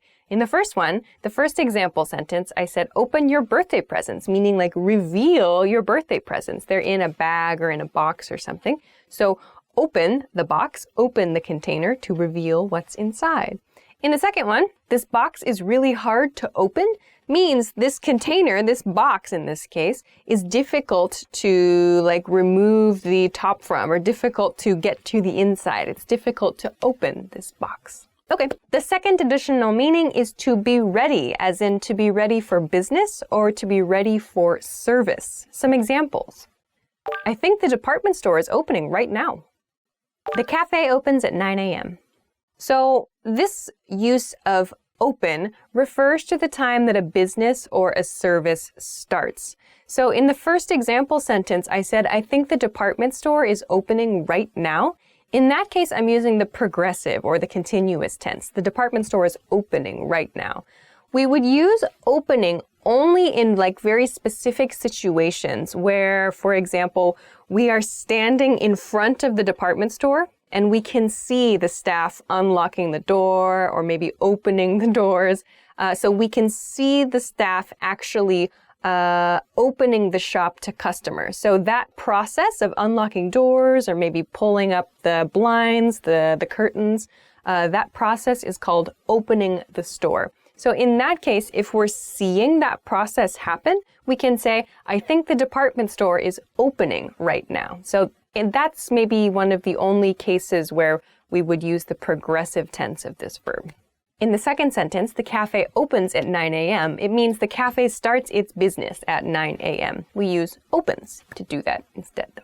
Let's go to the third meaning. Meaning 3 for this verb is to make something on the computer ready. So the second meaning was to make something ready like a business or a service. We can also use this for computers, things on computers. Examples. I couldn't open the file you sent. Can you open the slideshow, please? So both of these mean opening something, preparing something on a computer. So a file, we could use it for software if you want as well. You could use it for email, like open your email, whatever. Anytime you need to prepare something on a computer and like start that thing, or you need to look at like a new document, you need to look at a web page or whatever, you can use the word open to describe that. Open your browser, open a web page, open a file. All of these, we can use the word open to do. So the fourth additional meaning for this lesson is to begin an activity, to begin an activity. So this typically refers to activities where people gather for something. Let's look at some examples. She opened the conference with an inspiring speech. I'd like to open today's meeting by thanking you all for attending. So in these sentences, we're using open to mean start, or I'd like to begin something by. The first example sentence was she opened the conference with an inspiring speech, meaning she began the conference. So that means she, as the first item of business, I suppose, in the conference, the first thing she did was give an inspiring speech. That was the start of the conference, the beginning of the activity that is the conference. She opened the conference with an inspiring speech. Same thing in the second sentence. I'd like to open today's meeting by thanking you all for attending. So I would like to open, meaning I would like to begin today's meeting. Or the first thing I would like to do in today's meeting is say thank you. So open means like starting the activity by doing something. Let's go along to a couple of variations of this verb now. The first variation is to open someone's eyes. To open someone's eyes. This does not literally mean like to walk over to someone and like physically open their eyes. I suppose you could do that, like open your brother's eyes. That's sort of weird. Like that's not really an expression that we have. This expression, to open someone's eyes, though, means to make someone realize something they didn't realize before. So it was kind of like shocking or surprising, something like that. Examples. You really opened my eyes to how delicious Thai food is. I think the experience of planning a big event really opened his eyes to how difficult it is. So in both of these example sentences, the speaker or someone involved in the sentence was caused to realize something. And we use the expression open your eyes, or to open someone's eyes, meaning to cause them to realize something special. So the second variation I want to talk about is to open up. To open up. To open up means to share your feelings or to share your emotions, to talk about yourself, to open up to people. That's often what we say, like, I wish you would open up to me, that sort of thing. Examples of this. I wish you would open up and tell me about yourself. It's really hard for her to open up before she trusts people. So to open up means to share yourself, like to be relaxed and be able to easily talk about yourself and talk about your emotions.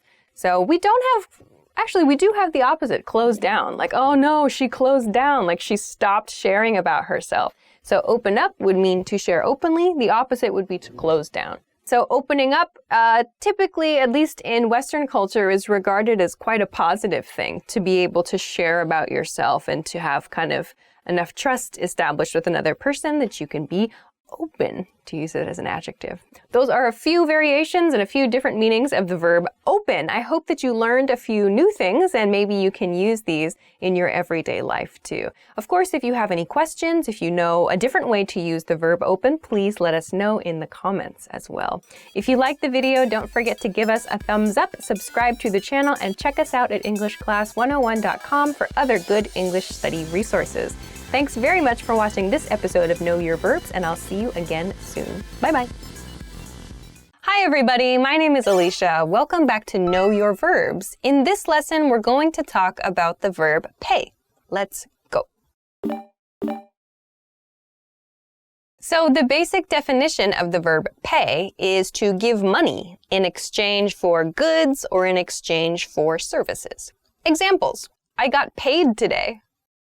He pays staff on the 20th of every month. Now let's look at the conjugations for the verb. Present, pay, pays. Past, paid. Past participle, paid. Progressive, paying. Now let's look at some additional meanings for this verb. First meaning, meaning number one, is to give an advantage to someone or something. Let's look at some examples. Crime doesn't pay. It pays to have good connections. Okay, so these are examples of the meaning of the verb pay in terms of giving someone something good, some kind of advantage or some kind of benefit. The first example sentence is negative. Crime doesn't pay, meaning crime doesn't give you an advantage or crime doesn't give you any benefits. So that's a negative example, no benefits. In the second example, I said it pays to have good connections. So it pays to have them means it provides an advantage. It's a benefit to have good connections. So we can say it pays to have maybe like rich family members. Oh, that would be nice.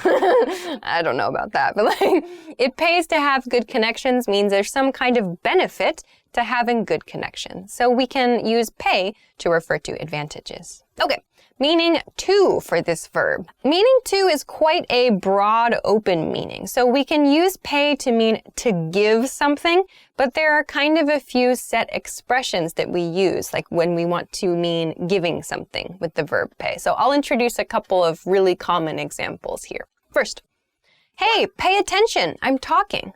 We're here to pay respects to our grandfather. Okay, in these example sentences, I used two very common expressions. First was pay attention.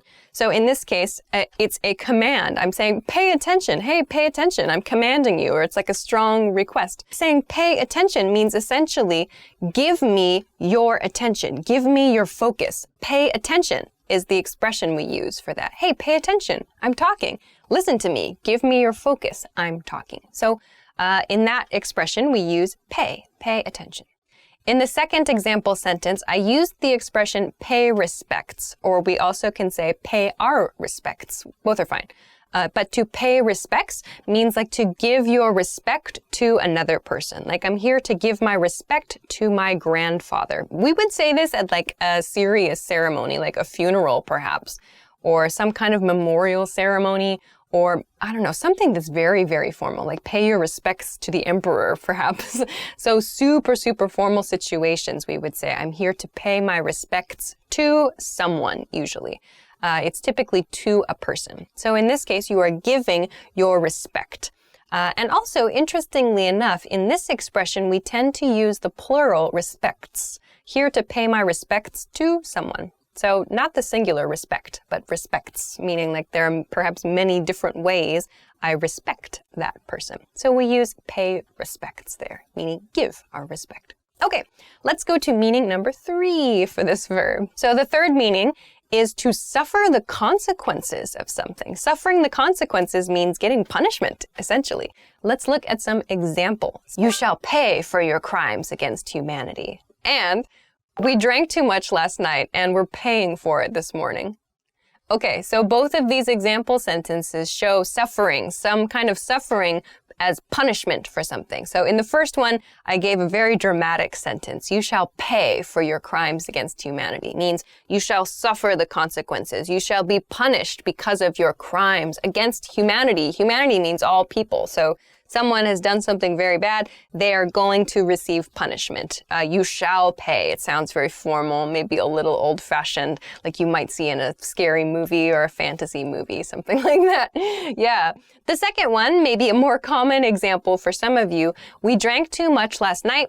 We're paying for it this morning. So the speaker is speaking this morning, in the morning after drinking too much the night before. So meaning we're suffering now. The punishment for drinking too much last night is happening now. We're paying for it. We're suffering in this moment. It's not a good thing. So we can use pay to mean suffering because of something bad you did. Okay, so let's take a look at some variations of this verb and how we can use it. First one, to pay back, to pay back. So to pay back means to return money you owe someone. Sorry it took so long to pay you back. Hey, you haven't paid me back for dinner last week. So you can hear in these example sentences, we can pay someone back. We don't have to say like, to pay back, I need to pay back my friend. You can actually put the person you need to give money to between pay and back. So I need to pay my friend back is okay, or I need to pay back my friend. That's also okay. You'll hear native speakers use both of those. I think I tend to put it between pay and back. I would say I need to pay my friend back for coffee the other day, or sorry, I forgot to pay you back. I would probably separate the phrasal verb in my case. So to pay someone back means to give them money you owe them. The second variation is to pay off, to pay off. This means to finish making payments on something. Here are some examples first. I finally paid off my house. When do you expect to pay off your credit card? So to pay off something is something you have been making payments on for a long time, not just one payment, but a house is a great example. Maybe for many, many years, you pay some money each month. That's called a mortgage or a loan, I suppose. But you pay money each month. And finally, when you finish making those payments, we say, I've paid off that thing. I paid off my house, or I paid off my car, for example. So to finish making payments on something. We can do the same thing for credit cards. Like I pay off my credit card every month. It means I finish making payments, or I pay the full amount every month for my credit card.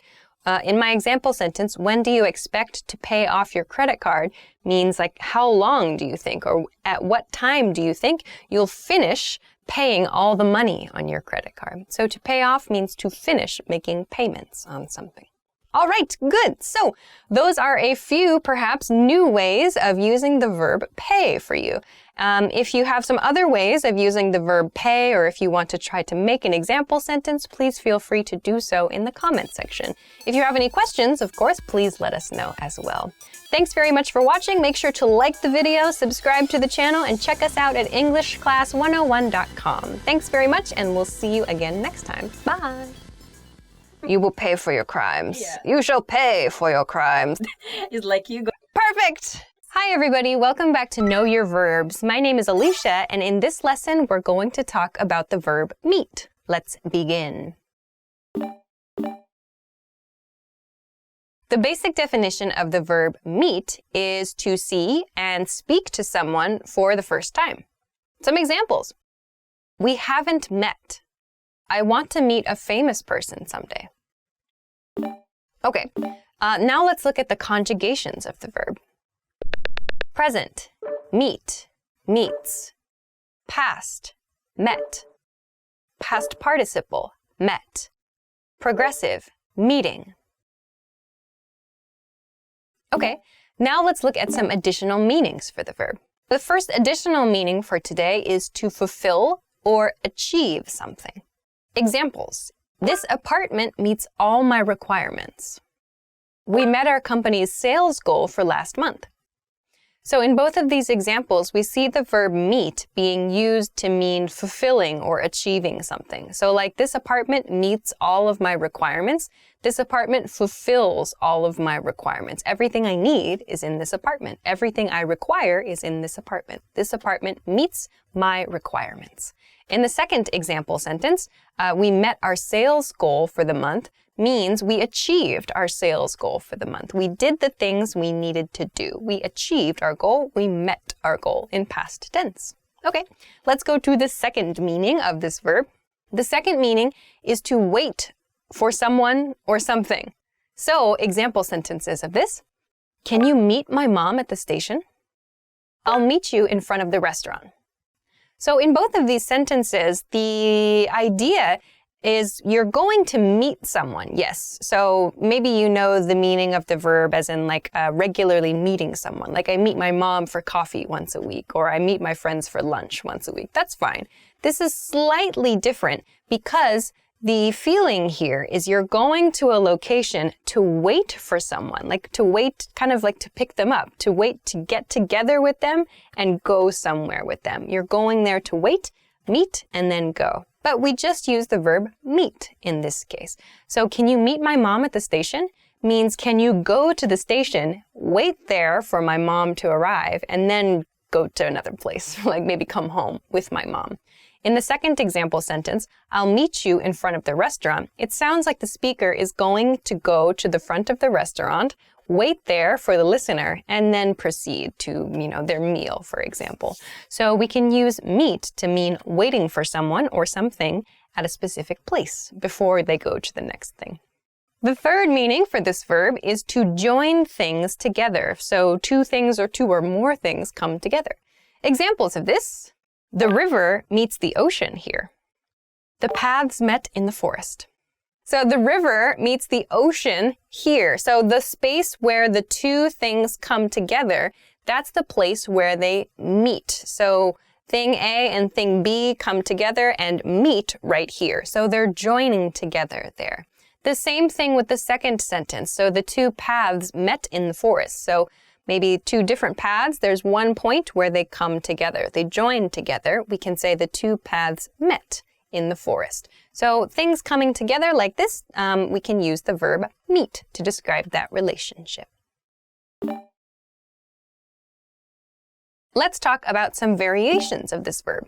The first variation is to meet halfway. To meet halfway. To meet halfway means to make a compromise or just to compromise. Let's look at some examples of this. Can we meet halfway regarding this issue? I want to go hiking and you want to have a picnic. Let's meet halfway and have lunch in the park. So These are expressions we can use to refer to a compromise. In my first example sentence, I used a question. Can we meet halfway regarding this issue? Means, can we make a compromise regarding this issue? But meet halfway means make a compromise. It's just a shorter way, kind of a little bit more friendly. To meet halfway sounds like maybe the speaker wants to compromise a little bit. The speaker is willing to let go a little bit of their opinion or their side. In the second example sentence, I gave a pretty clear situation. One person wanted to go hiking, another person wanted to have a picnic, and so the compromise was having lunch in the park. So that's meeting halfway. Let's meet halfway, let's compromise, let's make a compromise and have lunch in the park. So we can use meet halfway to refer to compromising between a couple of different ideas. So why do we say meet halfway? Because it's like if there are two opinions and they're completely different from each other, like imagine on a line, opinion A and opinion B, and right here, halfway is the compromise point. So they're saying, let's meet halfway. Let's meet at this compromise point and continue further. So meet halfway means compromise. Okay, let's go to the next variation. The next variation is to meet one's maker or to meet your maker. To meet someone's maker means to die. It's an expression that means to die, but we tend to use it a little bit, this is sort of a strange thing to say, but we use it in sort of a funny way. So we don't really use this expression to talk seriously about death. So example sentences of this. I sent that spider to meet his maker. I'm afraid of the day I have to meet my maker. Okay, so in the first example, I said, I sent that spider to meet his maker. This is an interesting way of saying, I killed a spider. So I sent that spider to meet his maker. First, let's talk about maker here. Why do we say meet his maker or meet your maker? This refers to a belief in God or a belief in a higher power. So the maker being a person, or I shouldn't say a person. So the maker would be the being that created you, that created this person, that created this thing. So to meet one's maker is to meet the person or to meet the thing or to meet the entity, whatever your belief is, that created you or that created the thing that you're talking about. So when I say, I sent that spider to meet his maker, so I'm saying I sent, meaning I caused the spider to go. So I sent the spider. I didn't actually mail a spider somewhere, but I caused the spider to go to meet his maker. In other words, I caused the spider to die. I killed the spider. That's what happened there. In the second sentence, I'm afraid to meet my maker means I'm afraid to die. But it has kind of a casual feel to it. Meet my maker or meet one's maker has sort of a not so serious feeling about death, but it means to die. So those are a few different, perhaps, ways to use the verb meet. I hope that that was helpful for you and you picked up some new vocabulary words you can use. Of course, if you know some other meanings of the verb meet, if you want to try to make an example sentence, or if you have a question, please feel free to do so in the comment section. Of course, if you liked the video, give us a thumbs up, come subscribe to the channel if you haven't already, and check us out at EnglishClass101.com for other good study tools too. Thanks very much for watching this episode of Know Your Verbs, and we'll see you again soon. Bye! Meat. Not the kind you eat. The first word? This is not top words, okay? Please feel free to do so or to contact us in the comments, I guess. That was sort of weird. I don't know where that came from. I'm going to do that again. Okay. Meat. Hi, everybody. Welcome back to Know Your Verbs. My name is Alicia, and in this lesson, we're going to talk about the verb set. Let's begin. Let's begin with the basic definition of the verb set. So, the basic definition. The basic definition is to put something in a place or in a position. Some examples of this. I always set my keys on the counter. Set your bag next to the table. Okay, let's look at the conjugations for this verb. Present, set, sets. Past, set. Past participle, set. Progressive, setting. All right, now let's look at some additional meanings for this verb. So the first additional meaning of the verb set refers to the position, meaning like the place, or the time that a story happens. So, some examples. The movie is set in New York City. My favorite book is set in the distant future. So in these examples, we see the verb set is used to refer to the place or the time when a story happens. So in the first example, I say, the movie is set in New York City, means the story takes place in New York City. So set means takes place in. The story happens in New York City. But we use set to explain that. My favorite book is set in the distant future. So this refers to a time. So the setting, the point in time when the story happens is in the distant future. So distant future means far, far, far in the future. Into the future, not the past, the future. So in the distant future, this story happens in the distant future, but we use set. So my favorite story, my favorite book is set in the distant future. So here we see it used to refer to the location or the time when a story takes place.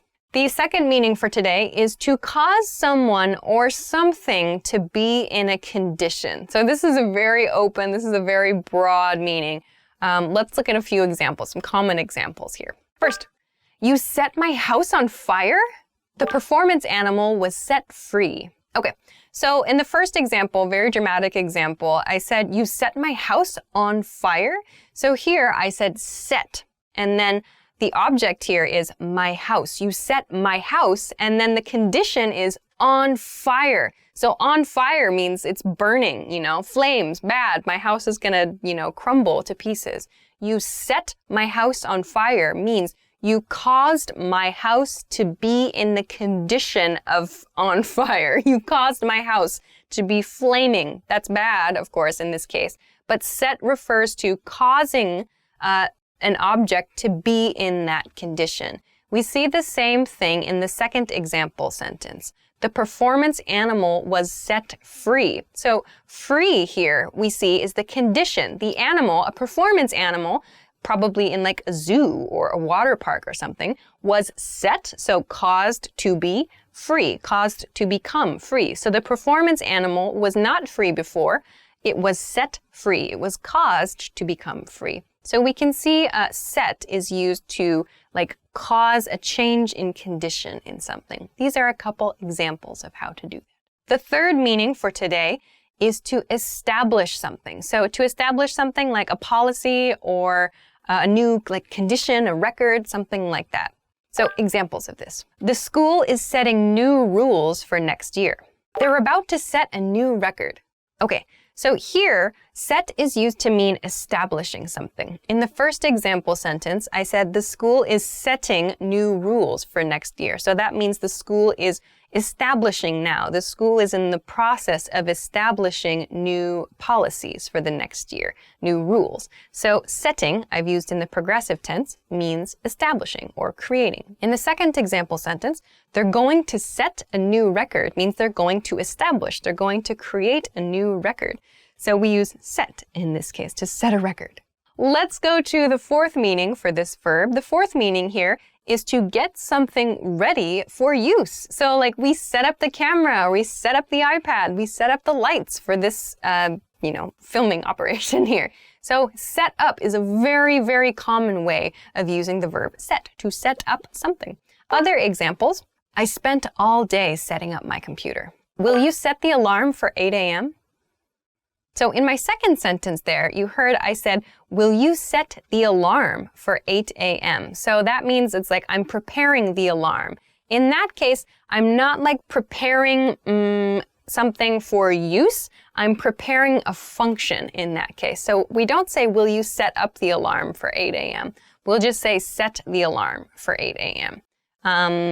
We would say set up the computer because I want to use it. I'm not setting a function of the computer. We could say set the clock on the computer. We would not say set up the clock. We would say set the clock. So set the clock is establishing the correct time.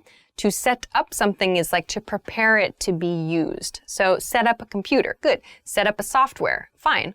But set a clock, set an alarm. It's to decide a time or to establish some kind of functionality. We don't need to use up in those cases. So this will be an addition to meaning number 4, I want to say just a quick note about how it's often used. Okay, so with this meaning, when we use the verb set to refer to getting something ready to use, like with a computer, for example, we'll often follow set with the preposition up. So, for example, I want to set up my computer, or I spent all day setting up my computer in my original example sentence. So you might see set plus up. It's commonly used with up. Not always. If you're talking more about functionality, like set an alarm or set the clock, then you don't need to use a preposition. But when you're talking about preparing something for use, you'll often see that up, the preposition up, is used in addition to set. So to set up something. So one more example might be to set the coffee pot in the coffee maker. So you're preparing it for use, but we don't say set up the coffee pot. We say set the coffee pot in the coffee maker to prepare it for use. Let's talk about some variations of how you can use the verb set. First one, to set back, to set back. To set back means to cause a delay in something. Examples, I broke my wrist and set back my project schedule. That's true. This mistake has set us back 2 weeks.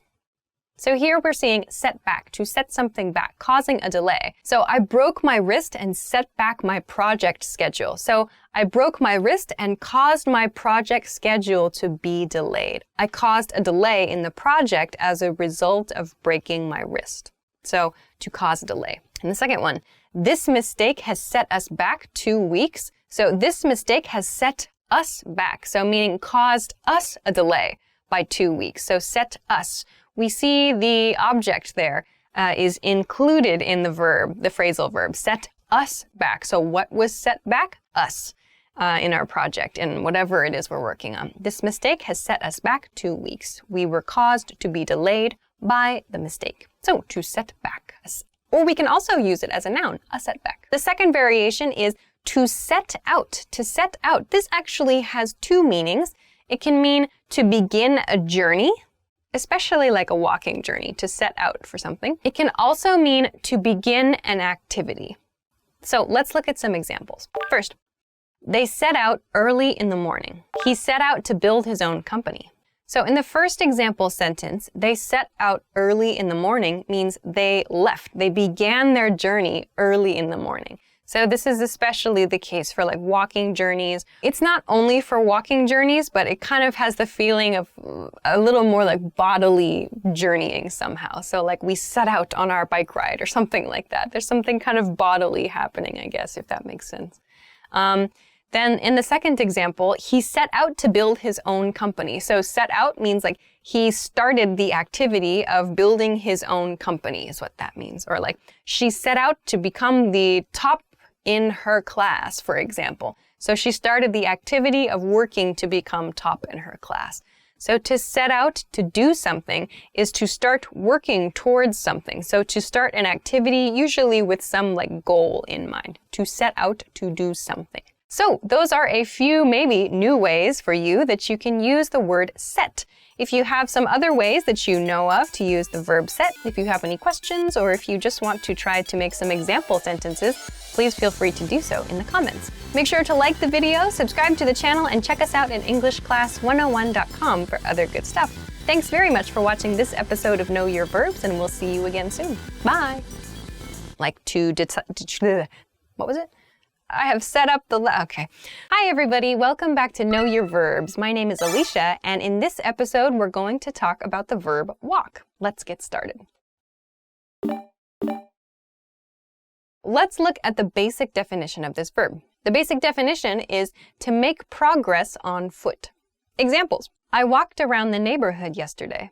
He walks around the office to stretch his legs. Now let's look at the conjugations of each verb. Present. Walk, walks.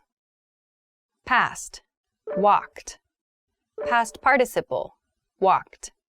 Progressive, walking. Now let's talk about some other meanings for this verb. First additional meaning for this lesson is to cause an animal to walk. Let's look at some examples. Make sure to walk the dog later. Have you walked the dogs today? So here you'll see walk the dog. So this is quite common for dogs. We don't really walk, meaning we don't really take the animal out and like go for a walk with the animal.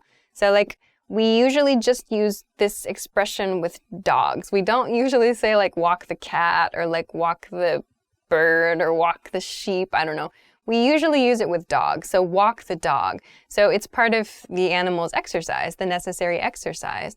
So we use walk before dog in this case. So make sure to walk the dog. Have you walked the dog? It means caused the dog to walk. The second meaning I want to talk about for this lesson is to accompany someone on foot. So you're traveling with someone on foot. Examples of this. She walked her friend to the station. Will you walk me home? All right, first example sentence says, she walked me to the station. She walked me to the station. So we're following the past tense walked with the person being accompanied, in this case me. She, my friend maybe, she walked me, she accompanied me to the station. On foot is what this means. But we use walked to make it nice and short and easy to understand. She walked me to the station. In the second example sentence, will you walk me home? It's a request, meaning, will you please accompany me home on foot? So you're within walking distance. You can walk to your home. You're asking another person, will you please walk with me to my house? So to accompany someone on foot, we can use walk to do that. Third meaning for this is actually more of an advanced meaning. This meaning is to avoid, as in like to avoid criminal punishment. Let's look at some examples of this. The defendant walked, despite a lot of evidence. I don't think he'll walk. The judge is tough. So here, walk means avoiding punishment, but we use it in like legal situations. I think the reason is because when a criminal or someone who has been accused of criminal behavior is not convicted, meaning they're not guilty or they are allowed to be free, they are not taken to jail, they can walk out of the courthouse or they can walk out of the, prison or wherever they are being kept, wherever they are being held. They can walk. So we use the verb walk to mean avoiding punishment, but it's usually just used in criminal or legal situations. So this is a more advanced use of this verb. But to walk, like I don't think he'll walk means I don't think he'll be allowed to go free. So I don't think he'll get away. I don't think he'll avoid punishment. I don't think he'll walk. Now let's talk about a few variations on the verb walk. To walk on eggshells. To walk on eggshells. Super interesting. So to walk on eggshells means to exercise great caution. So in other words, be really, really careful, to be super careful. So the image, eggshells are very fragile. It's easy to break them. So to walk on eggshells means you have to be very, very careful. Otherwise, you'll break the eggshell. So to walk on eggshells means you have to be very careful. Let's look at some examples of when we might use this expression. My manager is in a really bad mood today. Everyone is walking on eggshells. I had to walk on eggshells at that dinner last night. So if you don't know this expression, walking on eggshells, you might think like, what is this person talking about when you hear this expression? Like, everyone is walking on eggshells today? What? But it just means everyone is being really, really careful. Everyone is being really cautious. In the first example, my manager is in a bad mood. Everyone is walking on eggshells today means everyone is being very, very careful because the manager is in a bad mood and people don't want to make him or her unhappy. In the second example, I was walking on eggshells at dinner last night means I was being very careful at dinner last night. Maybe it was a high-pressure dinner situation. So walking on eggshells means being very careful. Okay, let's go to the second variation. So I prepared two variations that are very similar here. They are to walk into and to walk in on. So very similar. To walk into, as one word, into, to walk into, and to walk in on. Let's look at to walk into first. So to walk into means to crash into something when walking. So you're walking, and crash into something. Examples of this, I walked into a wall this morning. Have you ever walked into a glass door? Yes, I have. I've walked into a screen door as well too. Who has not? Who has not walked into a door? Seriously, I do it all the time. So it means you're walking and you, I hope, accidentally, you crash into something as you're walking.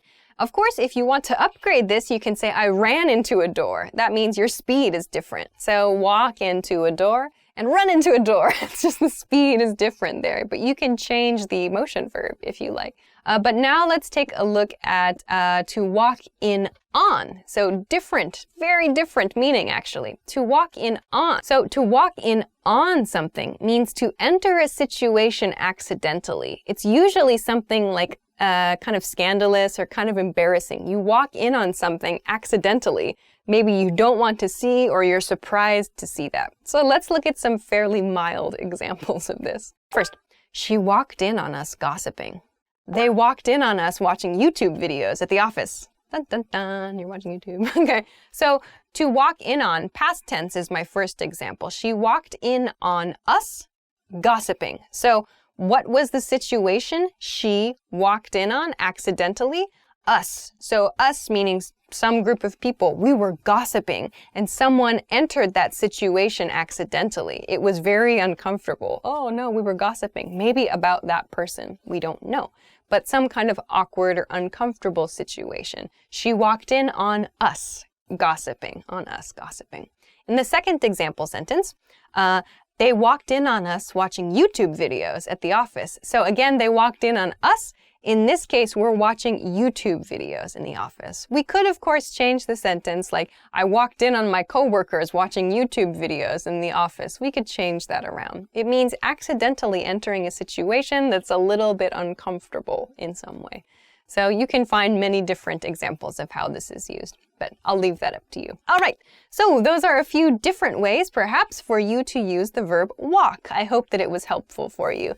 If you have any questions, if you know of some other ways to use the verb walk, or if you just want to try to make an example sentence, please feel free to do so in the comment section. Of course, if you liked the video, give us a thumbs up, subscribe to the channel, and check us out at EnglishClass101.com for some other good stuff. Thanks very much for watching this episode of Know Your Verbs, and we'll see you again soon. Bye! Is that how you walk? Always wake up late. Oh, that's just running. Hi everybody, welcome back to Know Your Verbs. My name is Alicia, and in this episode, we're going to talk about the verb lead. Let's go. Let's look at the basic definition of this verb. The basic meaning of this verb is to control a group of people. Examples. I've been asked to lead the meeting today. Do you think he'll do a good job leading the company? Here are the conjugations of the verb. Present, lead, leads. Past, led. Past participle, led. Progressive, leading. Now let's talk about some additional meanings of this verb. Meaning 1. So the first additional meaning for today is to be first or to be winning, meaning to be in first place. Example, our team is leading by 10 points. At halftime, the Brazilian team led by 2 points. So 1 point here, so maybe you can see from the example sentences, this is commonly used in sports. So to talk about a team or a person who is winning at something, some kind of competition. And when you want to talk about the score or like the difference between the team winning or the person winning and the next person who is in second place or who is losing, we can use by as the preposition before the score or the time or whatever difference there is between the winner and the loser or the winner and the second place person. So in the first example sentence, I used the expression leading by 10 points. So that means our team is winning, is in the winning position by 10 points. So there's 10 points difference between the winning team and the losing team. We see the same thing in the second sentence. In the second sentence, we saw the Brazilian team led by 2 points. So at the halftime mark, the Brazilian team led by 2 points, meaning they were 2 points higher or they had 2 more points than the losing team or the second place team. So we can use the preposition by to explain the difference there. Let's go to the second meaning for this verb. The second meaning is to cause someone to do something, and it's often kind of in a negative way. Examples of this. He led me to believe I would make a lot of money on this deal. You led me to think you were interested in dating me. So in these examples, you can think of the verb lead as meaning caused here. And it's like you caused someone to believe something that is not true, or you caused some kind of action, but it was not based on like reliable information. It was somehow an untrue situation. So there's kind of the feeling of being, deceived. So there's kind of the feeling of being deceived here. So like you led me to believe, or you led me to think, or you led me to, I don't know, something else. Led me to believe, led me to think, led me to decide, I suppose, something like that. But the idea is that there's some deceit involved. There's some misinformation. It's on purpose too. So this is kind of a negative way to use this verb. And the reason that we use led instead of caused is because led sounds like the person who is giving the information, or the object that is providing information, like has somehow has control over the situation. There's intention included there. So led me to believe is stronger than caused me to believe, because led me to believe sounds like someone is actively making an attempt to change your point of view or to change your way of thinking. Let's go to the third meaning then. The third meaning for this verb is to show someone the way, often in front of a group or in front of someone else. So examples of this: she led us to the conference room. They led us out of the building. With this meaning, as you'll see in the fourth meaning we'll talk about in just a moment, we can use a series of prepositions. So we're talking about showing someone the way to something. Therefore, we're moving. So we can use prepositions of movement to explain that movement. So I said, like, she led us to the conference room. So meaning to a destination, we use the preposition to. Or they led us out of the building. So out of the building, so leaving a place. We could say into, they led us next to, toward. So we can use these prepositions of movement to talk about the way, so the direction in which someone leads us. So shows us the way to a location.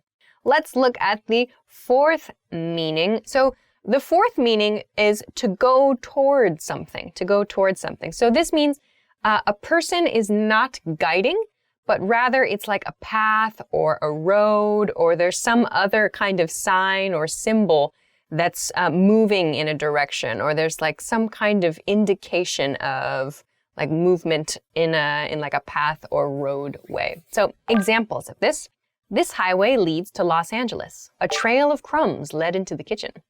Dun, dun, dun. All right, so here you can see too, even though it's not a person leading someone else, there's still some kind of movement suggested. So we use these same prepositions of movement to talk about the situation. So like a trail of crumbs led into the kitchen, meaning a trail of crumbs went from one area into the kitchen. So we can sort of see there's some movement going into the kitchen in this example sentence. Or this road leads toward Los Angeles, so in the direction of Los Angeles. So we can use these directional words along with lead in this case to show where something is going. Let's look at some variations of the verb lead. The first one is to lead someone on, to lead someone on. So to lead someone on means to cause someone to believe you're romantically interested in them. He led me on for 3 months. He just wanted information about my company. We see kind of negative situations or negative expressions along with to lead someone on. So leading someone on means you're behaving in a way that makes another person feel you're romantically attracted to them. However, you're not. So there's usually some other motivation, there's some other goal. He led me on for 3 months. His goal is actually to get information about the company. But he, in the sentence, makes the speaker think he is romantically attracted to the speaker. So that's sort of like a way of getting information that he wants. So he's not actually romantically attracted. He just wants this information and is using this person to get it. So we say to lead someone on, to make someone think they're romantically attracted, but they're actually not. Maybe they want some other benefit from you. The next variation is to lead with something. So to lead with something means to place like the most important information or the most interesting information first. So we use this a lot in like newspapers or news reports or magazines. So leading with something, leading with the most important information. Examples. The New York Times led with a story about the president. Tonight, the news is leading with a story about a terrible accident downtown. So in each of these, the implication, the idea is that the most important story in these example sentences is the first story. So in the first example, the New York Times is leading with a story about the president. So leading with means the New York Times thinks this is the most important story. It's about the president. They're starting their publication with a story about the president. In the second example sentence, it's about the news, so probably TV news. So the TV news is leading with a story about a terrible accident. In this case, that means they think that's the most important story or the most interesting story at that time. So to lead with something for a publication or a media outlet means to put the most interesting or important information first. Okay, so that's everything for this lesson. I hope that you picked up some new meanings of the verb lead and a few variations maybe. If you have any questions, if you know some other ways to use the verb lead, or if you just want to try to make a sentence, please feel free to do so in the comment section. Of course, if you liked the video, please give us a thumbs up, subscribe to the channel, and check us out at EnglishClass101.com for other good study resources. Thanks very much for watching this episode of Know Your Verbs, and we'll see you again soon. Bye! I will lead you to the verb lead. Leading. See, this is what I mean. So here, as you'll see also as... Do you think he'll... Hi everybody, welcome back to Know Your Verbs. My name is Alicia, and in this episode, we're going to talk about the verb move. Let's look at the basic meaning of the verb move. So the basic definition of the verb move is to go to a different place or a different condition. Let's look at the conjugations of this verb. Present, move, moves. Past, moved. Past participle, moved. Progressive, moving. Now let's talk about some additional meanings of this verb. So the first additional meaning for today is to persuade or to prompt someone to do something. Some examples of this. We were moved to act when we saw the destruction after the disaster. The documentary moved me to volunteer in my community. So in both of these examples, we use the verb moved, in this case, to explain being prompted to do something. In the first example sentence, I said we were moved to act. Moved to act means like to take action, to do something because of a disaster. So in this case, the speaker saw like disaster, the horrible damage from a disaster, and the speaker and someone else were moved. They were persuaded or prompted to take action. So in the second example sentence, we see the same thing. The documentary moved me to volunteer in my community. So here we see the same pattern, moved plus the infinitive form, moved to act, moved to volunteer in my community. So in this case, I was moved to volunteer in my community because of a documentary. So the documentary prompted me or persuaded me to volunteer. So we can use move to mean like pushed us or persuaded us to do something. So meaning two is to activate emotions or feelings. Examples of this second meaning. The movie moved me to tears. We were so moved by your generosity.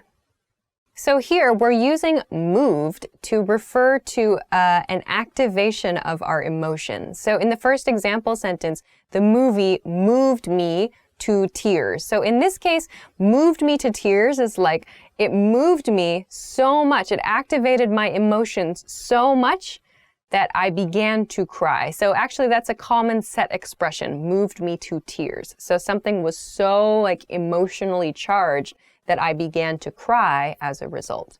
So in the second example sentence, we were so moved by your generosity, it means your generosity, so the listener, did something very generous, and that caused the speaker to feel strong emotions, or their emotions kind of were activated or stirred or roused.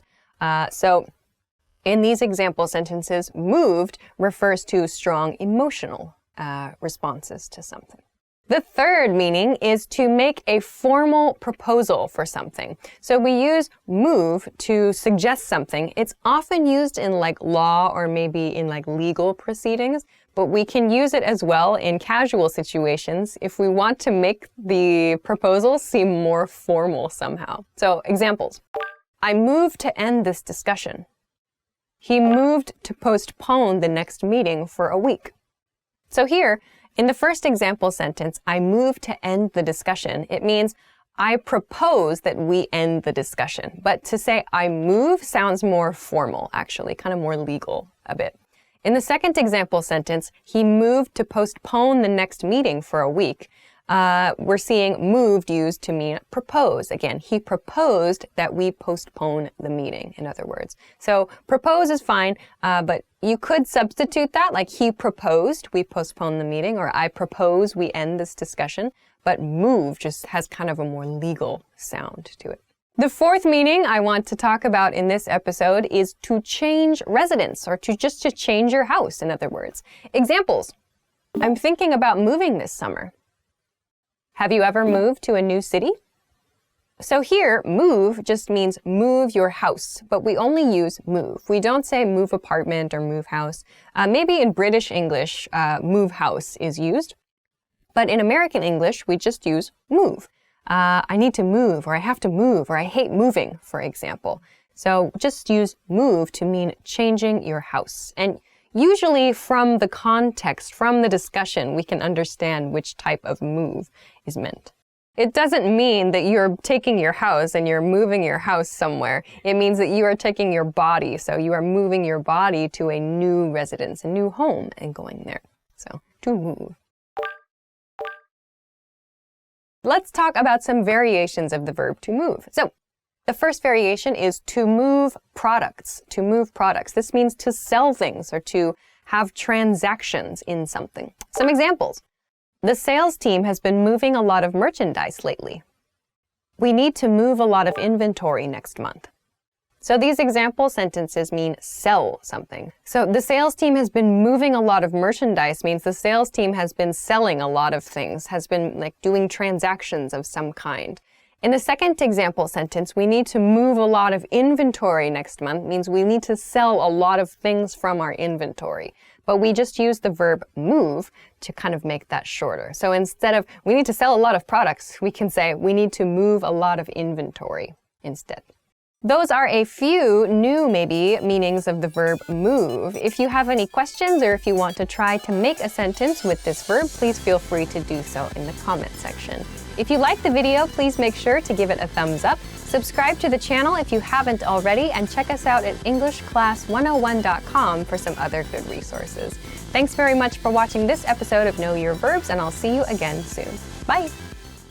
Hi everybody, welcome back to Know Your Verbs. My name is Alicia, and in this episode we're going to talk about the verb live. Let's go. The basic definition of the verb live is to be alive. To be alive. So like, I want to live.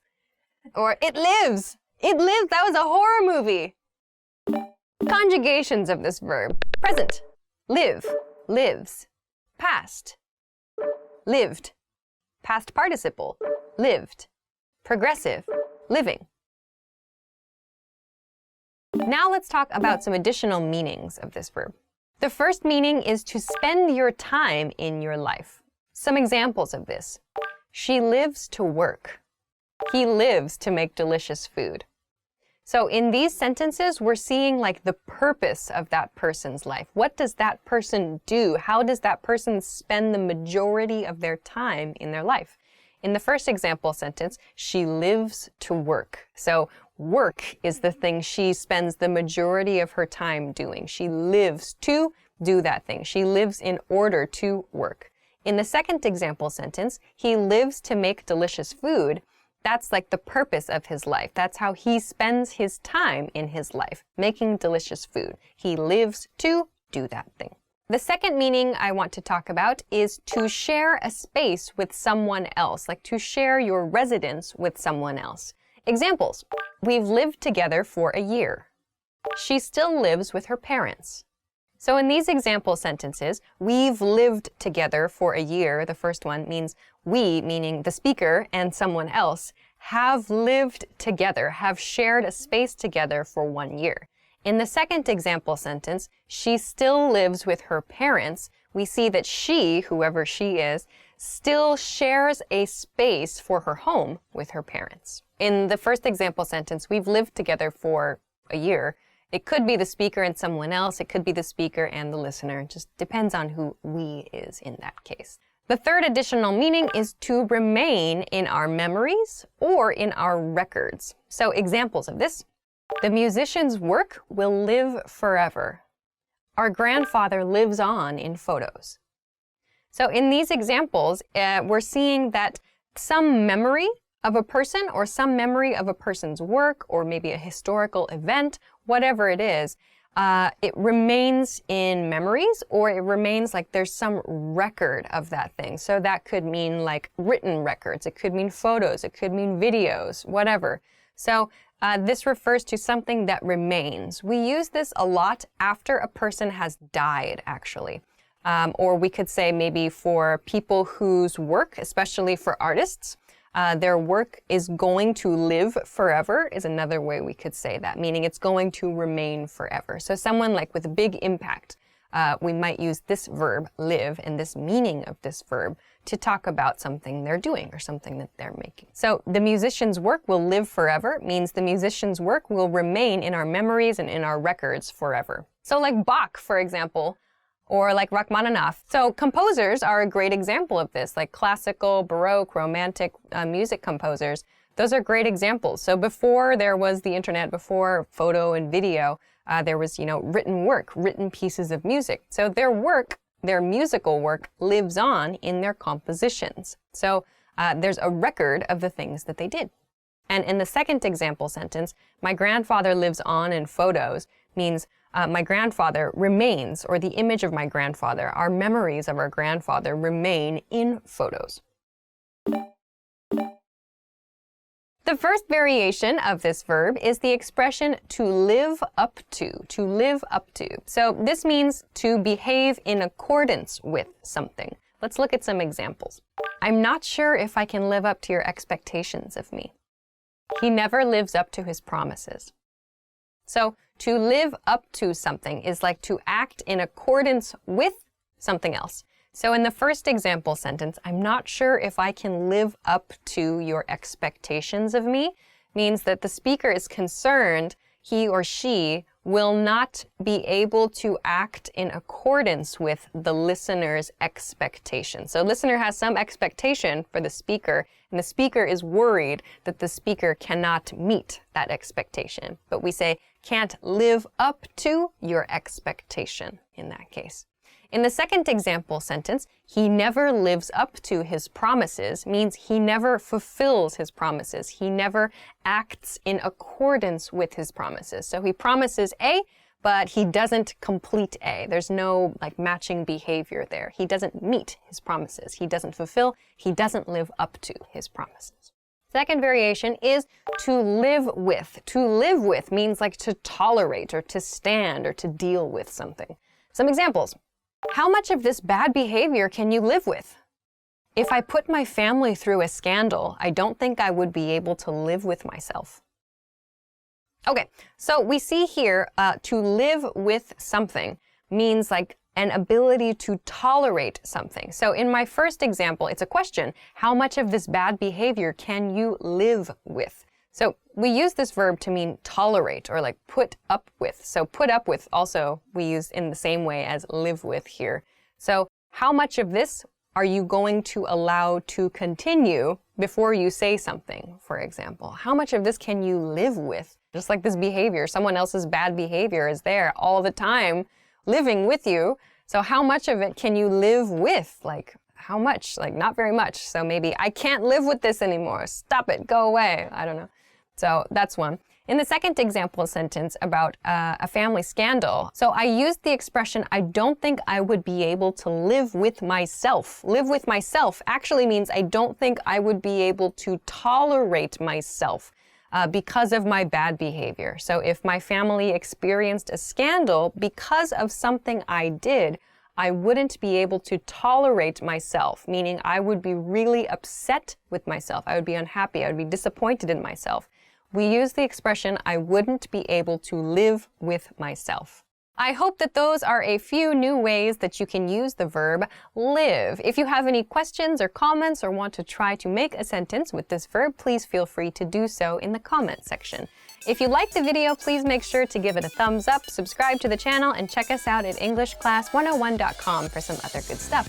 Thanks for watching this episode of Know Your Verbs, and we'll see you again soon. Bye!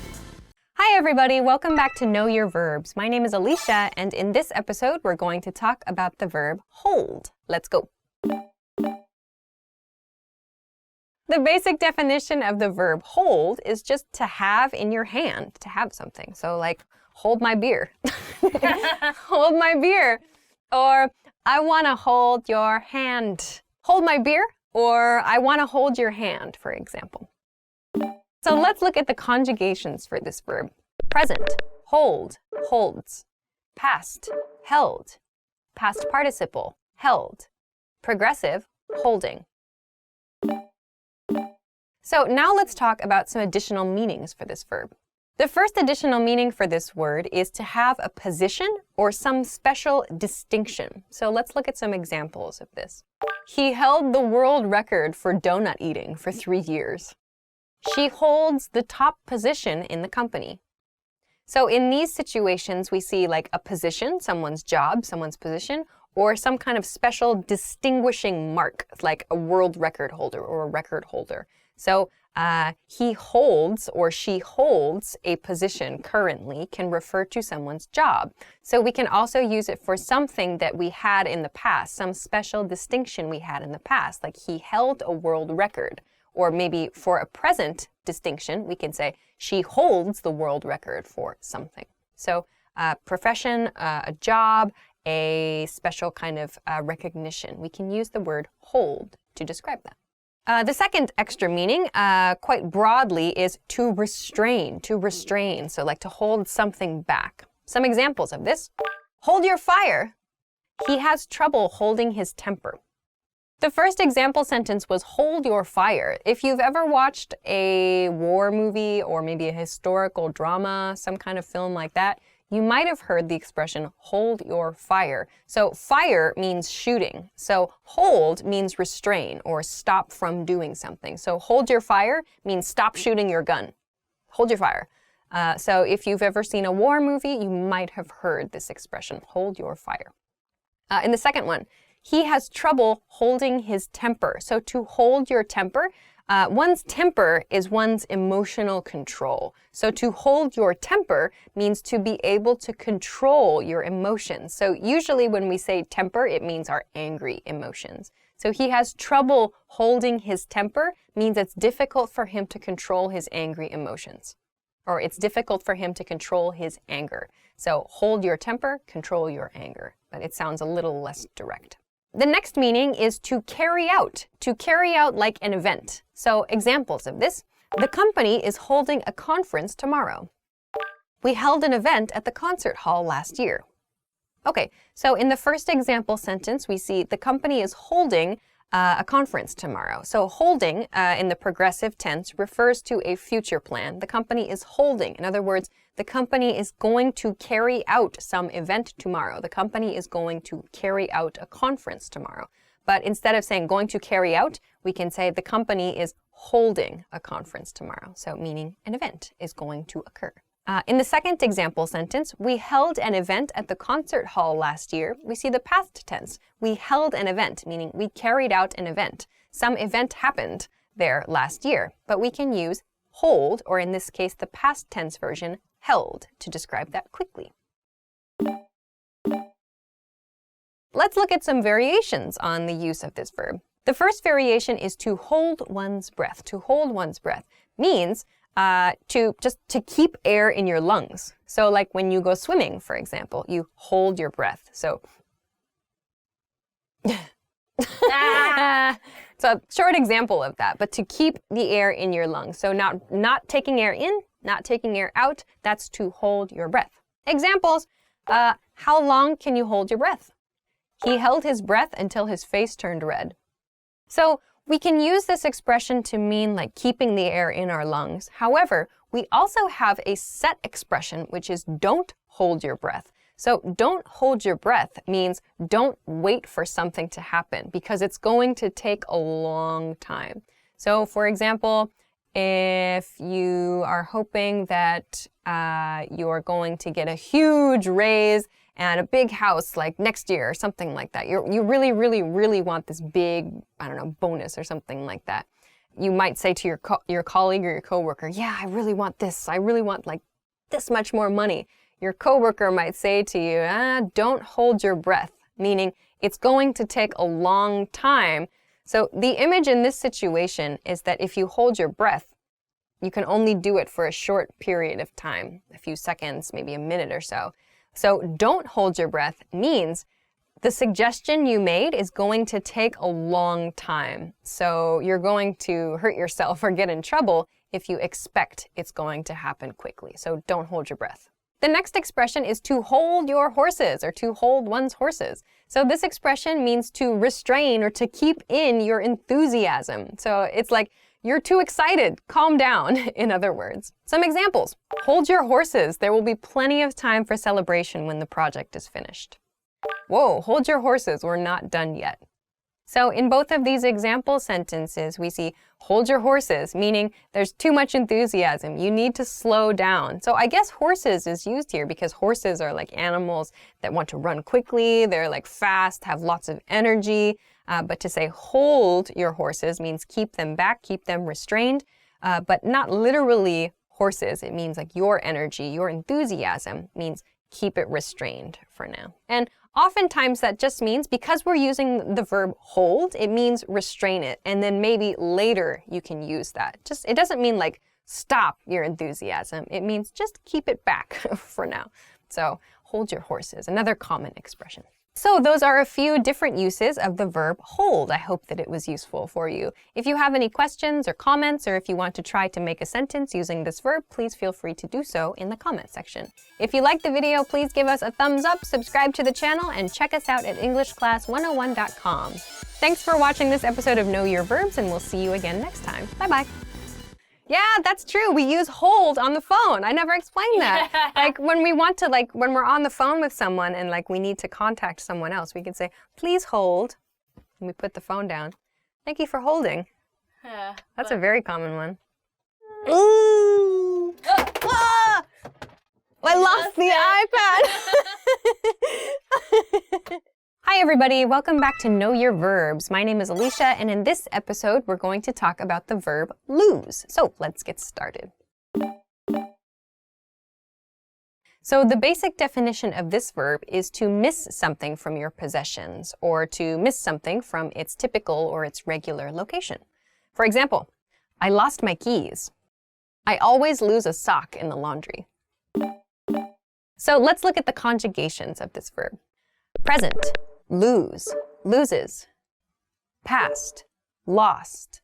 Past participle, lost. Progressive, losing.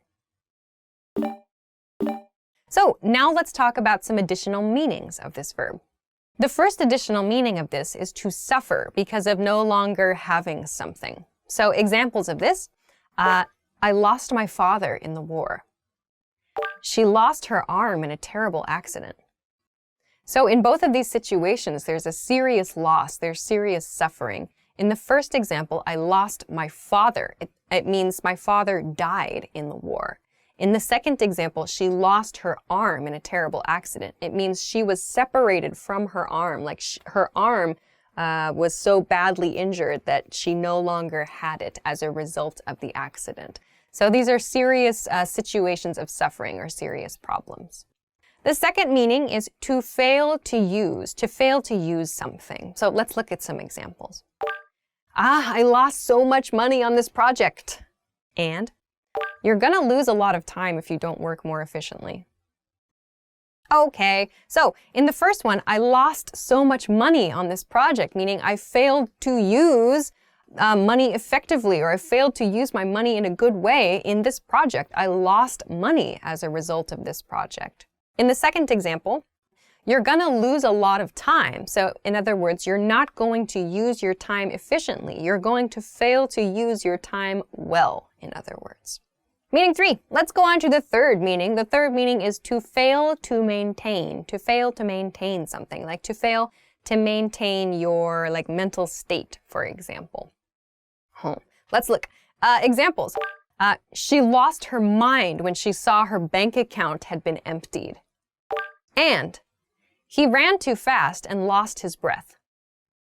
So the first one, she lost her mind. It doesn't mean like her head was separated from her body. It means she lost control of, she could not maintain her mental state, her mental condition, because something else happened. Like she lost her mind when she saw her bank account had been emptied. Like she went crazy. Oh my gosh, it was such a surprising situation. She lost her mind. She lost control.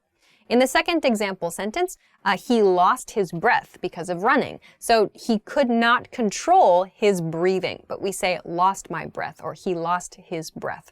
So that means he could not maintain his breathing. The fourth meaning is to get rid of something, to get rid of something. So we see this in examples like, you really need to lose some weight. Oh, and we lost our attackers by hiding under a bush. You really need to lose some weight. So meaning you need to get rid of some weight from your body. You need to remove weight from your body. In the second example, we lost our attackers means we were separated. We were able to separate ourselves. We were able to remove the attackers from us because we hid under a bush in this case. I don't know what the situation is. But either way, you're separating from something else. You're removing yourself from something else. Losing weight or losing your attackers in this case. Let's go on to some variations of this verb then. All right, first variation. The first variation is to lose one's lunch. To lose one's lunch. This is an expression we use that means to vomit, means to throw up, to lose your lunch. Examples of this. Ugh, I'm about to lose my lunch. And someone lost their lunch on the airplane. So in that second sentence, it doesn't mean that someone forgot lunch in their seat on the airplane. This is an expression that we use to mean someone vomited on an airplane. Someone lost their lunch on an airplane. But it sounds less disgusting to say lose your lunch. It's because the idea is you ate lunch and then it came back up and you lost it. It was separated from you. You lost your lunch. That's the idea. We don't say lost your breakfast. We don't say lost your dinner. We only say lunch. I don't know why, but that's the expression. Oh, I lost my brunch. Lost my brunch. Yeah, it's always lost my lunch. Always lost my lunch. So it means to vomit, to throw up. You. Okay. The last variation for this verb is to lose it. To lose it, where it is your emotional control. To lose it.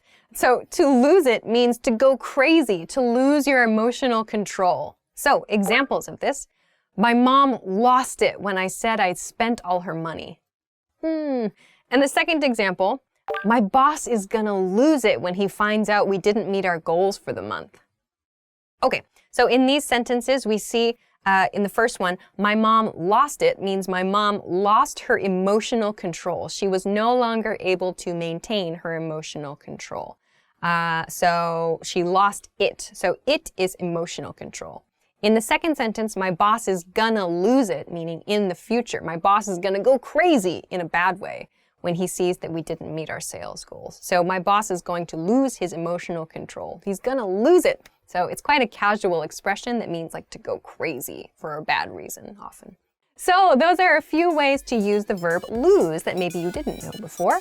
If you have any questions or if you want to try to make a sentence, please feel free to do so in the comment section of this video. If you liked the video, please give us a thumbs up, subscribe to the channel, and check us out at EnglishClass101.com for other good stuff too. Thanks very much for watching this episode of Know Your Verbs, and we'll see you again soon. Bye! Don't lose focus on your studies! Hi everybody, welcome back to Know Your Verbs. My name is Alicia, and in this episode, we're going to talk about the verb stand. Let's go. The basic definition of the verb to stand is to support yourself on your feet. Examples. I am not standing. Don't stand in the street. Here are the conjugations of this verb. Present, stand, stands. Past, stood. Past participle, stood. Progressive, standing. Okay, now let's talk about some additional meanings of this verb. Meaning 1. The first meaning is to tolerate something that's negative or unpleasant. Examples. I can't stand the sound of her voice. He can't stand the smell of gasoline. So in these two examples, there's something negative or there's something unpleasant involved. In the first example sentence, it's the sound of her voice. So by saying, I can't stand the sound of her voice, it means I can't tolerate this negative experience that is the sound of her voice. So in other words, her voice sounds unpleasant. Her voice is negative. I don't like it. I can't stand it. I can't tolerate it.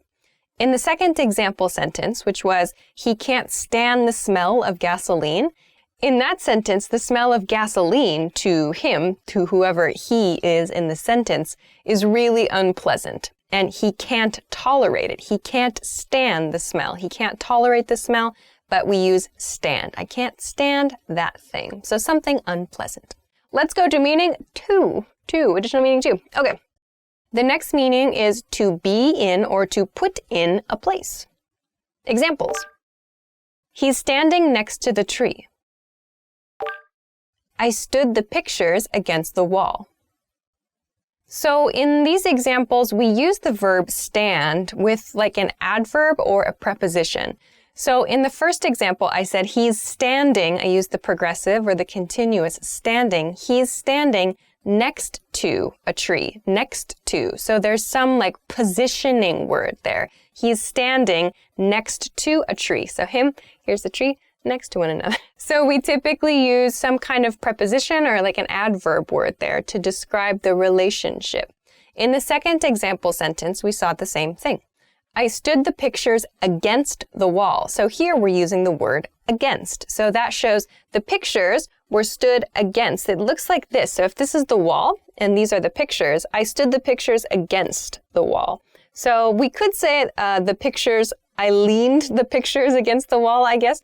But we also can say I stood the pictures against the wall. So stood is like, imagine you're standing on your 2 feet. Yes, but the pictures also maybe have like their feet, the bottom of the picture is on the ground, and we lean them, we stand them against the wall. Like we stand up the object so we can see the picture against the wall.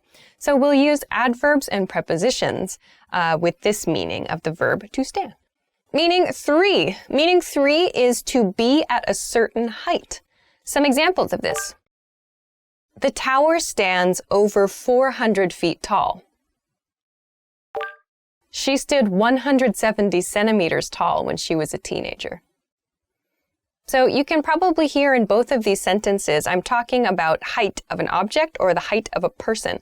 So in the first example sentence, I talked about a tower. So the tower was over 400 feet. So in the first example sentence, I said the tower stands over 400 feet tall. So I'm using stands in the present tense to refer to its like constant condition. So remember, we use present tense to talk about general facts. So the tower stands, it stands, and then I said over 400 feet tall. Over means more than, 400 feet is the height, and then tall we use to refer to the height of the object in general. So the tower stands over 400 feet tall. Same thing in the second sentence. She stood 170 centimeters tall when she was a teenager. So we're using the measurement, so 400 feet, 170 centimeters, we follow by tall. And all of that is preceded by stand, the verb stand. So she stood 170 centimeters tall when she was a teenager. That's past tense though. So we can use stand to refer to the height of someone or something. So meaning number 4 for this verb is to have an opinion, to have an opinion. Let's look at some examples. Where do you stand on gun control?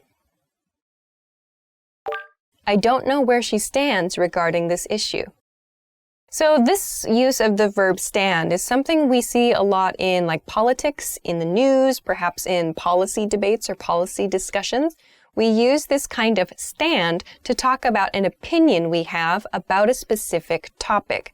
So we'll follow the verb stand with on, or perhaps regarding, or maybe with regard to. So in my first example sentence, I talked about gun control as the topic. I said, where do you stand on gun control? So where do you stand on gun control? On in this sentence really means about, but we don't use about after the verb stand. We don't say, where do you stand about gun control? That's not an expression we use. Instead, we use on. Where do you stand on gun control? And also, we typically use an expression like this in very common or very well-known topics. So if you're debating something that's very, very specific, it's probably not a good idea to use stand in that case. We use it for very, very broad topics that most people are familiar with and that most people have an opinion about. So gun control could be one example, or maybe where do you stand on environmental issues, for example? Something like that, a very general, well-known topic. In the second sentence, we see the same thing. I don't know where she stands regarding this issue. So regarding is like a formal word meaning about. Again, we don't use about here, but regarding is okay to use. So the same thing as we saw in the first example sentence, we're introducing like a topic for discussion that is well known in that condition, in that state. Now let's look at some variations with the verb stand. The first one is to stand up for oneself, or to stand up for yourself. This means to defend yourself against attacks, usually verbal attacks. A verbal attack is an attack with words, someone shouting or an argument. Examples of this. You should stand up for yourself if you know you're right. The young girl stood up for herself. I want to introduce one that's also very similar to this, which is to stand up against, to stand up against. That means to defend yourself against a specific enemy or a specific like kind of attacker. It can be verbal again. So examples of this. I stood up against the scary manager. Or he stood up against his greedy landlord. So in these examples where we're standing up to someone else or standing up against something else, we're defending ourselves against some kind of negative thing outside us. So like he stood up to his greedy landlord, meaning he defended himself against this person who's trying to, I don't know, take advantage of him or something. Or I stood up to the scary manager. So that means the manager, there's some kind of negative force there with the manager, but I defended myself against that. So we can say to stand up against that specific person or that specific enemy, or we can say to stand up for yourself. So for introduces like the reason, the thing we are defending. So I stood up for myself. We can also replace that. Like I stood up for my mom. I stood up for my younger brother at school. So when you're defending someone else, you can use that expression. The next variation is to stand out. To stand out. This means to be noticeable, to be very noticeable. Examples. Whoa, that guy's hair really stands out. This candidate really stood out from all the other applicants. So to stand out meaning to be very noticeable. In these example sentences, maybe this guy has just big hair and we can really see him like easily. We can say, whoa, that guy's hair stands out. Or maybe he has like bright neon yellow hair or something. So something that's very noticeable about a person, we can say, whoa, that person really stands out, like physically. We can see them really, really well. We have that. But we can also use the expression to stand out to talk about a person's skill sets or their abilities, like when you're reviewing job applications, for example. Like, wow, this person has a really amazing skill set. He or she really stands out from the competition, or she really stands out from the other applicants, for example. So you can talk about being able to physically notice someone really well, or you can talk about noticing someone for their skills and their abilities with the verb to stand out. Great. All right. So those are a few maybe new meanings of the verb stand and some variations for you. Of course, if you know of other ways to use the verb stand, or if you want to try to make an example sentence, please feel free to do so in the comment section. If you liked the video, please make sure to give it a thumbs up, subscribe to our channel, and come check us out at EnglishClass101.com for other good resources for your studies. Thanks very much for watching this episode of Know Your Verbs, and we'll see you again soon. Bye! Hi everybody, my name is Alicia. Welcome back to Know Your Verbs. In this episode, we're going to talk about the verb keep. Let's get started. The basic definition of the verb keep is to have in possession. So like to own something or to hold something is to keep. Here are the conjugations for this verb. Present tense, keep, keeps. Past tense, kept. Past participle tense, kept. Progressive tense, keeping. Now let's talk about some additional meanings of this verb. The first additional meaning for this lesson is to stop something from going somewhere. This can mean to stop a person, like from leaving or from going to another place, or to stop an object from moving or from going somewhere. Let's look at some examples. Is our manager at the office? Can you keep her there for 10 more minutes? Okay, next one. Keep that car inside the gates. So don't let it go outside the gates. Keep it inside the gates. Meaning number two, additional meaning number two for the verb keep, to cause to remain in a condition or to cause to remain in a situation. Let's look at some examples. Sorry to keep you waiting. So here, sorry to keep, sorry to make you stay in the waiting condition, in the waiting situation. Sorry to keep you waiting. The boss has kept us wondering about changes for months.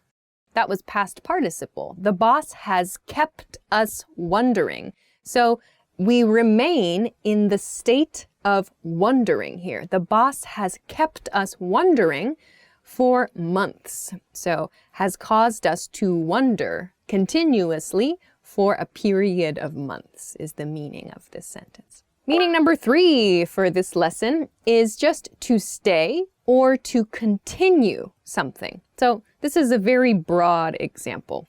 Let's look at a couple examples. First, keep your head. Keep your head sounds really strange, right? So to keep your head doesn't mean like hold on to your head.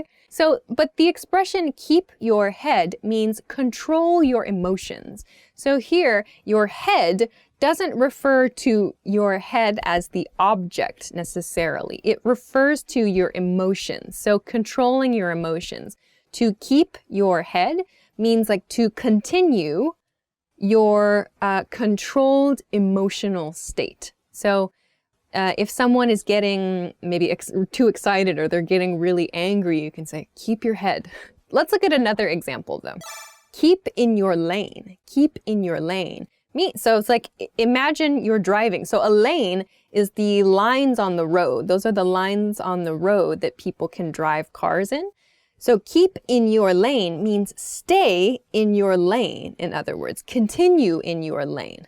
We say keep, but it doesn't mean hold. It means continue in your lane. So if someone else, if maybe the person you're driving with is trying to move to a different lane, you can say keep in your lane, just stay there.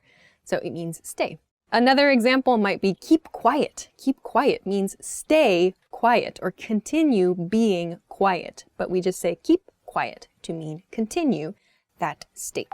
Meaning number four of keep is to persist in a behavior. So to persist means to do something many, many times, to continue doing something many times. In this case, a behavior. A behavior is repeating. So let's look at some examples. This guy keeps calling me. So a guy, in this case, keeps calling my phone. He keeps calling me. So repeatedly, this person is calling me repeatedly. He keeps calling me. Another example. We kept sending messages until they responded. We kept sending messages until they responded. So meaning we repeatedly sent messages to someone or maybe to a company until we received a response. So when we received a response, we stopped sending messages. We kept sending messages until they responded. Let's go on to some variations of the verb keep. The first variation is to keep an eye on someone. To keep an eye on someone. This expression means to watch, like to watch someone closely often too. Some examples. Yeah, she's keeping an eye on me. She always keeps an eye on the screen. Our boss keeps an eye on our work. Example, keep an eye on him. He's up to something. If someone says keep an eye on him or like keep an eye on her with that kind of suspicious intonation, this is kind of a negative expression, like that person is suspicious, so watch that person. So keep an eye on him. But if you say it with an upward intonation, kind of happy, like, whoa, keep an eye on him. He's doing exciting things. That means like you should watch that person and expect something positive. Like we have positive expectations for that person. So this is an important phrase to listen to the intonation. Okay, next example of that though. I'm keeping my eye on you. I'm keeping my eye on you. So again, this is an expression where intonation is important. I'm keeping my eye on you and I'm keeping my eye on you have very different meanings. So I'm keeping my eye on you with that downward intonation sounds suspicious. I'm suspicious of you. I'm keeping my eye on you. If, however, we emphasize you with that kind of upward intonation in the sentence, I'm keeping my eye on you, it sounds like I'm expecting good things from you. I'm going to watch you with positive expectations. The next variation is to keep one's eyes open, to keep my eyes open, to keep your eyes open. So to keep your eyes open, I use this actually a lot in like live streams, I think. I say like keep your eyes open for that or like keep an eye out for that. So actually you can use keep your eyes open or keep an eye out. It's sort of a weird expression. So let's start with keep your eyes open. So plural eyes, two eyes. Keep your eyes open, usually for a thing. Keep your eyes open for new ideas. Or, I'll be keeping my eyes open for the exciting announcement. So that means I will be watching for an announcement. Or please watch for new ideas in the first example sentence. So keep your eyes open means watch for something. Watch for something. The expression keep an eye out for means the same thing, but we use the singular eye. So keep an eye out for new ideas. Keep an eye out for an exciting announcement. We can use either the singular or the plural, I or eyes. So, did you learn a little bit more about the word keep? I hope so. If you have some other meanings or if you know some other variations, have any questions, or if you want to try to make an example sentence, please feel free to do so in the comment section. Of course, if you liked the video, please give us a thumbs up. You can subscribe to the channel, and you can check us out for more good resources at EnglishClass101.com. Thanks very much for watching this episode of Know Your Verbs, and we'll see you again soon. Bye! Hi everybody, my name is Alicia. Welcome back to Know Your Verbs. In this episode, we're going to talk about the verb let. Let's go. The basic definition of the verb let is to allow or to permit something. So allow or permit. The conjugations of this verb. Present tense, let, lets. Past tense, let. Past participle tense, let. Progressive tense, letting. Now let's talk about some additional meanings of the verb let. The first additional meaning of this verb for this lesson is to allow to enter or leave a situation. So let's look at some examples. Please let us in. It's cold. And when talking to a police officer, for example, the police might say, I'll let you go with a warning. I'll let you go. So in the first example, please let us in. Please let us in means please allow us to enter. Allow us to enter. It's cold outside, so allow us to enter a building. In the second example, the police officer says, I'll let you go with a warning. I'll let you go with a warning means I'll allow you to leave, but I'll give you a warning, not a ticket. So, to allow to enter or to leave something. The next additional meaning for this lesson is used as an imperative. So imperative, it's like to propose something or to request something. So, for example, let us see, or let us consider these options. So here I'm not using the contracted let's see or let's consider. It sounds more formal to use let us see or let us consider. But these are very common ways to make a request or to make a proposal to a group of people. Like, let's see what he does. Let us see. It's like, this is my proposal. I request we see something. I request we consider something. Let us see. Let us consider these options. The next additional meaning comes from British English. We do not use this in American English, but to let can mean to rent a room, to rent a room. So again, we do not use this in American English, but this is common in British English, to let, to let. In a sentence, he let a room to a young woman from another city. To let a room. Another one, I'm letting a room from a wealthy couple. Let's talk about some variations of the verb let. First one, to let go, to let go. Actually, there are a few meanings of to let go. I'll talk about two of them here. One means to dismiss someone from a job. To dismiss someone means to fire someone from their job, from their employment. Examples.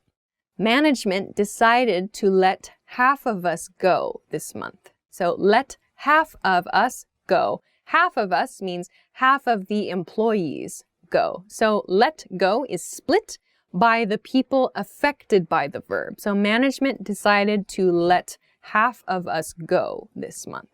Okay, another example. I'm sorry, but we have to let you go. I'm sorry, but we have to let you go. Again, the phrasal verb let go is separated by the person affected by the action. Let you go. In other words, I'm sorry, we have to fire you. I'm sorry, we have to dismiss you from your employment. Okay, so to let go is another expression to mean to remove someone from their job. It is a nicer way. It's a nicer way to say you're fired, to let someone go. To go on to the second meaning of to let go, we use this quite broadly to mean to relax or to release something. So it can mean to release stress, for example. In a sentence, try to let go of your stress. Try to let go. So try to release your stress. Let it go. Oh, God. Oh, God. Everybody knows. Okay. Another example, let go of me. Let go of me. So you can use this if someone is holding you for some reason. So let go of me means release me. So let go of me, or like let go of her. Let go of him means release, or release her, release him. This is similar to the next variation of let, which is let out, to let out. We use the word let out to mean to free something, to release something. Usually though, something has been confined, something has been kept. An example of this is, let me out of this room. Let me out of this room. So let and out are separated by me. So I am the person affected here. I am asking to be released from the room. Let me out of this room. Another example, she let out a terrifying scream. She let out a terrifying scream. So maybe inside her, there was this frightened emotion. She felt scared, so she released that emotion with a scream. So she let out a terrifying scream. It was freed from her body.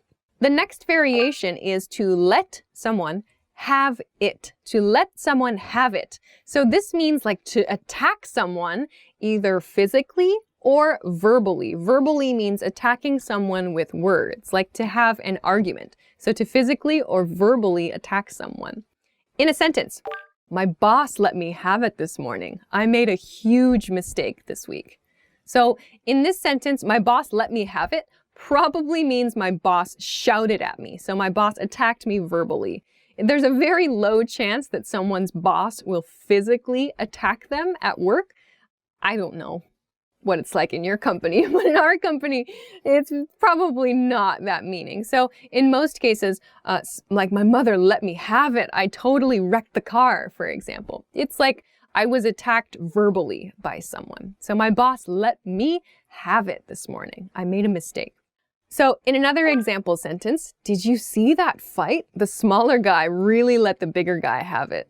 So here I said the smaller guy really let the bigger guy have it. So again, in this example, the person affected by the action, the person receiving the attack, in this case, the bigger guy, is the one who is inserted into the verb phrase. So the smaller guy really let the bigger guy have it. So the bigger guy was the one who was attacked in this case. So to let someone have it means to attack someone with words or with physical force. I hope that helped you learn a little bit more about the verb let. If you have any questions, if you know some other meanings, if you have some other variations you want to mention, please feel free to leave them in the comments along with any questions you might have. If you liked the video, please make sure to give it a thumbs up, subscribe to the channel, and check us out at EnglishClass101.com for some other good stuff. Thanks very much for watching this episode of Know Your Verbs. We'll see you again soon. Bye! Hi everybody, my name is Alicia. Welcome back to Know Your Verbs. In this lesson, we're going to talk about the verb help. The basic definition of the verb help is to assist or to aid. Let's look at the conjugations of this verb. Present tense, help, helps. Past tense, helped. Past participle tense, helped. Progressive tense, helping. Now let's talk about some additional meanings of this verb. The first additional meaning, to make something nicer or to make something more pleasant, to make an experience better somehow. Examples of this, like, that massage really helped my backache. Another example, I think it'll help if you restart your computer. So in each of these sentences, we use the verb help to show that something, some situation or some behavior caused another situation to become better or improved, more pleasant. So in the first example, a massage improved my back. So it really helped my backache, means like my backache became more bearable. It's not so bad now. In the second example sentence, the speaker thinks that maybe restarting the computer will improve the computer's performance, will make the performance better. So we use help in this way. The second meaning is to avoid something. So let's look at some examples. I'm sorry you fell down. I can't help laughing. I can't help laughing. I know, right? I can't help laughing. It means I can't avoid laughing. It's just not possible. I can't avoid laughing. It just comes out. I can't help laughing. Another example. I can't help wondering, what's the company going to do next? So I can't avoid wondering. I can't stop myself from wondering, what is the company going to do next? The third meaning of this verb is to serve, as in to serve food or drink. So let's first look at some examples of this, and then we'll explain. Please help yourself to anything you'd like. Guests may help themselves at the buffet.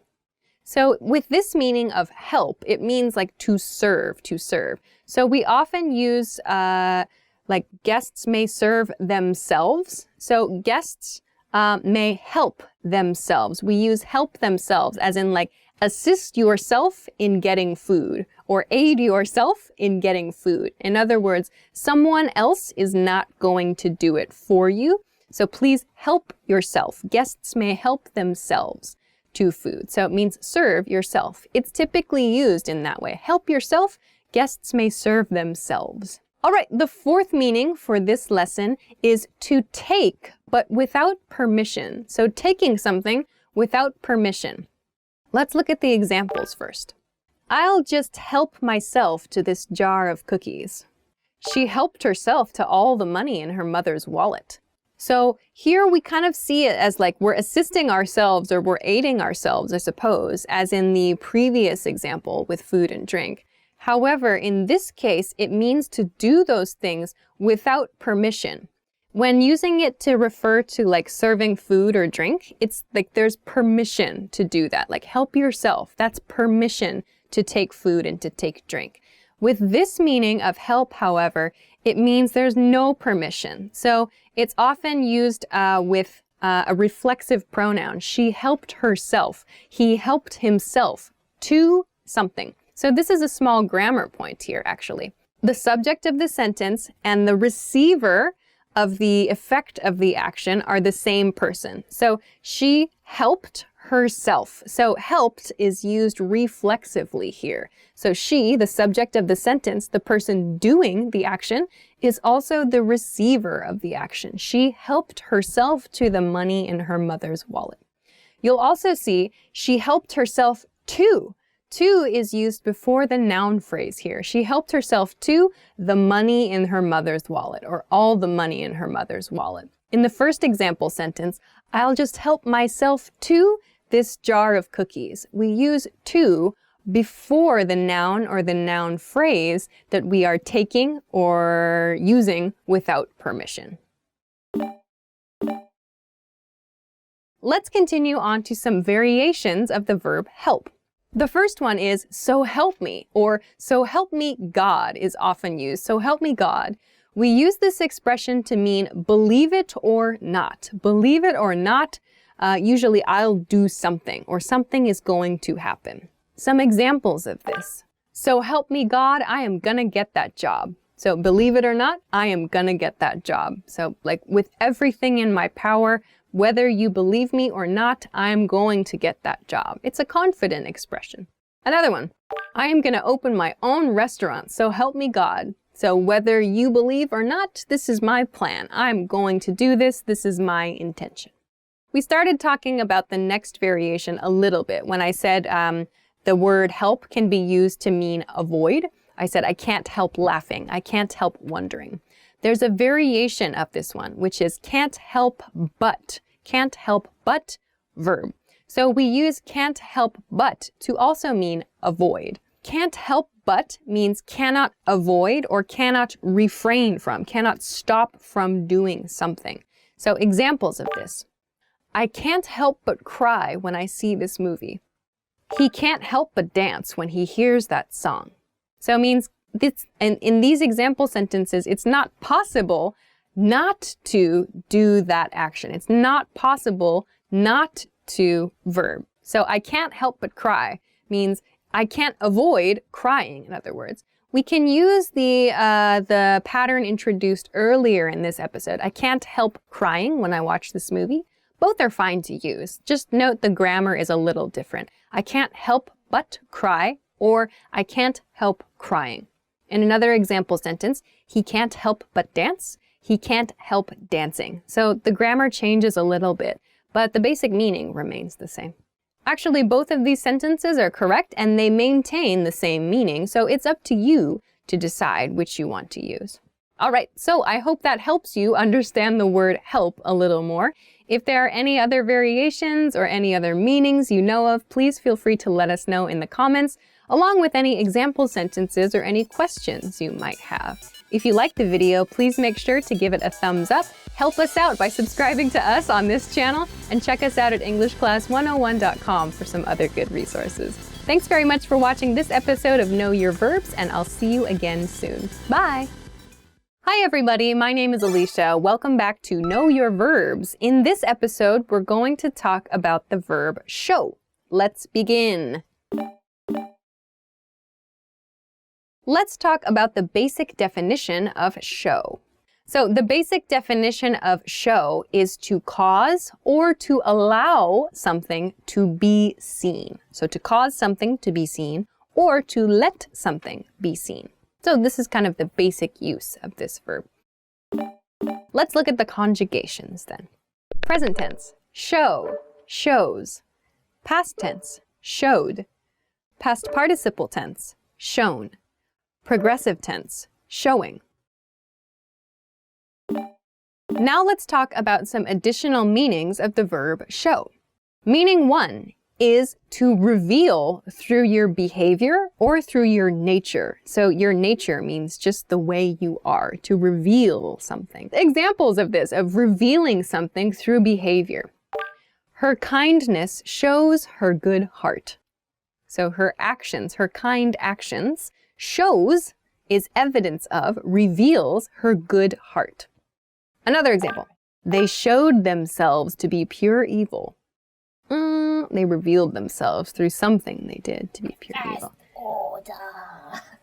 The second additional meaning for this lesson is like to give, as is appropriate. So like to give something. Usually like this is not an object. We don't use this to mean like giving someone an object, but rather giving someone like a conceptual thing. So let's look at some examples of this. Show no mercy. Show no mercy. So this means give someone else no mercy. So mercy is like kindness, like don't give in to someone else. No mercy. So it means be tough, show no mercy. So maybe to like a fighter, like in the fight, show no mercy to your enemy. So show no mercy means give them no kindness. In other words, show no mercy. Another one, show some respect. Show some respect. So meaning give someone else your respect. Show someone that you respect them. Show some respect. So that means give people respect. It's appropriate, as is appropriate. So you might hear this, like if you're speaking to a person higher up than you, show some respect to your boss. Show some respect to your grandfather, maybe. Meaning 3, a very common meaning is to teach or to instruct. To teach or to instruct. This is a very common one that I hear lots of people make mistakes with. They use the verb teach, but in English, it's better to use show. Let's look at some examples. Can you show me how to do this? Can you show me how to do this? In this way, show actually means teach. In other words, can you teach me how to do this? But it's more common that we say show instead of teach. Another example. My coworker showed me how to use the new software. So my coworker showed me how means my coworker taught me how to use the new software. Finally, meaning 4 for this lesson is to exhibit something like artistic work. Examples. I'm showing some pieces at an art gallery this weekend. So I'm showing means we're using it in the progressive tense. I'm showing, I plan to show some things at an art gallery this weekend. Okay, second example sentence, have you ever shown your work? Have you ever shown your work means have you ever exhibited your work, like in a gallery somewhere? Have you ever shown your work? So shared your work in like a professional setting. Now, let's move on to some variations of the verb show. To show up is the first variation. There are actually 2 meanings I want to talk about in this lesson, to show up. One means to arrive somewhere. So some example sentences of show up. He hasn't shown up to work today, meaning he has not yet come to work. He hasn't shown up to work today. Another one, they never show up on time. So they never arrive on time. The second meaning of show up is to make someone else look bad or to make someone feel embarrassed, to show someone up, Examples of this. I think you showed up the boss in that meeting. So to show up means you made the boss look bad, or maybe you embarrassed the boss. You showed up the boss, or you showed the boss up. Both are okay to use. Another example of this, quit trying to show me up. Quit trying to show me up. So in other words, quit trying to do something better than me and make me look bad. So show up has 2 meanings. The second variation is to show your cards or to show one's cards. To show your cards or to show one's cards has 2 meanings, one of which is the same as the basic meaning we introduced at the beginning of this lesson, like to show someone else the cards you are holding if you're playing a card game. So like if you have a 2 and a 4 and a 6 or whatever, you cause your cards to be seen by someone else. However, there's another meaning of show your cards. To show your cards means to reveal your plan for something. So let's look at some examples of this. He showed his cards when he quit the company. So in other words, his plan was revealed. He revealed his plan when he quit the company. He decided to stop working there. His plan was revealed through his actions. Another example, we shouldn't show our cards too soon. Our competitors might jump on the opportunity. So we shouldn't show our cards too soon, meaning we shouldn't reveal our plan too soon because our competitors might jump or might take the opportunity. So those are a few meanings of the verb show, quite different from just allowing something to be seen. There are many different uses of the verb show. If you have any questions or you know some other meanings, please show them to your classmates and show them to us in the comment section for sure. Of course, if you liked the video, please make sure to give it a thumbs up, subscribe to our channel, and check us out at EnglishClass101.com for some other good resources. Thanks very much for watching this episode of Know Your Verbs, and I will see you again soon. Bye! Hi everybody, welcome back to Know Your Verbs. My name is Alicia, and today we're going to talk about the verb hear. Let's get started. The basic definition of the verb hear is to perceive with the ear, or to get information with your ears. Okay, example sentences of this first part. Can you hear me now? I heard you singing. Let's look at the different conjugations for this verb. Present, hear, hears. Past, heard. Past participle, heard. Progressive, hearing. Now let's talk about some different meanings of this verb. The first meaning is to listen carefully to something or to give your attention to something. Examples. Hear me out. Why don't you hear what he has to say? So in the first sentence, hear me out, that's kind of a set expression we use. Hear me out means please listen to me, or please listen carefully to my idea, to my proposal. Please listen carefully to what I'm going to say. Hear me out. So it's kind of like you're requesting someone else's attention there. In the second example, why don't you hear what he has to say? So yes, we're using our ears to listen, sure, but why don't you hear what he has to say also suggests you should give your attention to that person. So why don't you hear what he has to say? Yes, listen and give your attention to. So listen carefully to someone. So we can use hear to have this nuance. The second additional meaning for today is to receive communication. Examples. Have you heard from him lately? I've been hearing a lot about next week's meeting. So this meaning of the verb hear is like to receive communication. So this can mean receiving communication with your ears, but it can also mean written communication. So in the first example, have you heard from him lately? That can mean like with your ears, like receiving a phone call from someone, but it can also refer to receiving a letter, receiving an email, receiving some kind of communication. Have you heard from him lately? In the second example, I use the progressive tense. I've been hearing a lot about next week's meeting. So here the word hear is used in the progressive tense. I've been hearing a lot. So that means maybe over the last few days or over the last few weeks, the speaker has been receiving information about the next week's meeting. So maybe, again, that's information they received with their ears, but it could also be written information, written communication about next week's meeting. So hearing a lot, even though the verb hear is used, it can also mean written communication. The third meaning for this lesson is to consider an idea, but this is used in the negative form. So examples of this. You want to pay for dinner? I won't hear of it. I asked my boss for a raise, but my boss wouldn't hear of it.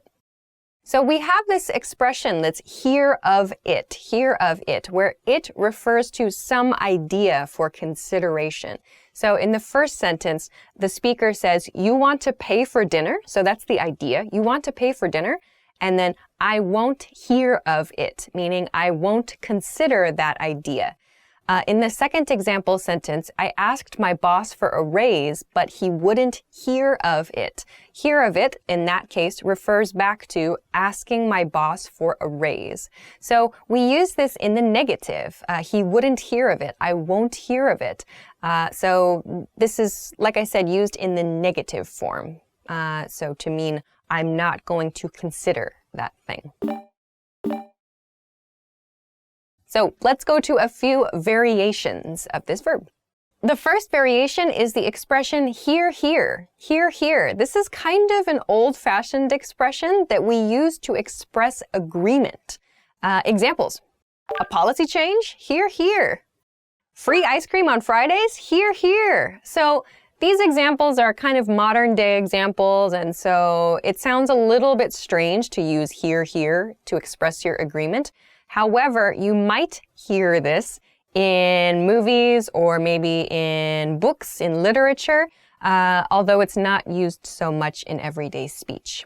The second variation that I want to introduce is hear a case, to hear a case. This is an expression that's used in law, in legal proceedings. So to hear a case means to give attention to someone's legal discussion, like to give your attention to like a legal argument. So examples of this.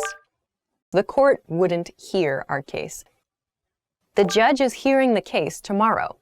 So both of these examples are legal examples. The court wouldn't hear our case. So past tense here, wouldn't hear our case. So it's a legal situation. This means the court, so the court meaning the court system, so judges, depending on your country, I don't know, the court or a judge or lawyers or whoever is involved in the court system wouldn't hear, meaning would not give attention to our legal discussion, to our disagreement. The court wouldn't hear our case. The second example sentence, the judge is hearing the case tomorrow, means that tomorrow is the planned day for the judge. A judge is the person who presides over, so they kind of manage the court. They are in charge of making the decisions regarding legal disagreements. Saying the judge is hearing the case tomorrow means tomorrow the judge is going to listen to our legal disagreement. All right, so those are a few maybe new ways to use the verb hear. If you have any questions or if you have any comments or if you want to try to make a sentence using the verb hear, please feel free to do so in the comments section. Of course, if you liked the video, please make sure to give it a thumbs up, subscribe to the channel if you haven't already, and check us out at EnglishClass101.com for some more study resources. Thanks very much for watching this episode of Know Your Verbs, and we'll see you again next time. Bye! Hi everybody, my name is Alicia. Welcome to Know Your Verbs. In this episode, we're going to talk about the verb see. So let's get started.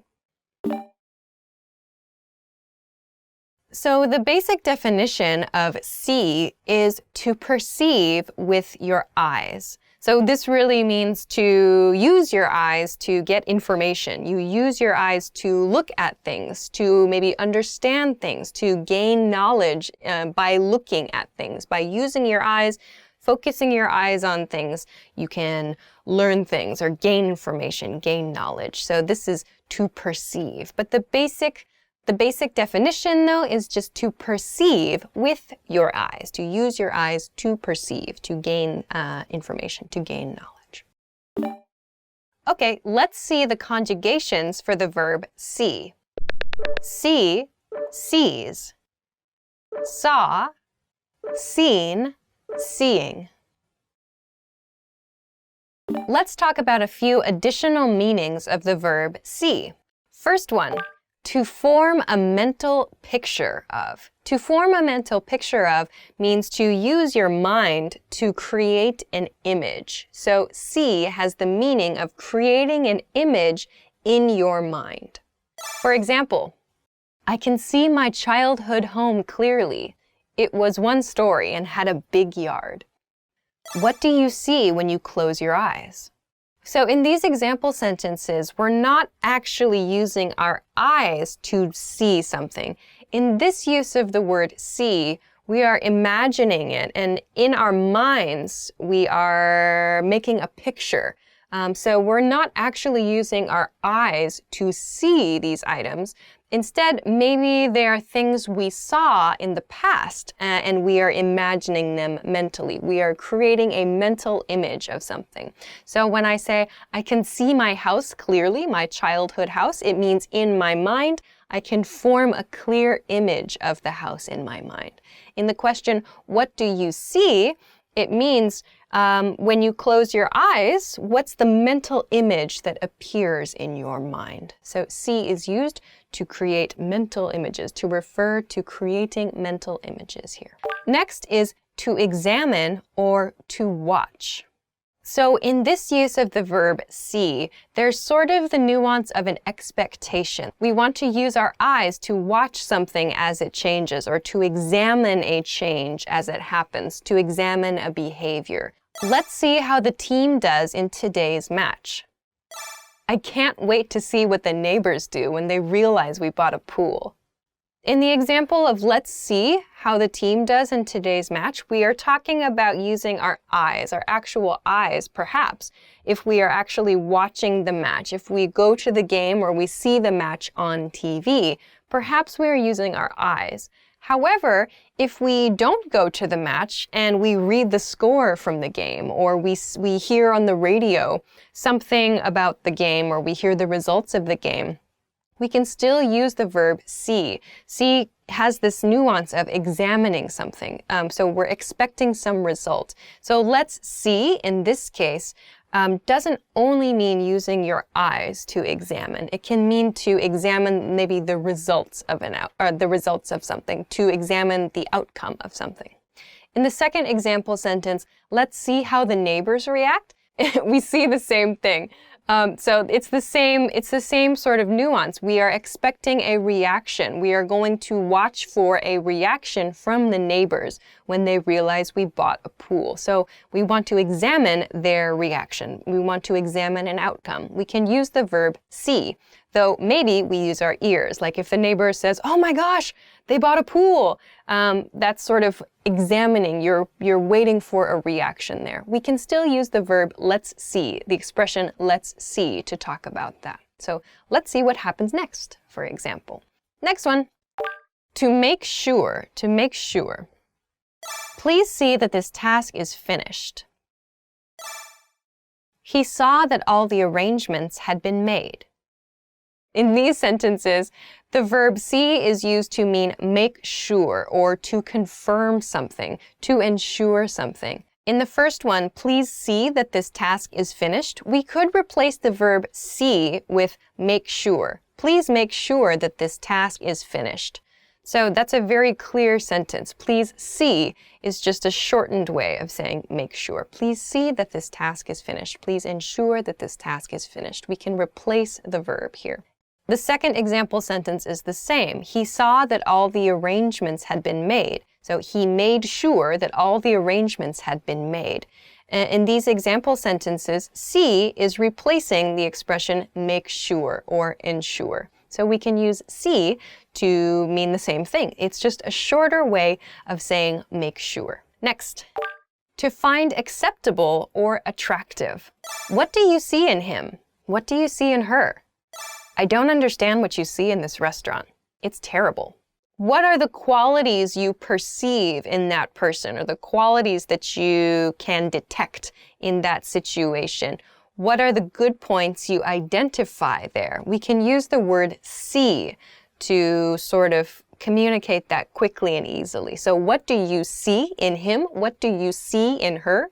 Is a much shorter way of saying, what do you find attractive about him or her? What do you find appealing about him or her? Or what characteristics of that person attract you to that person? Saying, what do you see in him? What do you see in her? Is a much shorter way of saying, what qualities do you find attractive in that person?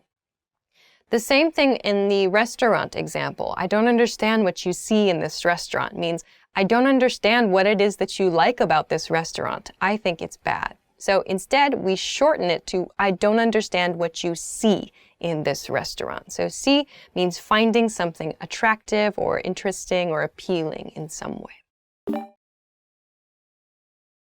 Now let's talk about some variations, so some slight changes or some additions to the verb see that change the meaning. First is see through. See through. See through means to understand the true nature of something, to understand the real characteristics of something.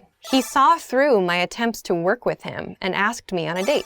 My boss saw through my lie and scolded me for faking sickness. So here we see the use in the past tense in the first example sentence. He saw through my attempts to work with him, meaning he saw the true nature of what I was doing. So he saw through my attempts to work with him and asked me on a date. So in this situation, maybe the speaker, was trying to spend time with the he in this situation and was asking maybe to work together a lot.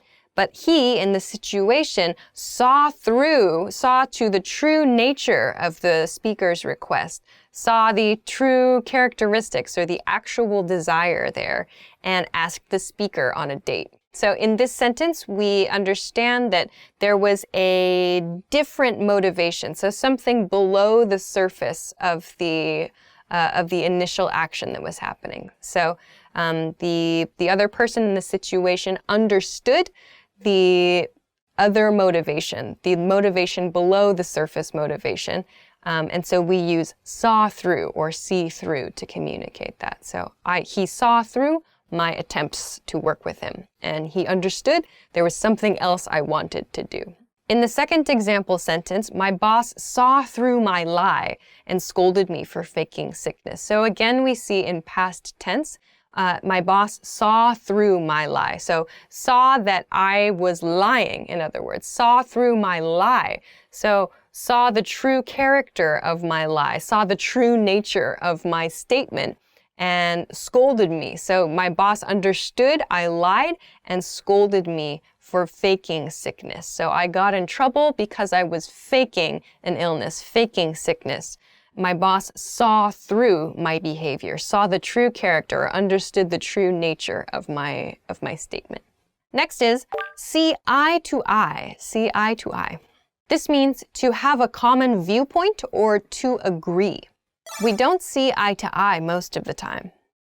I'm glad we see eye to eye about this. So maybe this one is an easy one to visualize. So to see eye to eye with someone else means you agree with them, you share a viewpoint with them. So you can kind of imagine maybe two people standing across from one another, and if they see eye to eye, maybe they match, their line of sight matches, much in the way that their viewpoints or their opinions match. Exactly, exactly. So they have kind of the same viewpoint.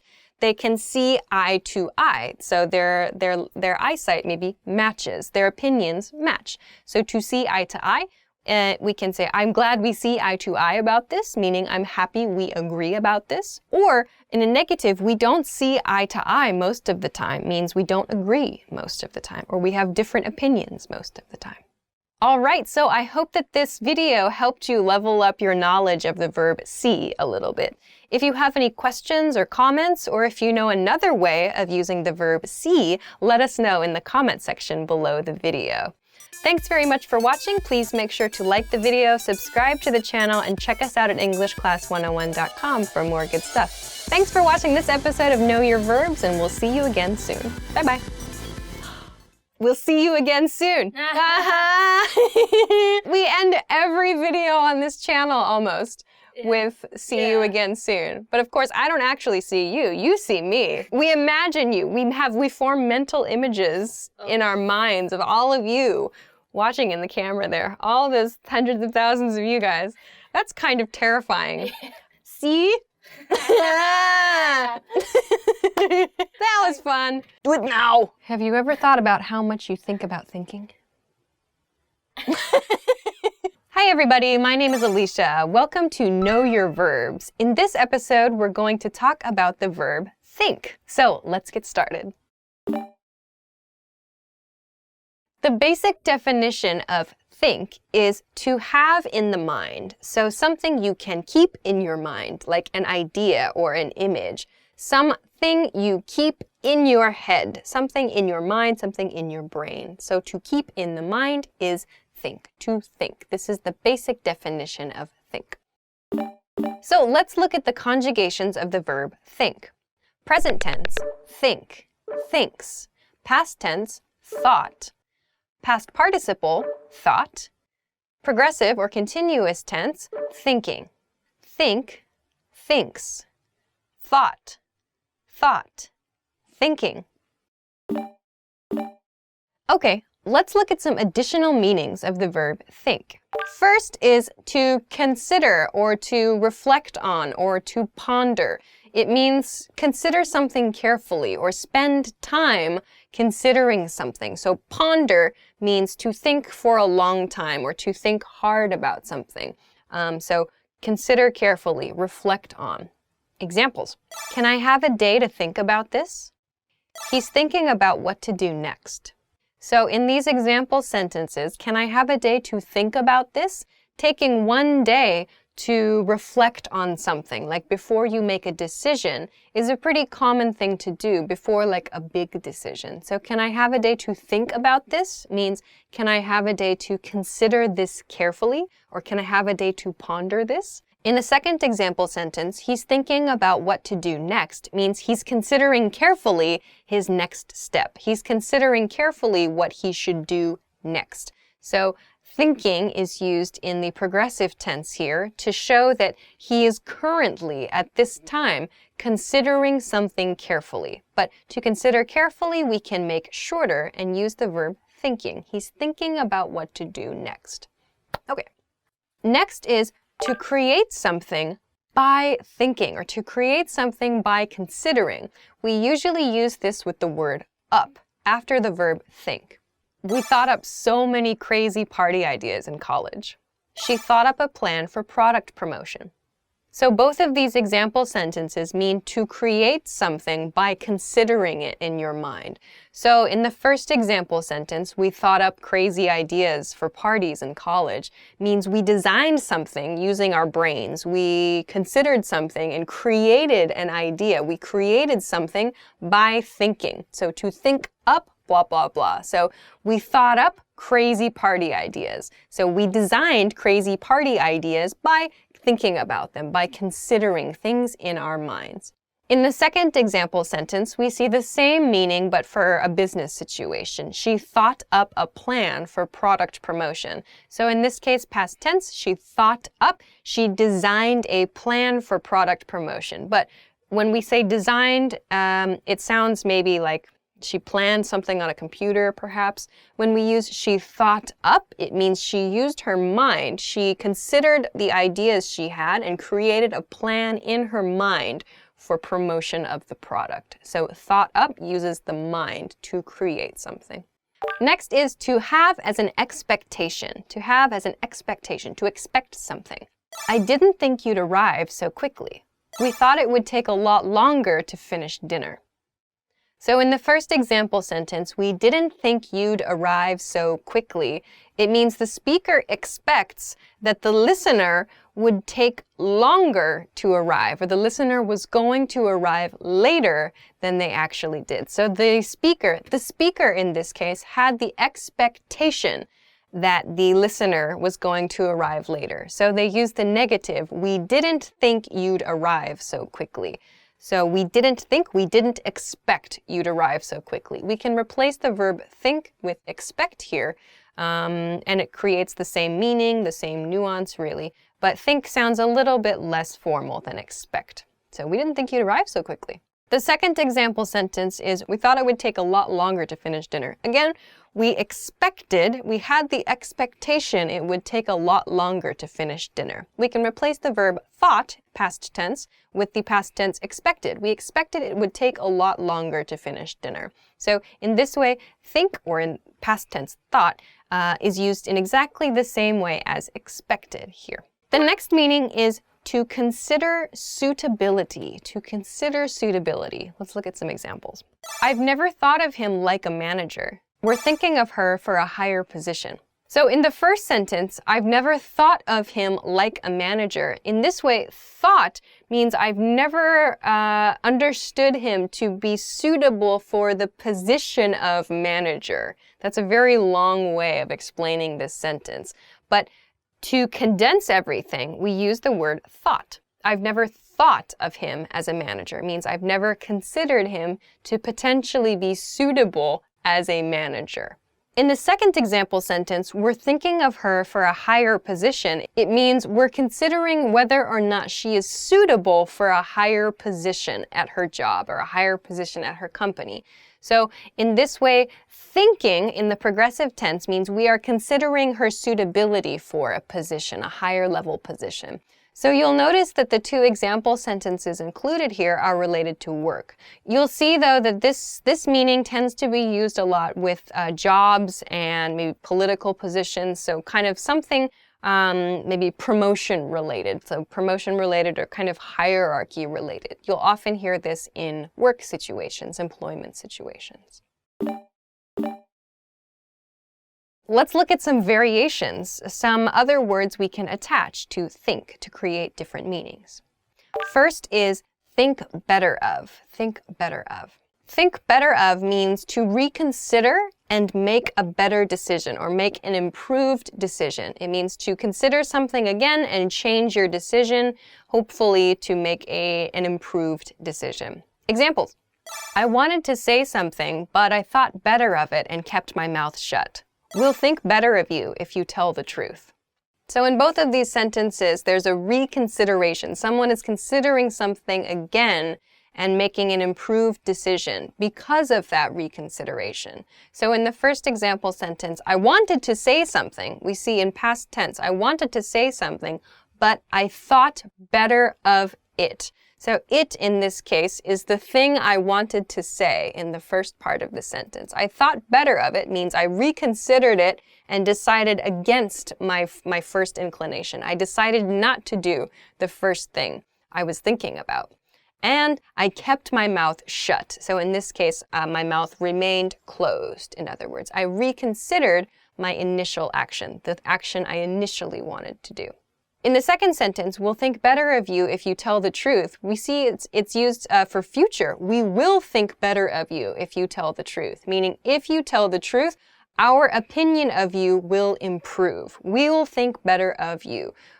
So tell the truth and we'll consider you again, essentially, and our opinion of you will improve if you do this. The next variation is think much of. Think much of. This means to have a positive view of or to approve of. Examples. He doesn't think much of his professor. We didn't think much of last night's dinner. We see in the first example sentence, he didn't think much of his professor means he didn't really approve of his professor, or he didn't have a very positive view of his professor. So a shorter way to explain that feeling is he didn't think much of his professor. In the second example sentence, we didn't think much of last night's dinner. This means, again, we didn't really approve of last night's dinner, or we don't have a very positive view or a very positive opinion of last night's dinner.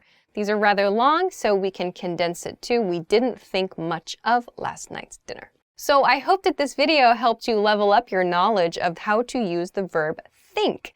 If you have any questions or comments, or if you know another way to use the word think, please let us know in the comment section below the video. If you liked the video, please give it a thumbs up, subscribe to the channel, and check us out at EnglishClass101.com for other good things too. Thanks very much for watching this episode of Know Your Verbs, and I will see you again soon. Bye-bye. Oh, I think that your thought about my thought is a thinking thought. What? My name is Alicia, only for this episode. First is...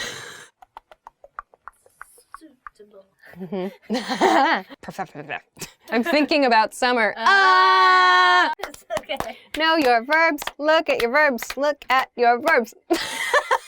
Hi everybody, my name is Alicia. Welcome back to Know Your Verbs. In this episode, we're going to talk about the verb look. So let's go. The basic definition of the verb look is to use your eyes, to use your skills of vision. To use your eyes, to look, to turn your eyes towards something, to use your vision is to look. The difference between the verb see, if you watched the see episode of Know Your Verbs, see means to perceive something with the eyes. Look means like to focus the eyes on something, to direct your attention towards something. Whereas see is like to take in something, to perceive, to gain information with the eyes. Look is just focusing your attention on something. Conjugations. Let's check out the conjugations of this verb. Present tense, look or looks. Past tense, looked. Past participle, looked. Progressive or continuous tense, looking. So let's check out some of the additional meanings of the verb look. First, to appear in accordance with. Here are some examples. She's had a rough year. Yeah, she looks it. Burn. Second example, he's 60? He doesn't look it. Okay, so in these example sentences, look is referring to matching some other information about a person or about a condition, about a situation. So in this case, in the first example sentence, we hear, she's had a rough year. And then the response to that is, yeah, she looks it. So it means it, in other words, the it here means as though she's had a rough year. She looks, meaning she appears in accordance with the fact she has had a rough year. But that's a very long thing to say. Instead, we say, yeah, she looks it. Her appearance suggests what you have just said. She's had a rough year? Yeah, she looks it, where it equals rough year. And looks shows that matches. So her look matches this rough year fact we've learned about her. The second sentence is similar. Someone says, he's 60, meaning he's 60 years old. But we hear the negative response, he doesn't look it, meaning he does not appear as a 60-year-old man, meaning, in other words, he probably looks much younger than 60. He doesn't look it. Could be that he seems way, way older than 60 years old. Like if someone looks ancient, if someone has the appearance of a very, very old person, and you go, oh my gosh, he's 60? He doesn't look it.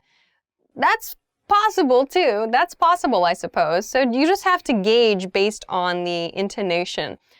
So we can use an expression like that to mean someone is significantly younger or older. The next meaning is to seem, to seem. Here are some examples. This looks pretty tough. This is looking like it's going to be easier than I thought. In these example sentences, we can replace the verb look with seem, and the meaning stays the same. So this looks pretty tough has the same meaning as this seems pretty tough. So to seem and to look have the same meaning in these examples. In the second example sentence, we saw, this is looking like it's going to be easier than I thought. We can replace looking with seeming, and the meaning stays the same. This is seeming like it's going to be easier than I thought. So both of these, we can simply replace the verb, and we have the same meaning in these cases. So look means to seem. Why would you use look instead of seem? What is the difference here? For me personally, I think seem sounds slightly more formal than look. I would not use seem in most cases. I would say looks in most cases when I want to say seem. If I want to sound slightly more formal or slightly more polite, I would probably use seem. This seems to be the problem. What seems to be the problem? Instead of what looks like the problem? Or looks like this one's your problem. Like look sounds like not nearly as formal. All right, next is to have in mind as a goal. To have in mind as a goal. Here are some examples. We're looking to buy a new car by the end of the month. He's looking to complete his job transfer by next month. So both of these sentences define a goal. They explain a goal. We're also using the progressive form of looking. So that means we are in the progress of working towards a goal, or in the progress of completing a goal. In the first example sentence, we're looking to buy a new car by the end of the month, means our goal is to buy a new car by the end of the month, and we are currently trying to do that. But this is quite a long expression, so instead we use look. We are looking to buy a new car. I suppose we could replace this with the verb aiming to. We're aiming to buy a new car. Aiming But aiming sounds rather formal, and looking is a little bit more casual. So we're looking to buy a new car. In the second sentence, he's looking to complete his job transfer by next month. We see the same thing. His goal is to complete his job transfer, and his aim is to do it by next month. So he is currently working towards his goal. He's looking to complete something. We use it in the progressive tense to show he is currently trying to achieve this goal, to achieve this outcome.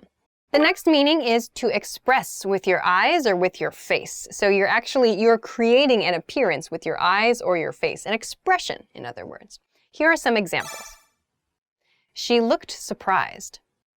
They look pretty angry. Here, both of these examples are talking about an expression, a facial expression, or some appearance that is created with the face or with the eyes. So in the first example, we see she looked surprised in past tense. This indicates that with her face, something about her face or her eyes showed surprise. She created a surprised face with her facial expression, in other words. So she looked surprised. In the second example, they look pretty angry, present tense. They look pretty angry means their facial expression appears angry. Something they are doing with their face or their eyes creates an angry look. Look is a noun here. So they look pretty angry is their expression appears angry. Let's go on to some variations of this. How can we pair other words with look to create a new meaning? First is look into, look into. This means to investigate. Here are some examples. We need to look into these accusations. Have you looked into the requirements for your license? Both of these mean to examine or to investigate something. So in the first example sentence, we need to look into these accusations. Means we need to investigate these accusations. We need to maybe research. We need to search for more information about something. So look into kind of contains all of that. Find more information about something. But look into is much shorter and easier to say, to look into something. It does sound more casual. You could replace this with the verb investigate. We need to investigate these accusations instead of look into these accusations. Investigate sounds more formal than look into. In the second sentence, have you looked into the requirements for your license? We see the same thing. Have you investigated the requirements for your license? But investigated sounds quite polite, quite formal, so instead we use have you looked into, past tense. Have you looked into the requirements? Past tense shows investigation, but it doesn't sound so formal as investigate. The next variation is look the other way. Look the other way. This means to direct your attention away from something unpleasant. Here are some examples. You can't just look the other way while your boss mistreats the employees in your company. We shouldn't look the other way when our fellow humans are in trouble. So these example sentences show the use of look the other way, meaning to look away from something unpleasant. In the first example about a boss mistreating employees in a company, it means we can't just turn our attention away from the mistreatment of the employees in the company, or we should not do that. That's a bad idea. We should not direct our attention away from this unpleasant situation. If there's a bad situation there, we should not ignore that situation. In other words, we should not look the other way. We should not turn our attention away from this bad situation. And in the second example sentence, we shouldn't look the other way when our fellow humans are in trouble. It's a more general statement, but if other humans, fellow humans, other people are in trouble, we should not ignore it. We should not ignore it. We should not turn our attention in another way. Okay, so I hope that this video helped you level up your understanding of the verb look. If you have any questions or comments or know some other uses of the word look, please let us know in the comment section below this video. Thanks very much for watching this episode of Know Your Verbs. If you liked the video, give it a thumbs up, subscribe to the channel, and check us out at EnglishClass101.com for other good things too. Thanks very much for watching, and I'll see you again next time. Bye-bye. So many verbs. Luke, Yeah. I am your father. Look at that. Look at that. Look at that. Look at that. Extremely correct use. Yep. Excellent work, French tour guide. Examine. I looked away. I went, I didn't realize how much I used the verb look. Oh my gosh. Oh my gosh. Look. Ask not what you can do for your channel. Ask what your channel can do for you. What? Hi everybody, welcome back to Know Your Verbs. My name is Alicia, and in this episode we're going to talk about the verb ask. So let's get started. The basic definition of the verb ask is to make a request, to make a request. Here are the conjugations. Present tense, ask, asks. Past tense, asked. Past participle, asked. Continuous or progressive, asking. Let's talk about some additional meanings of this verb. First is to require. Here are some examples. You're asking too much of us. They asked a lot of him this year. So in these example sentences, the verb ask means to require or to require something from someone else. In the first sentence, you're asking too much of us means you're requiring too much of us, or you're requiring too much of something we are able to do. Asking too much shortens this expression. So it's not only require, but like requiring the capabilities or requiring something a person or a machine or an object is able to do. So require, yes, but also require plus capabilities. In the second sentence, we see this as well. So the second sentence was, they asked a lot of him this year. So they required a lot of him. We can't quite replace require for asked here.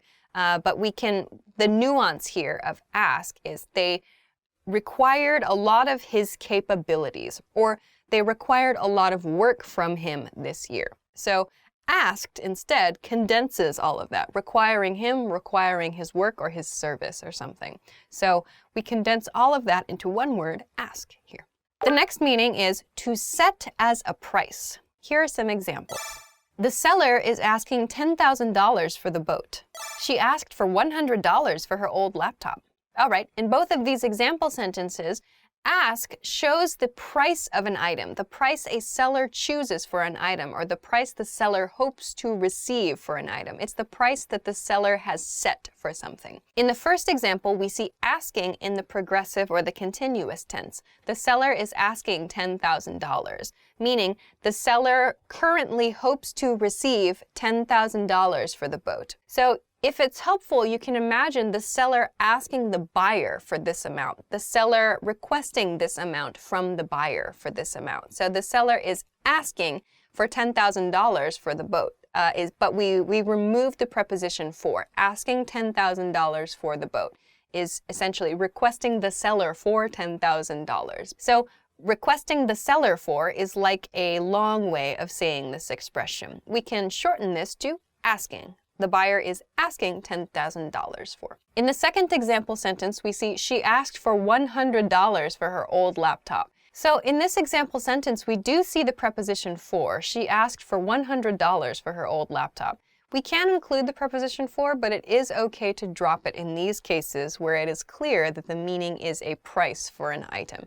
So she asked is past tense. So a past tense situation, she wanted to receive $100 for her old laptop, meaning she asked for or she requested the buyer pay $100 for her old laptop. So requested the buyer pay is shortened to asked for in this case. So we can use it with or without the for preposition.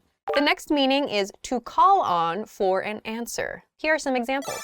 He asked his boss about the upcoming changes. She asks her neighbors for help every year. So to ask in these cases, it's not quite a request in this case, but rather we're looking for information. We're looking for an answer. We have a question about something, or we need some information, and so we inquire for information. I suppose you can think of it like making an information request in that way. But we're looking for some kind of answer. We go to someone to get information, to get an answer about a question. In the first example, he asked his boss about the upcoming changes. The information he wants is about these changes, maybe at his company. So he asks means he's looking for an answer. He asked his boss for information. He's looking for an answer about something. In the second sentence, she asks her neighbors for help every year means she's looking for answers, something she needs an answer to. She's looking for help. She's looking for assistance, answers for some problem that she has. So she inquires about information. She's looking for information. So to get an answer to something, like a problem or an issue you need to solve, we can use ask. Next is to invite, to invite. Here are some examples. I asked some friends to come over this weekend. Why don't you ask your coworkers to go out for a drink? So in the first example sentence, we can replace asked in the past tense with invited in past tense, and the meaning stays the same. I invited some friends to come over this weekend. We can use invite, of course, if we want, but invite sounds slightly more formal than ask. Instead of using the more formal invite, we can use the more casual ask, like I asked some people to come over this weekend. Sounds slightly less formal than invited. In the second example sentence, the same thing is true. Why don't you ask your coworkers to go out for a drink? We can replace ask here with invite. Why don't you invite your coworkers out for a drink? Again, invite sounds slightly more formal than ask. So ask sounds a little bit more casual, so it sounds maybe a little bit more natural and a little more friendly than the word invite. Okay. Now let's look at some other words we can add to ask to make different meanings. First is ask for it. Ask for it. This means to behave in a way that invites punishment or retribution. So retribution means like it can refer to punishment or it can refer to a reward as well, but in this case it's more for a negative reaction, Let's look at some examples. The drunk guy in the bar is shouting at everyone. He's really asking for it. Your boyfriend broke up with you? Well, you kind of asked for it. You never made time for him. So in these example sentences, we see some behaviors that maybe invite punishment or that invite a negative outcome. In the first example, a drunk person in a bar is shouting at everybody. So the speaker says he's really asking for it, meaning the drunk guy is inviting punishment, is inviting a negative outcome because of his behavior. He's really asking for it. We see that this is used in the progressive form. He's asking for it, meaning that his current behavior, the behavior he is showing now, is inviting punishment or is inviting a negative outcome. In the second sentence, where a speaker is probably having a conversation with someone, they say, you broke up with your boyfriend? Well, you kind of asked for it, past tense, because you didn't make time for him. You didn't make any time for him shows that perhaps in the past, the listener did not behave in a way that invited a positive outcome, meaning you asked for your boyfriend to break up with you, or you invited this negative outcome because of your actions. You did not make time for your boyfriend, therefore he broke up with you. So you did not have the correct behavior. You invited a negative outcome because of your actions. Okay, the next one is ask for trouble. Ask for trouble. This means to behave in a way that is likely to end in trouble. This is very similar to ask for it, but instead of just receiving punishment, it could just be a troubling situation that results. Let's look at some examples. That kid is running around kicking his classmates. He's just asking for trouble. Trying to enter the country without a passport is just asking for trouble. So in both of these sentences, we see asking for trouble is used in the progressive tense. So some action, doing some action, is likely to result in a troubling situation in the future. Perhaps it's not necessarily punishment, but it's going to cause trouble. It's going to cause a problem. In the first example, a kid running around kicking his classmates is a bad behavior and it's going to invite trouble. In this case, it's probably going to be punishment, but to say he's really asking for it might suggest something a little bit too violent. Like to say he's really asking for it sounds a little bit too much for a little kid. So perhaps he's asking for trouble suggests that he's causing a troubling situation. The kid might not have like severe, strong punishment as a result of his actions, but he could end up in trouble because of his behavior. In the second example, trying to enter the country without a passport is just asking for trouble. It doesn't necessarily mean that there will be a punishment for trying to enter the country. While it might be likely that trouble does result or that punishment does result, it's more general to say just asking for trouble. So this action, trying to enter the country without a passport, this action is just asking for trouble, is inviting some troubling situation to occur. Okay, I hope that this video helped you level up your understanding of the verb ask. If you have any questions or comments, or if you know a different way of using the verb ask, please let us know in the comment section below this video. If you liked the video, please make sure to give it a thumbs up, subscribe to the channel, and check us out at EnglishClass101.com for some more resources. Thanks very much for watching this episode of Know Your Verbs, and I'll see you again next time. Bye-bye. Ask and you shall receive. Coffee. We've asked all the questions today. Goodbye. Verb. The verb is the word. Verb. That's hard to say. Hi everybody, my name is Alicia. Welcome back to Know Your Verbs. In this episode, we're going to talk about the verb work. Let's get started. The basic definition of the verb work is to fulfill duties for money or for compensation. Compensation means payment. So for example, salary or an hourly wage. So compensation. So to do things in exchange for money is work. This is a basic definition of the verb work.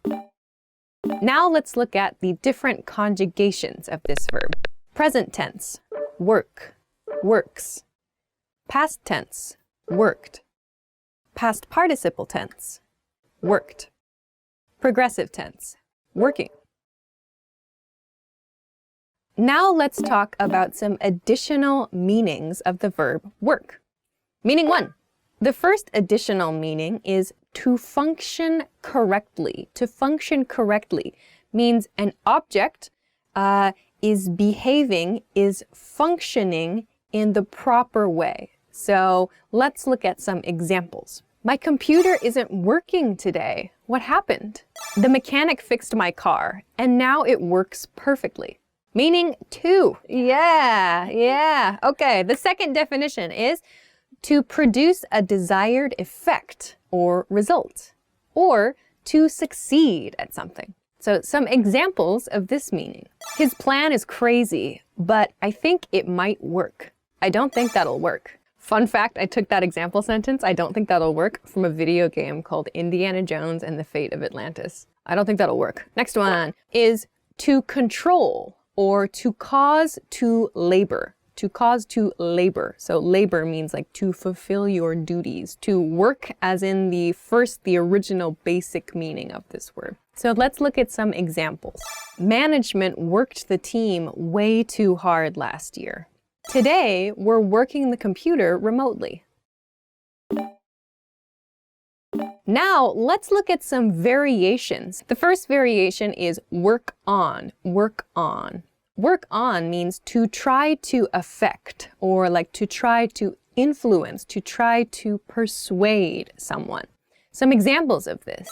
Politicians often work on voters' fears. So to work on someone's fears. It's like they're affecting that. They are trying to persuade people by focusing on their fears in this example sentence. The movie works on viewers' sympathy. So here, works on, the movie works on means the movie kind of is affecting the sympathy of the viewer. And then as a result, influence happens. So a change in emotion happens in this way, to work on. The second variation is work out, work out. So work out means to exercise. Work out can mean to lift weights, to jog, to do sports, whatever. Work out just means exercise. Examples of this, I never work out.